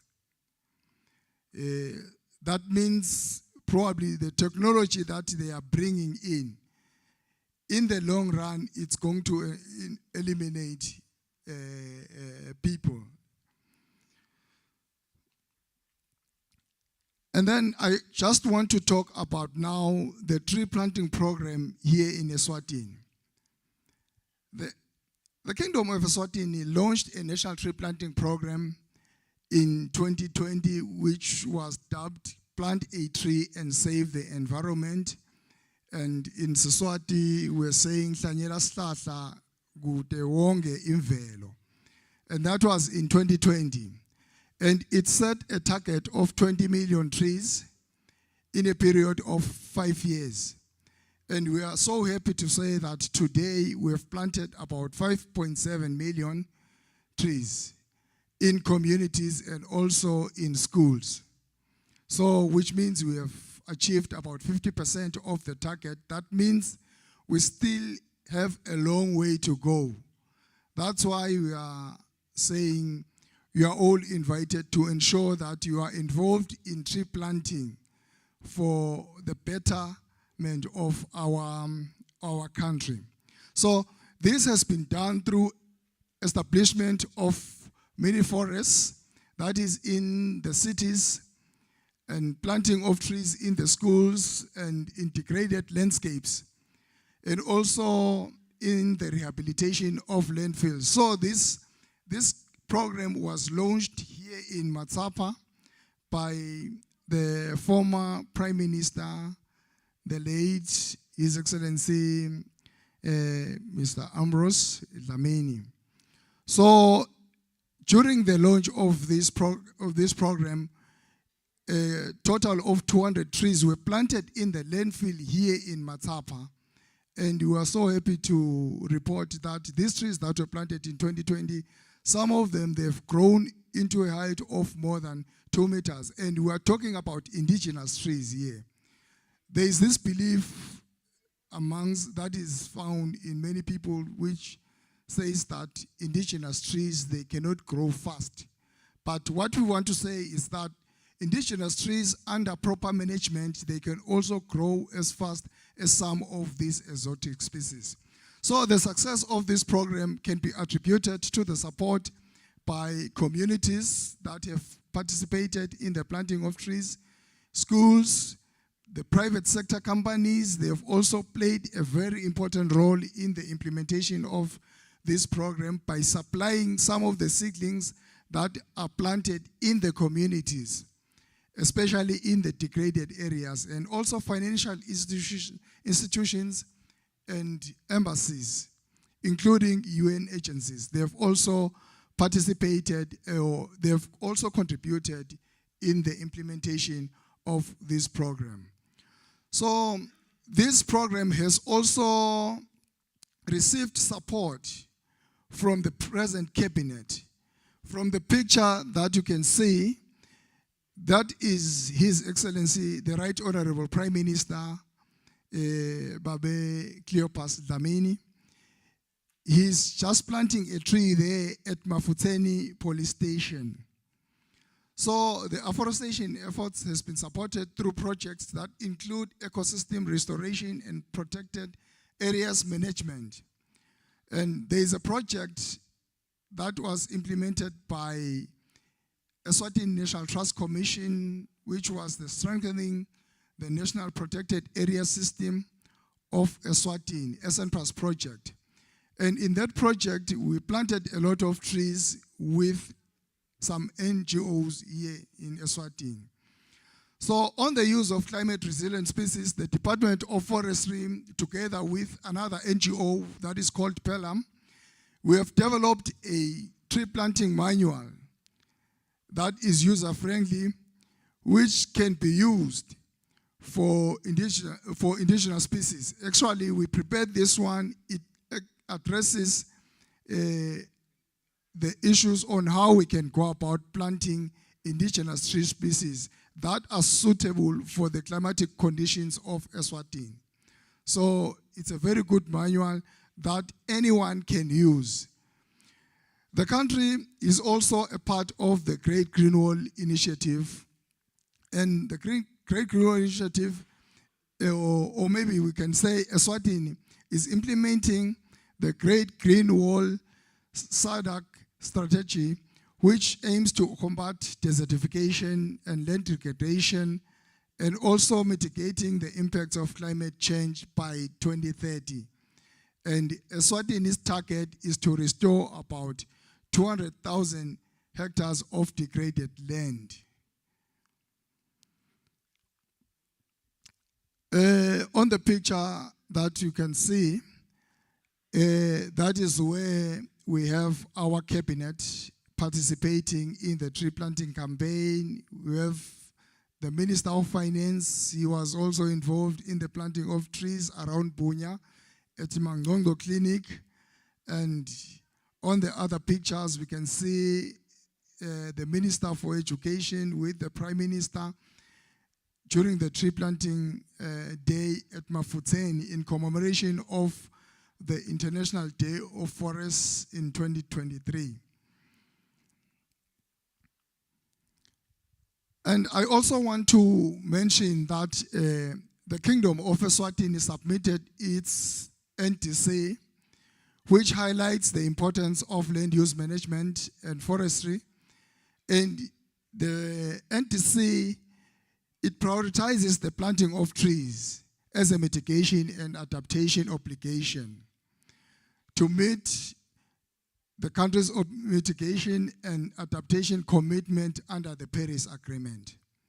So technology in the forestry sector contributes towards achieving the NTC's objectives with added bonus of social and economic co-benefits for population.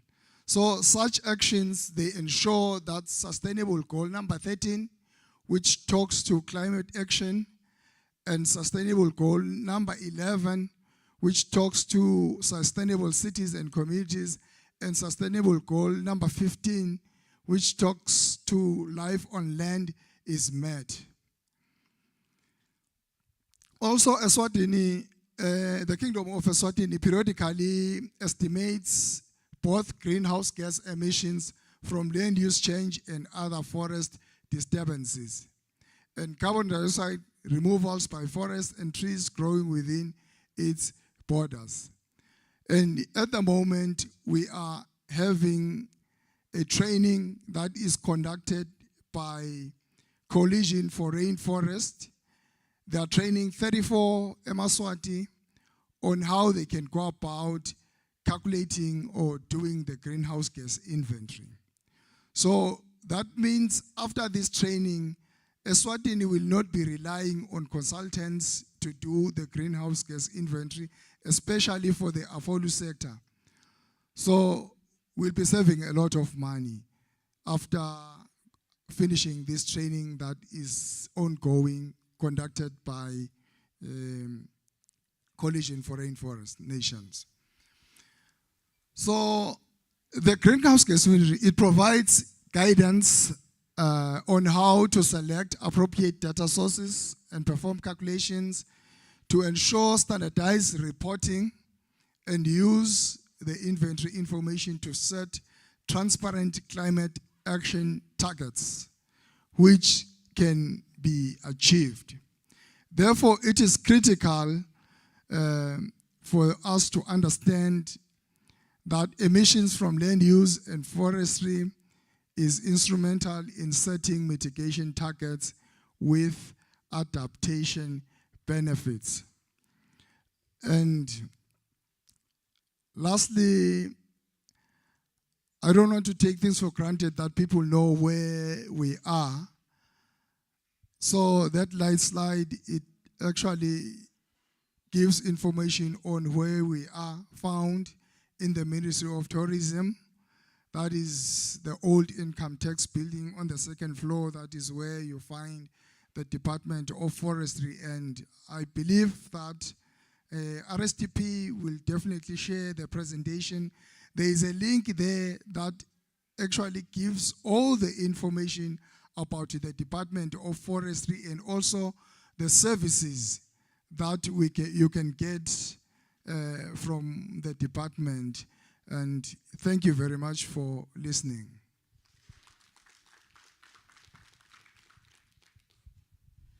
Thank you, Mnguni. Siyabonga kakhulu i-presentation lenhle kangaka.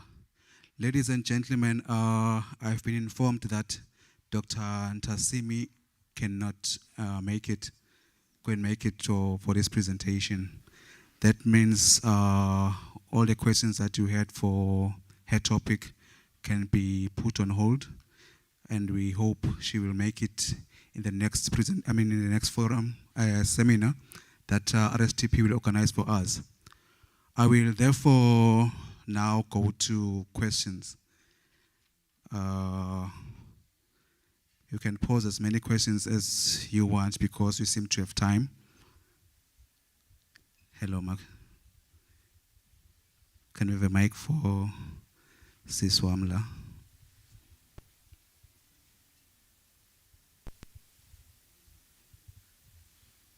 Make it difficult. Good afternoon. Kulile Dlamini again from the Ministry of ICT. My question is with regards to the Lubombo Biosphere Reserve. I know that it wasn't part of your presentation, but I'd like to know what is the status of that. Are there any plans in place by the Ministry of Tourism to stimulate economic activities in that area? Does the ministry perhaps have any plans to have other areas or regions in the country to be declared as biosphere reserves? Thank you. Oh, sorry. Lastly, my last question is that what will the ministry, or does the ministry have systems in place to prevent political interferences in these biosphere reserves?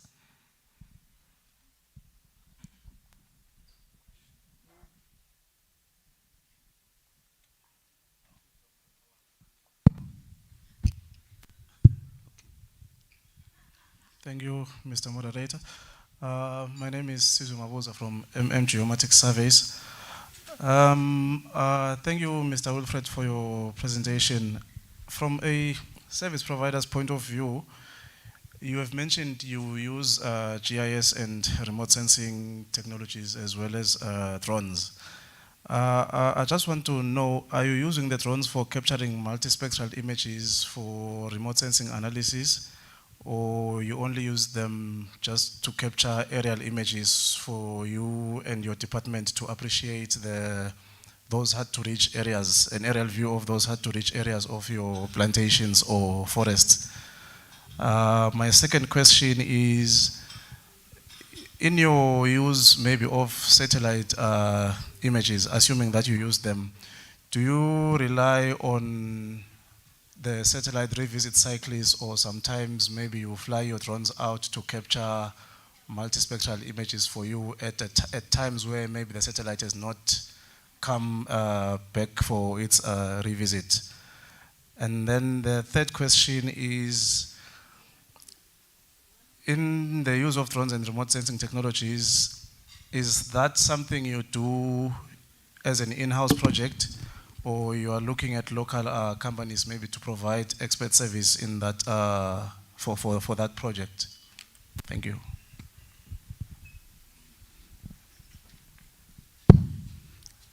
Okay, more questions, please.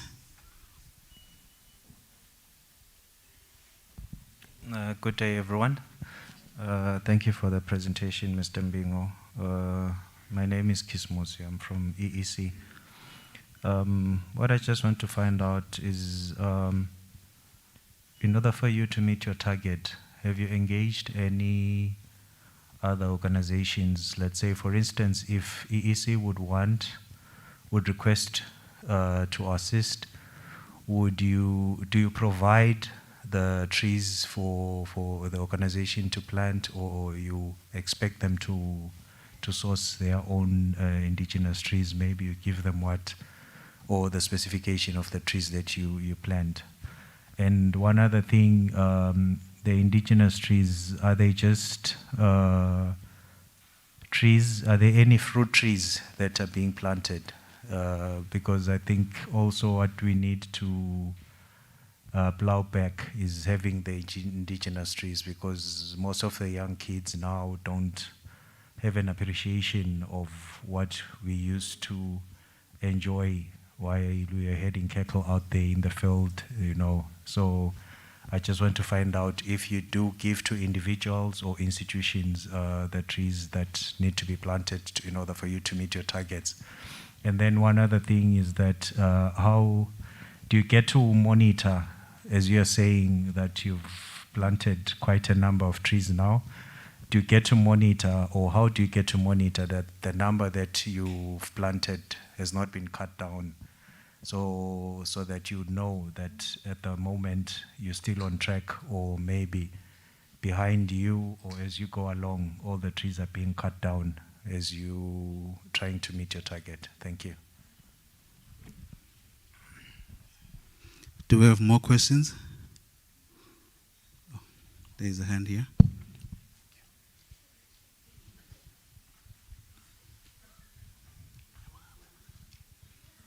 Yeah, thank you, Babembingo. Mr. Numalo, I have two questions for you, sir. Today we were talking about eco-cities. Now, what I would like to know is, because you see, when one wants to get animals out from outside the country into the country, the Ministry of Agriculture, I think, will want you to quarantine the animals before they can come in. Now, my question to you is, since we're talking about eco-cities, if we establish eco-cities, how much do you allow us to, because you see, there'll be plants from outside that we will want to bring into the country.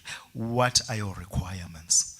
And then two, there's the issue of what's happening in the Lowveld, whereby indigenous trees are being cut down, like the recent speaker has pointed out. Now, there are some commercial fruit planters like Botambuti and other like companies who grow orange trees and lemon trees, etc. My question to you is it possible to substitute the indigenous trees with the trees that these companies cut down, you see, because they are no longer needed by them? That is my two questions. Thank you. I think, do you have more questions? Okay. Babengumalo, are you ready? They were not that hard.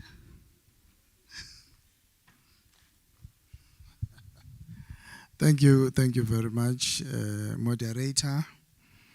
I'll try to answer most of the questions. I'm not sure if probably all of them will be answered, but I'll start from the last one. The first question that was asked by Babezigalala was on the eco-cities, that whilst you are talking of having eco-cities, there is a possibility that some plants that will be planted in these eco-cities that we are trying to establish will have to be imported from outside the country. We can actually say that it is true that probably some of the plants that might be needed will have to be imported from outside the country, and definitely there are some requirements that you need to meet whenever you are bringing some plants into the country. One of them is that you need to have an import permit. An import permit, that is, you can get that one from the Ministry of Agriculture. There is a unit that is responsible for issuing of permits in the country. And also you would need to also have a phytosanitary certificate that will give us the comfort to say that these trees that you are bringing into the country, they are safe, they do not have any diseases that they are bringing into the country, and they do not have any weed material. it is a fact that they will also need to be quarantined like animals. Like you said, that if ever you're bringing livestock from outside the country, they need to be taken to the quarantine for a certain period of time.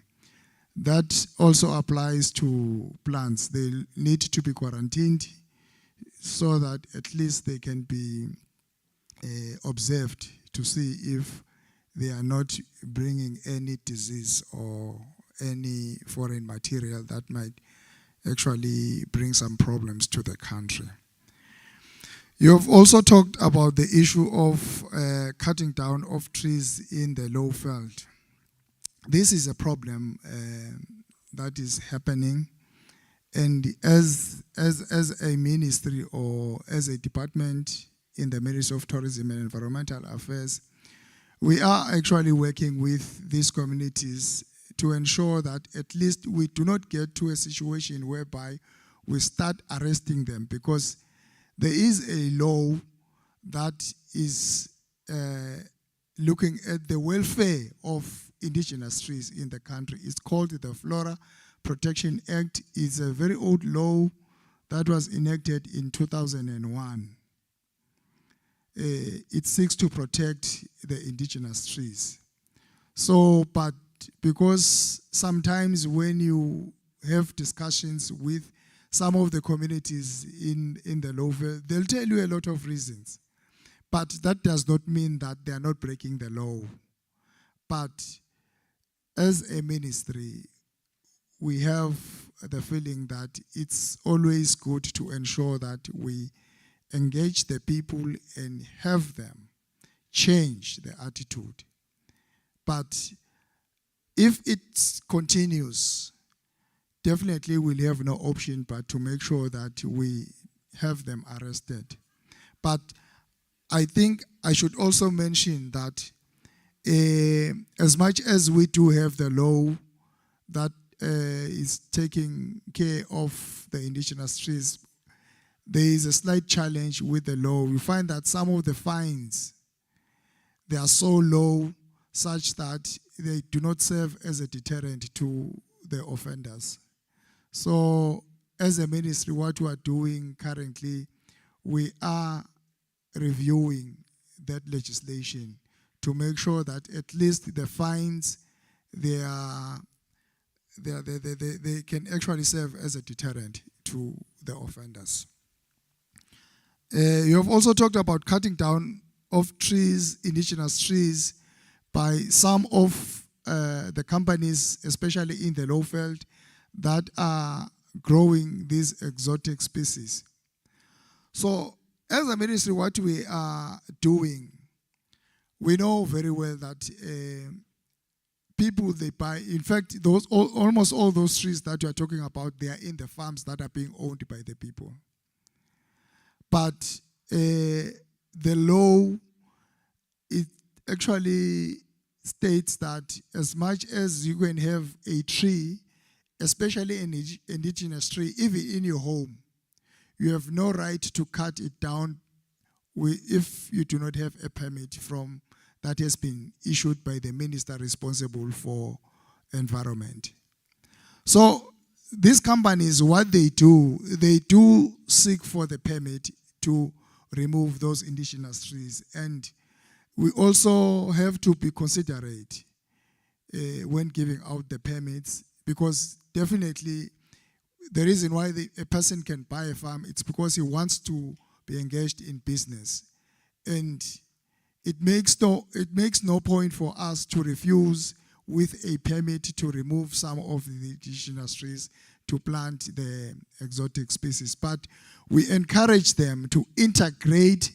That means they should not remove all the indigenous trees whenever they want to introduce the exotic species. And also we encourage them to actually buy some indigenous tree species for planting in other areas, especially in the communities that are surrounding those farms. That is called biological offset. So which means you can actually remove, you can kill a tree here, but if you have decided to plant another tree in other areas, that means there has been no loss of tree in that case. So we encourage that one to happen.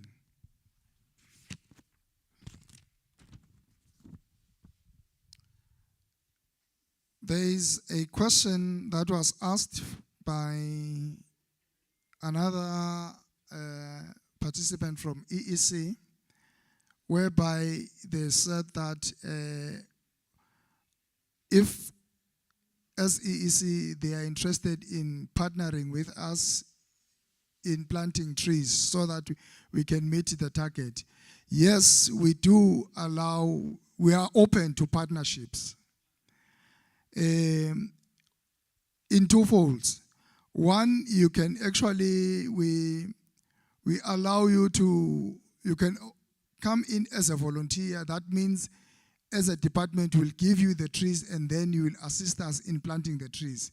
That means you identify some places where you can plant the trees and then you send a request to us and then we'll supply you with the trees. And then you can take the trees for planting in those areas that you have identified.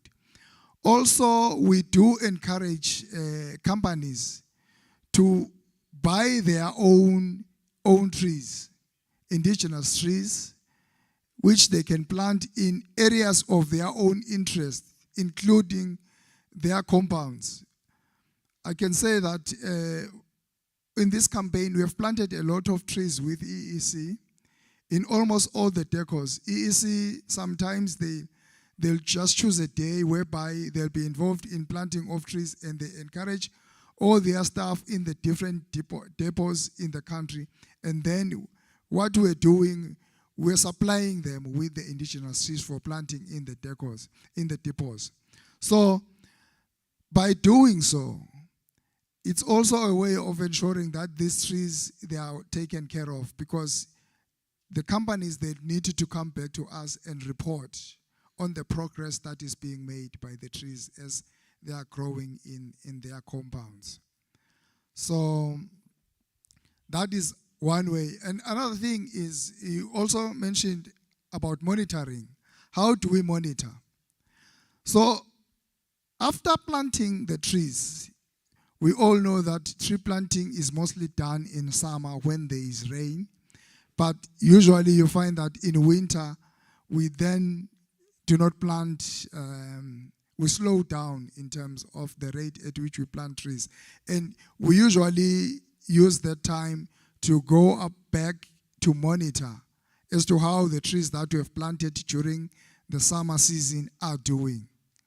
So in the trees that we have planted, we have noticed that the trees that we have planted mostly in the schools, they are surviving, and the trees that we have planted with the municipalities, they are almost all surviving. So, and also the trees that we have planted with the churches, they are also surviving. We are actually sure that we are doing well in this campaign and the trees are surviving. And there is a question that was asked on the use of GIS. So what I can actually say is that it's not like probably we're talking about using GIS in the Department of Forestry, but we are talking about the use of GIS in the forestry sector. And when we are talking about the forestry sector, we are not talking about only, that is, because forestry is divided. We have community forestry, we also have the industrial forestry, that is the companies. That is where you find that most of the technologies that are being used. But we also have NDMA. I mentioned that NDMA has drones. Drones that they use actually for taking pictures in case there are disasters. So when they are mapping some disasters, they use those drones. And they have also extended the use of those drones also to our department, that we can also use the drones, especially for mapping. We all remember that the last time we did surveying and mapping of invasive alien plant species, it was done in 2010. But what will be doing with the drones, we'll also be doing mapping again to make sure that at least we update our information that we have on the Iasp, the 2010 data. So the drones, they are used for NDMA work and also the forestry department work. There were also some questions that were asked by Kulile on the Lubombo Biosphere Reserve. This is the project that is under UNESCO. UNESCO, which is in the Ministry of Education. The Ministry of Tourism, it comes in as a stakeholder, especially in implementing some of the activities under the Man Biosphere Reserve. So there are some questions like, is there any plan to have other biospheres around the country? I want to believe that probably that one was set up as a pilot. Probably, I think if it does very well, we'll definitely have some other biospheres probably in other regions. And you also asked is there any political interference to make sure that the biosphere is well protected? What I can say here is that before the project was actually started in the Lubombo region, all the chiefs surrounding that area were engaged. And that project is meant to benefit also the communities. So it is also the responsibility of the local chiefs around that area to make sure that all the properties of that biosphere project, they are well taken care of and protected. I think I can stop there.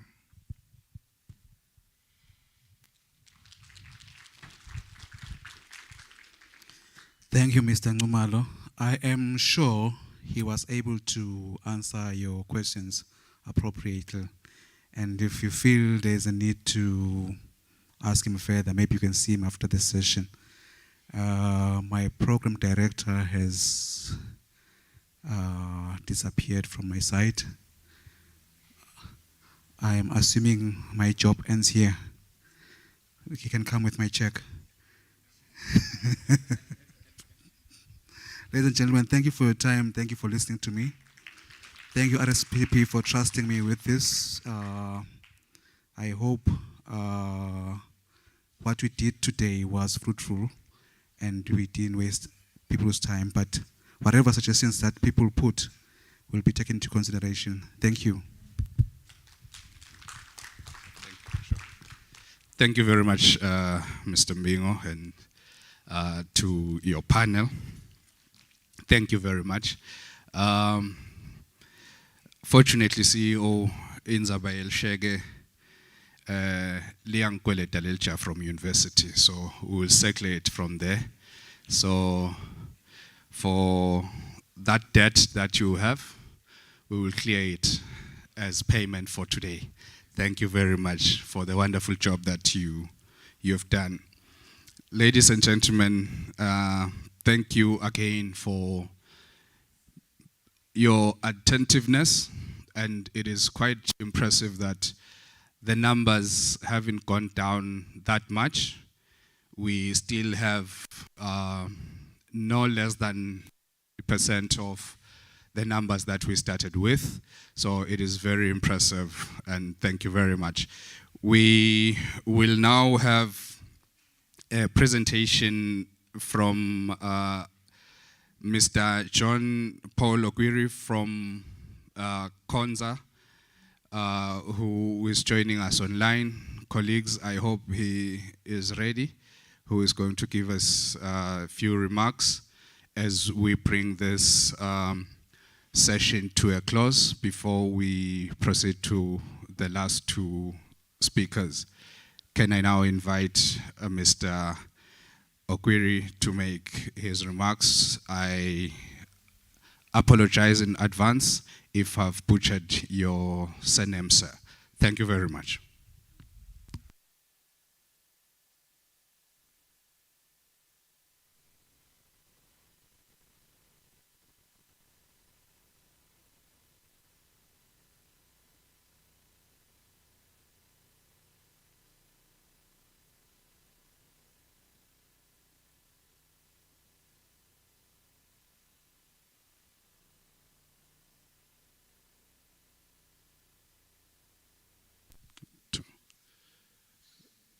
Mr. Okwiri, it looks like you are muted.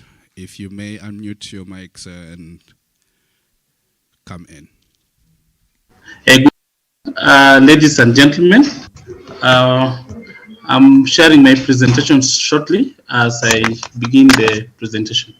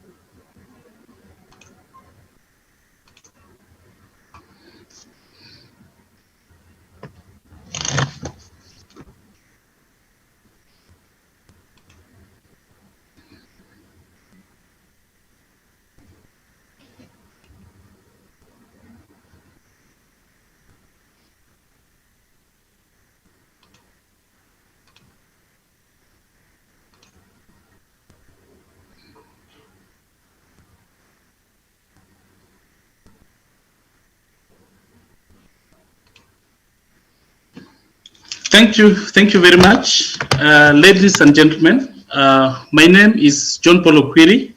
I'm here today to make a presentation in as far as transformative potential of innovative financing and public-private partnership in sustainable urban development is concerned.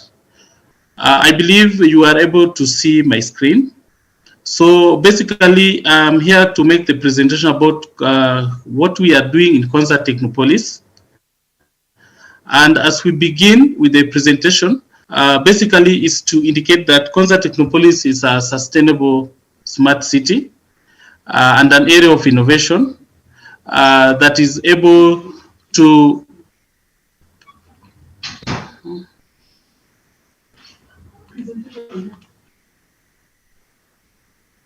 okay, just hold on a minute.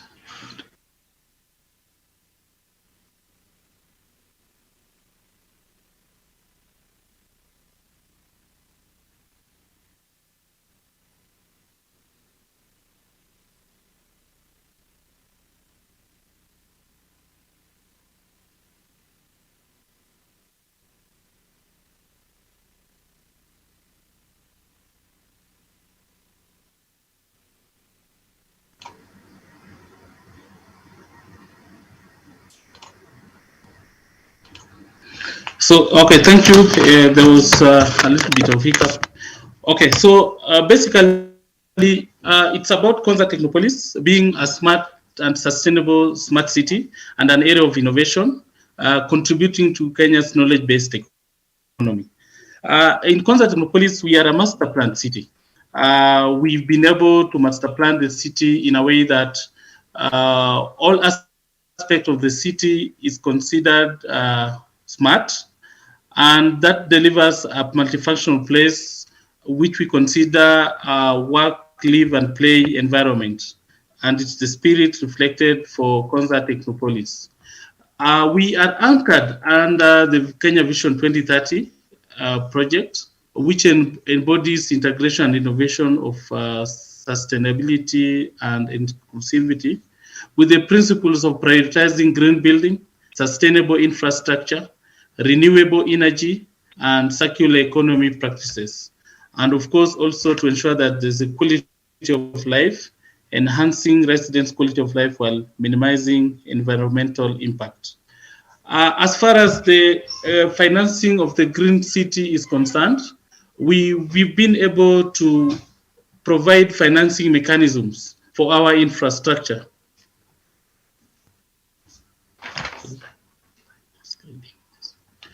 We've been able to provide financing mechanisms for our project. Konza Technopolis is located about 73 kilometers outskirts of the capital city, that is Nairobi. And given the impact of the project having been anchored under the Vision 2030, we are based in an acreage of about 5,000 acres of land, which was a greenfield. And it's been very interesting how the Technopolis has been developed from a greenfield perspective to a level where we are able to say we can actually live, work, and play in Konza Technopolis. The master planning was done with the support from the IFC and consultants from the US that were able to help us with the master planning of the smart city. Given that the Technopolis, it's the first time and is the first of its kind in Africa and also in Kenya, we needed the impact and the consultancy services of those consultants that had already dealt with smart cities before. So from the master planning, we were able to design the Technopolis in a way that it will speak to the sustainability aspects of the infrastructure. And this enabled us to be able to attract financing mechanism from various development partners. And of course, government public funds have also been put into the project in developing the design and the master plan. We attracted international development partners also to come in and support the project in as far as the infrastructure is concerned. In our development, we ensure that we are able to comply with the requirement of the IFC in as far as biodiversity management is concerned. And we've also attracted financing mechanism from the public-private partnerships and also private investors. Konza Technopolis basically is an investment destination for private development. And at Konza Technopolis, we've taken deliberate actions to deliver a sustainable, resilient smart city anchored on our master plan and also the Konza physical and land use codes that, of course, promote green buildings and sustainable infrastructure, renewable energy, and circular economy. As a model for sustainable infrastructure, Konza Technopolis stands as a model for sustainable infrastructure development by incorporating eco-friendly designs, as I've spoken to, renewable energy sources and state-of-the-art waste management system, which showcases how innovative urban planning can mitigate environmental impacts. In Konza Technopolis, we've been able to provide and to develop and complete the infrastructure that is related to wastewater reclamation facility that is able to reclaim the wastewater and reticulate it back into the system, into the network. And the water that has been reclaimed back is we've designed it and we are using it to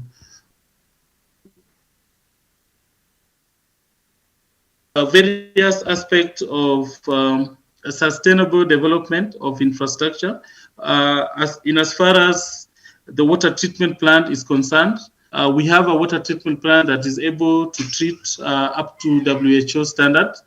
And at the same time, we have been able to ensure that we have various aspects of the infrastructure taken care of in as far as international application of renewable energy is concerned.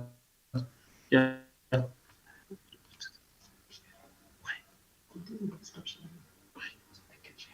Don't you share?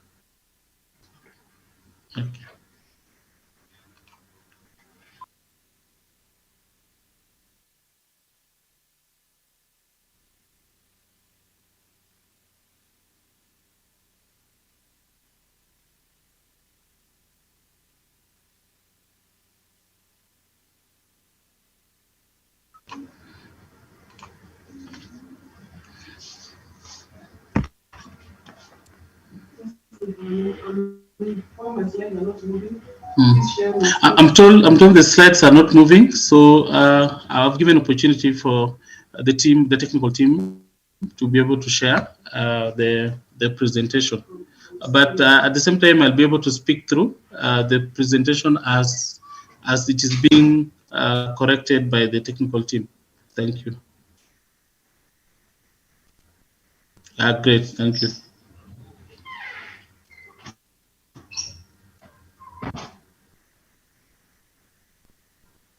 Thank you, thank you.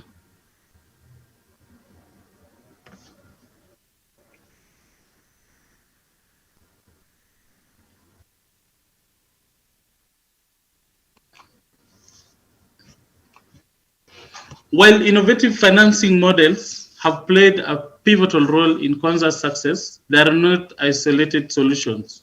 Konza Technopolis embodies a holistic approach to sustainable urban development where partnerships, community engagement, environmental considerations, and long-term planning converge to create a vibrant and resilient city.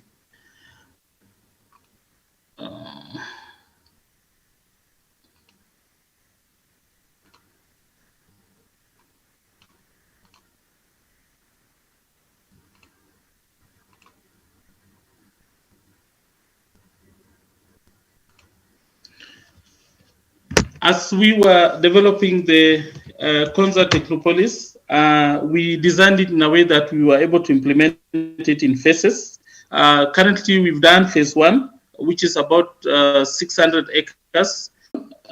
Thank you very much today. And we believe that this conference will bring, will integrate all the aspects of this science parks and also the smart city aspects of our aspirations as a continent. Thank you very much.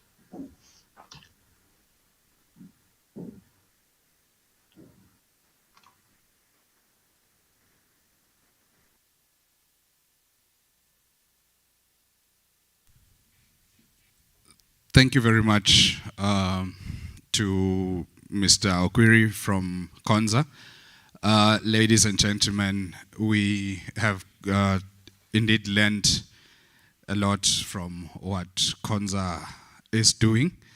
And then we were meant to have earlier on a brief presentation, ladies and gentlemen, by Dr. Charles Lange from the National Environmental Management in Kenya. I believe they are an agency similar to our Eswatini Environment Authority. He will now join us online for a 10-minute presentation on e-waste management and sustainable electronics. Can I now invite Dr. Lange to give us his brief presentation, which I believe I've been made to believe won't take more than 10 minutes. Colleagues, is Dr. Lange ready? Over to you, Doc.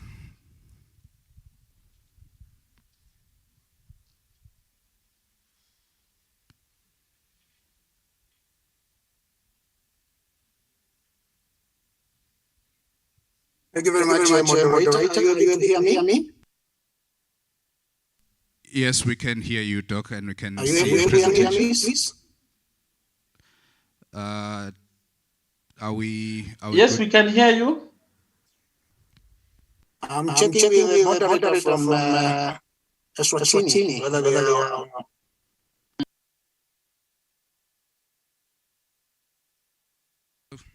We can hear you, Doc, and you can continue now. Thank you very much. Thank you very much. I'll be very quick. As I said, I want to just share with you, colleagues, on presentation of waste management and sustainable electronics. What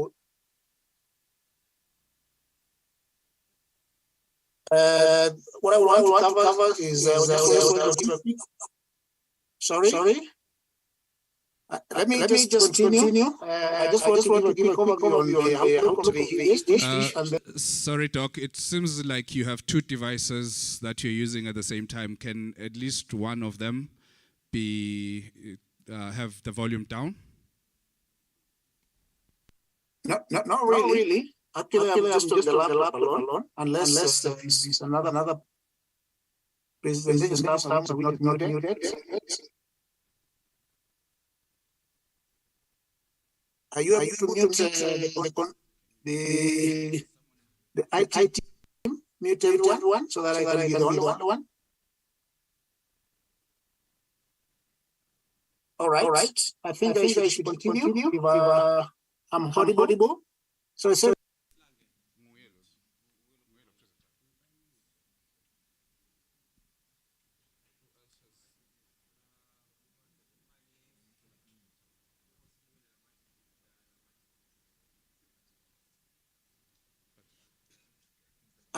Is it okay on your side? So as I continue, please. There's a bit of challenge, Doc. Sounds like there's echo on your side.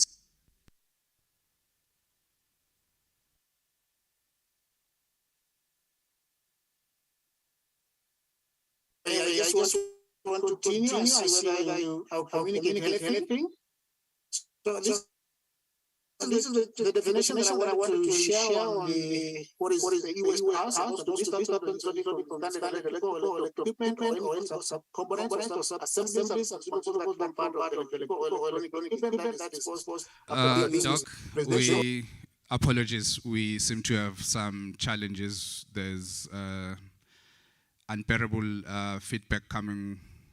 I don't know either from your side, but it makes you so inaudible. Can we give it a minute or two, Doc, and see if something we can sort it out from our side, colleagues?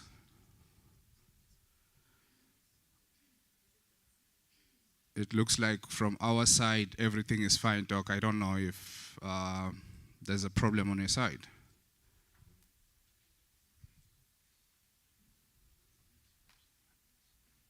Can we give it one more try, Doc?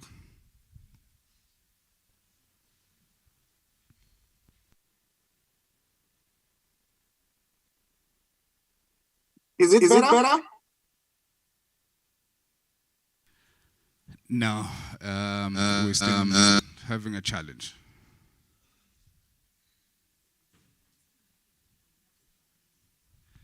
Not really. Can you hear me clearly, Doc? Very clear. Yeah, unfortunately we can't hear you. I don't know what the challenge is from the.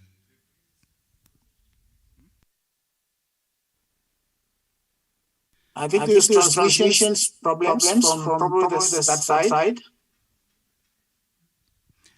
Are you sure, Doc, that you are connected on one device? Maybe your phone and your laptop? Or someone next to you who is also joined into the meeting? Actually, no one.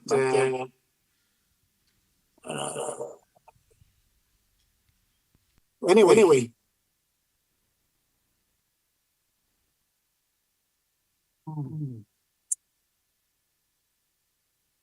What is the problem?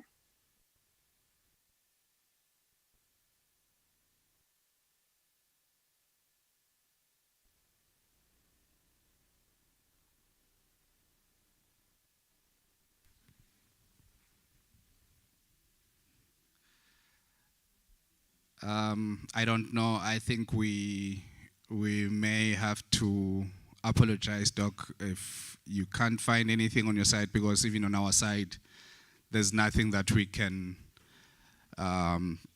say is the problem here. So I don't know what is the problem on your side, because there's feedback coming from your end, and it makes us not to be able to hear you at all.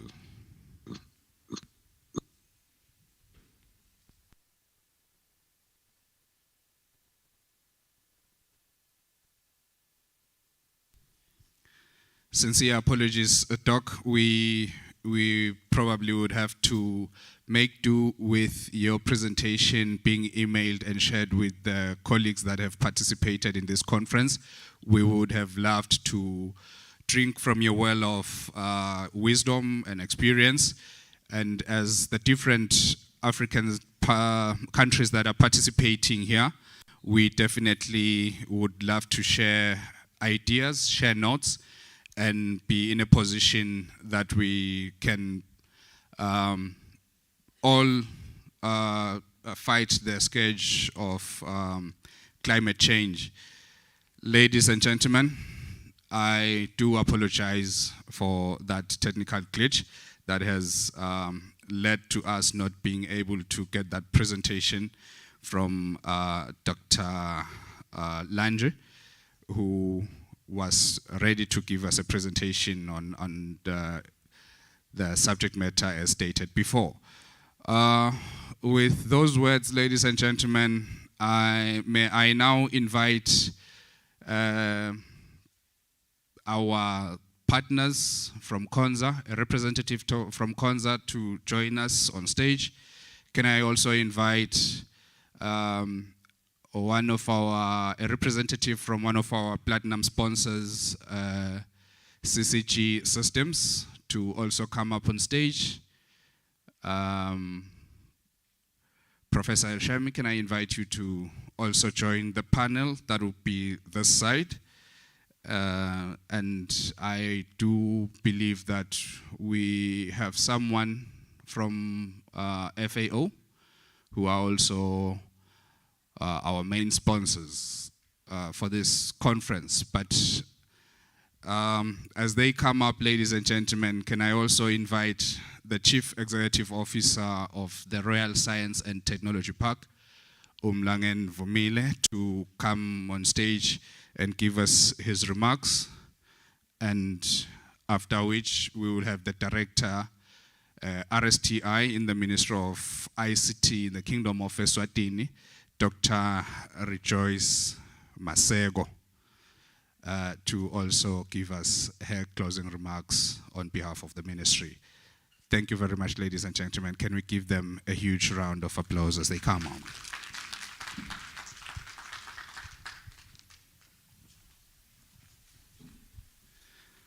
I know that the team from RSTP that has been working hard to put this conference together is still out there running around, but I would also appreciate if they were to come closer for this session, join the panel, or rather join the participants on the floor, and we definitely will request that they are acknowledged as well for a job well done, and they have been working really, really hard. I am sure the CEO is not just going to thank them, but their families as well, because a lot of the family time was taken away while they were preparing for this conference. Can I now hand over to the CEO? Over to you, Ngozi.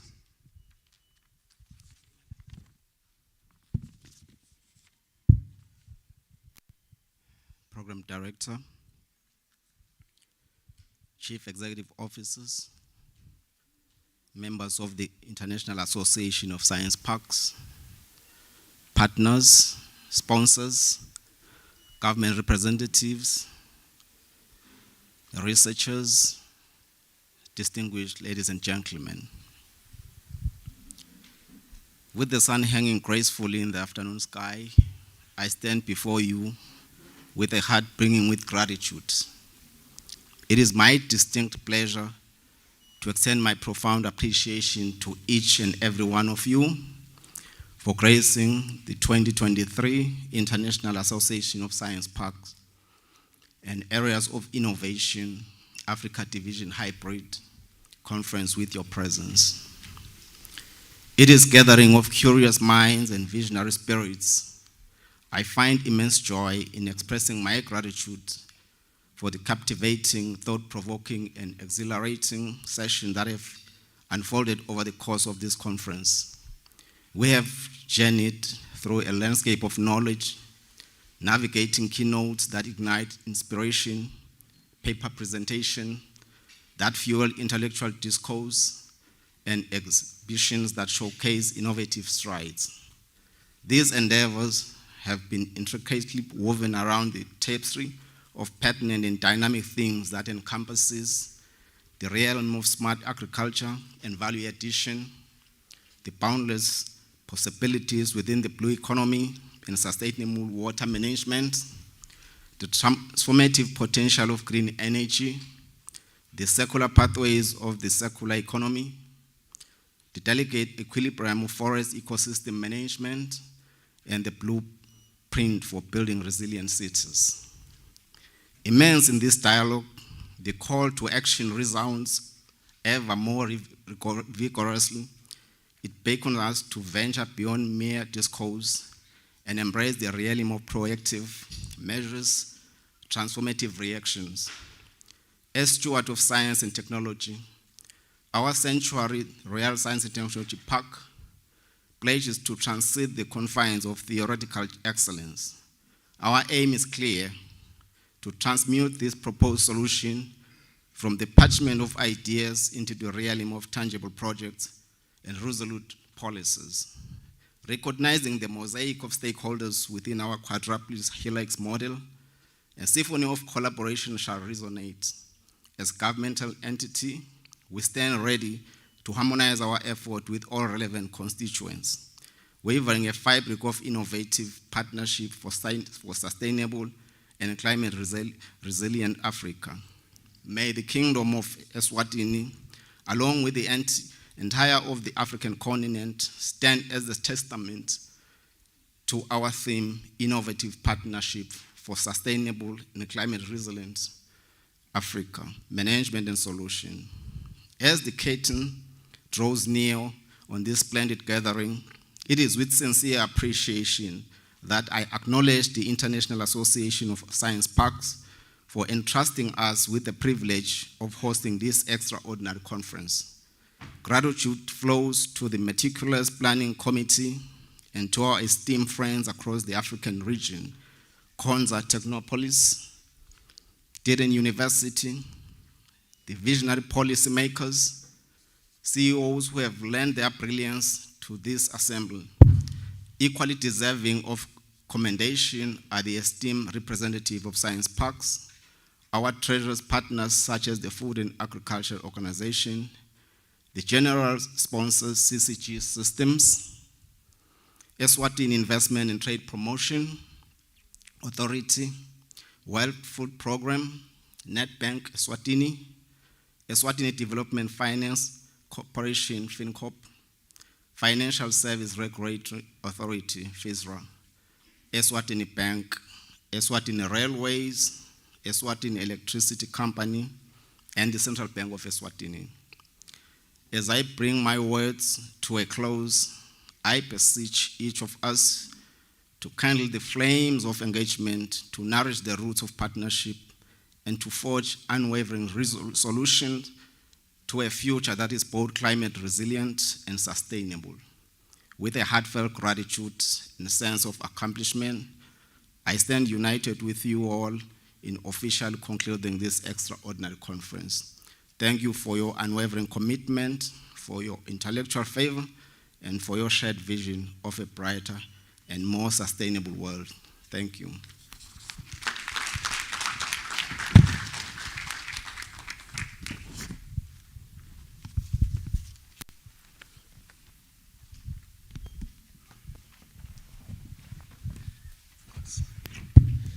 Thank you very much, CEO. Can I now hand over to the Director, RSTI, Dr. Rejoice Masego. Can we give her a round of applause?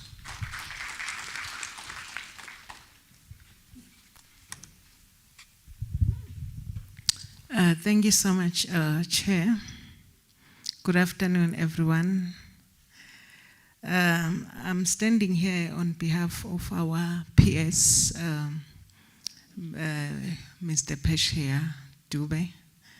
He would have loved to be here, but is just running around busy with some activities that are equally important. So on his behalf, I would like to apologize. Actually thought we'll be closing later than this, hence I'm sure now he's just around Malakwan. Apologies once again. Yeah, the PS is overwhelmed. He just sent me a message. He's overwhelmed with joy. ISP would like to express our sincere gratitude as a country, as the Minister of ICT. Thank you so much for giving us an opportunity to host this conference of this magnitude. It's wonderful. We thought we were not going to manage, but indeed, you are a great mentor, especially Konza Technologies. You did well in mentoring us. And the PS said to the RSTP is very grateful because indeed it shows that you are great students. He was not even sure that this conference is going to be a success because it was only a month ago that you informed him that there is going to be such a conference, and he was like, "Oh, are we going to manage?" But he's very, very grateful, and he said he's very much aware that one of your values is excellence, one of your values is Ubuntu, one of your values is innovation, and also one of your values is professionalism. It's quite clear. He's now convinced that it's not only on paper, but you have shown it in this conference. It's in you. And I can say congratulations for that. The PS is very excited. We have funders. I call them, and PS was saying, these are hilarious givers. In what way? Because you can see if maybe as you give grudgingly. Because if you give grudgingly, then this conference was not going to be a success. The excitement that was here, it showed that really the funding came from hilarious givers. Thus, the PS is saying, may our God meet your needs. May your organizations prosper because of what you have done to us. So he's saying, please, we're still going to knock on your doors. Don't get tired of us because we are still we wish to partner with you. Thus, continue to be hilarious givers. The PS was also excited. The numbers, he was not expecting so many participants, but he's grateful that here we have resilient participants who participated until the end. Thus, the PS is convinced that indeed we are ready to change our region. We are ready to ensure that our Africa is resilient to climate change. And not only that, because from policy level, we are busy with so many strategies, continental strategies, even national strategies, digital transformation at regional level. We also have developed our own industrialization strategy. There is a regional one, and also at country level we have our own. We are yet to develop some strategies that are relevant to the VUCA world, like the 4IR strategy. We are on the verge of developing it. The PS is saying now he's very much aware that Emaswati are ready.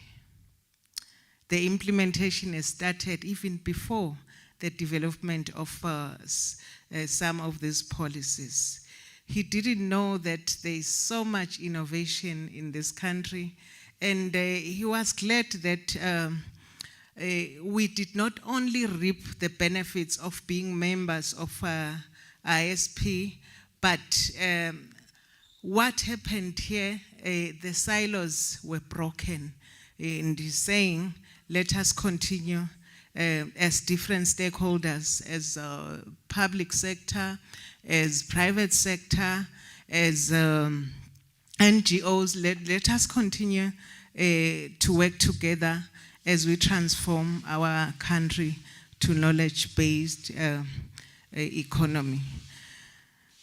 I'm not going to be long. Actually, our COO has already covered a lot, but thank you so much, because really this conference has not only equipped us in terms of resilient climate change, but what it did to us, we have also raised awareness. Most of you now, you know very well what RSTP is capable of. So I'm sure, even if you were doubting that this is a key actor in the national systems of innovation, now you know we have a potential key actor. So that's, again, we appreciate that. From our PS, that is all. Thank you once again.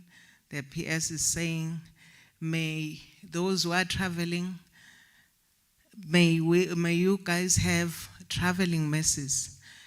Those who are remaining behind, let this conference remain a reference point. We don't want a situation where we see others prospering, we see companies, then maybe we ask you, were you there? Because I know for sure, after this conference, there is a lot that is going to happen. We don't want to say, I was there, but there is no impact. Thank you.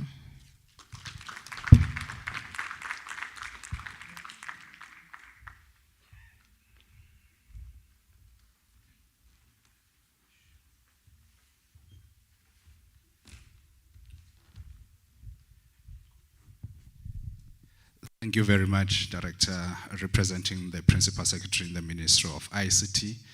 They've got a small token of appreciation for agreeing to work with them in facilitating this conference. So I'll let the CONSA representative hand over that token of appreciation to the CEO. Over to you, Rahab.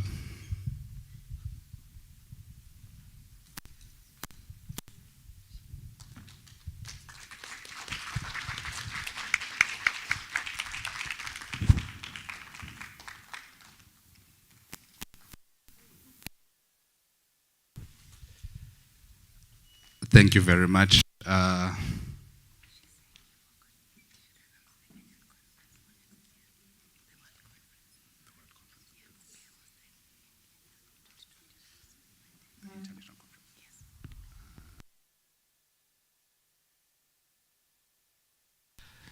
Thank you very much. I have just been reminded that we are all, as we are in this room and probably other partners that are not here, invited to the same conference, or the international conference now, the International Association of Science Parks and Areas of Innovation International Conference next year, September. It will be hosted by Kenya. It would be nice to see all of you boarding Swatini Air going to Kenya. And for those that will not be on Eswatini Air, we'll probably join virtually. We can give you that assurance, Rahab. It has been a pleasure being with all of you. Ladies and gentlemen, thank you very much. As the CEO and the director representing this, the PS have made their closing remarks. It definitely marks the end of the conference. From myself and the rest of the team, thank you, and thank you very much.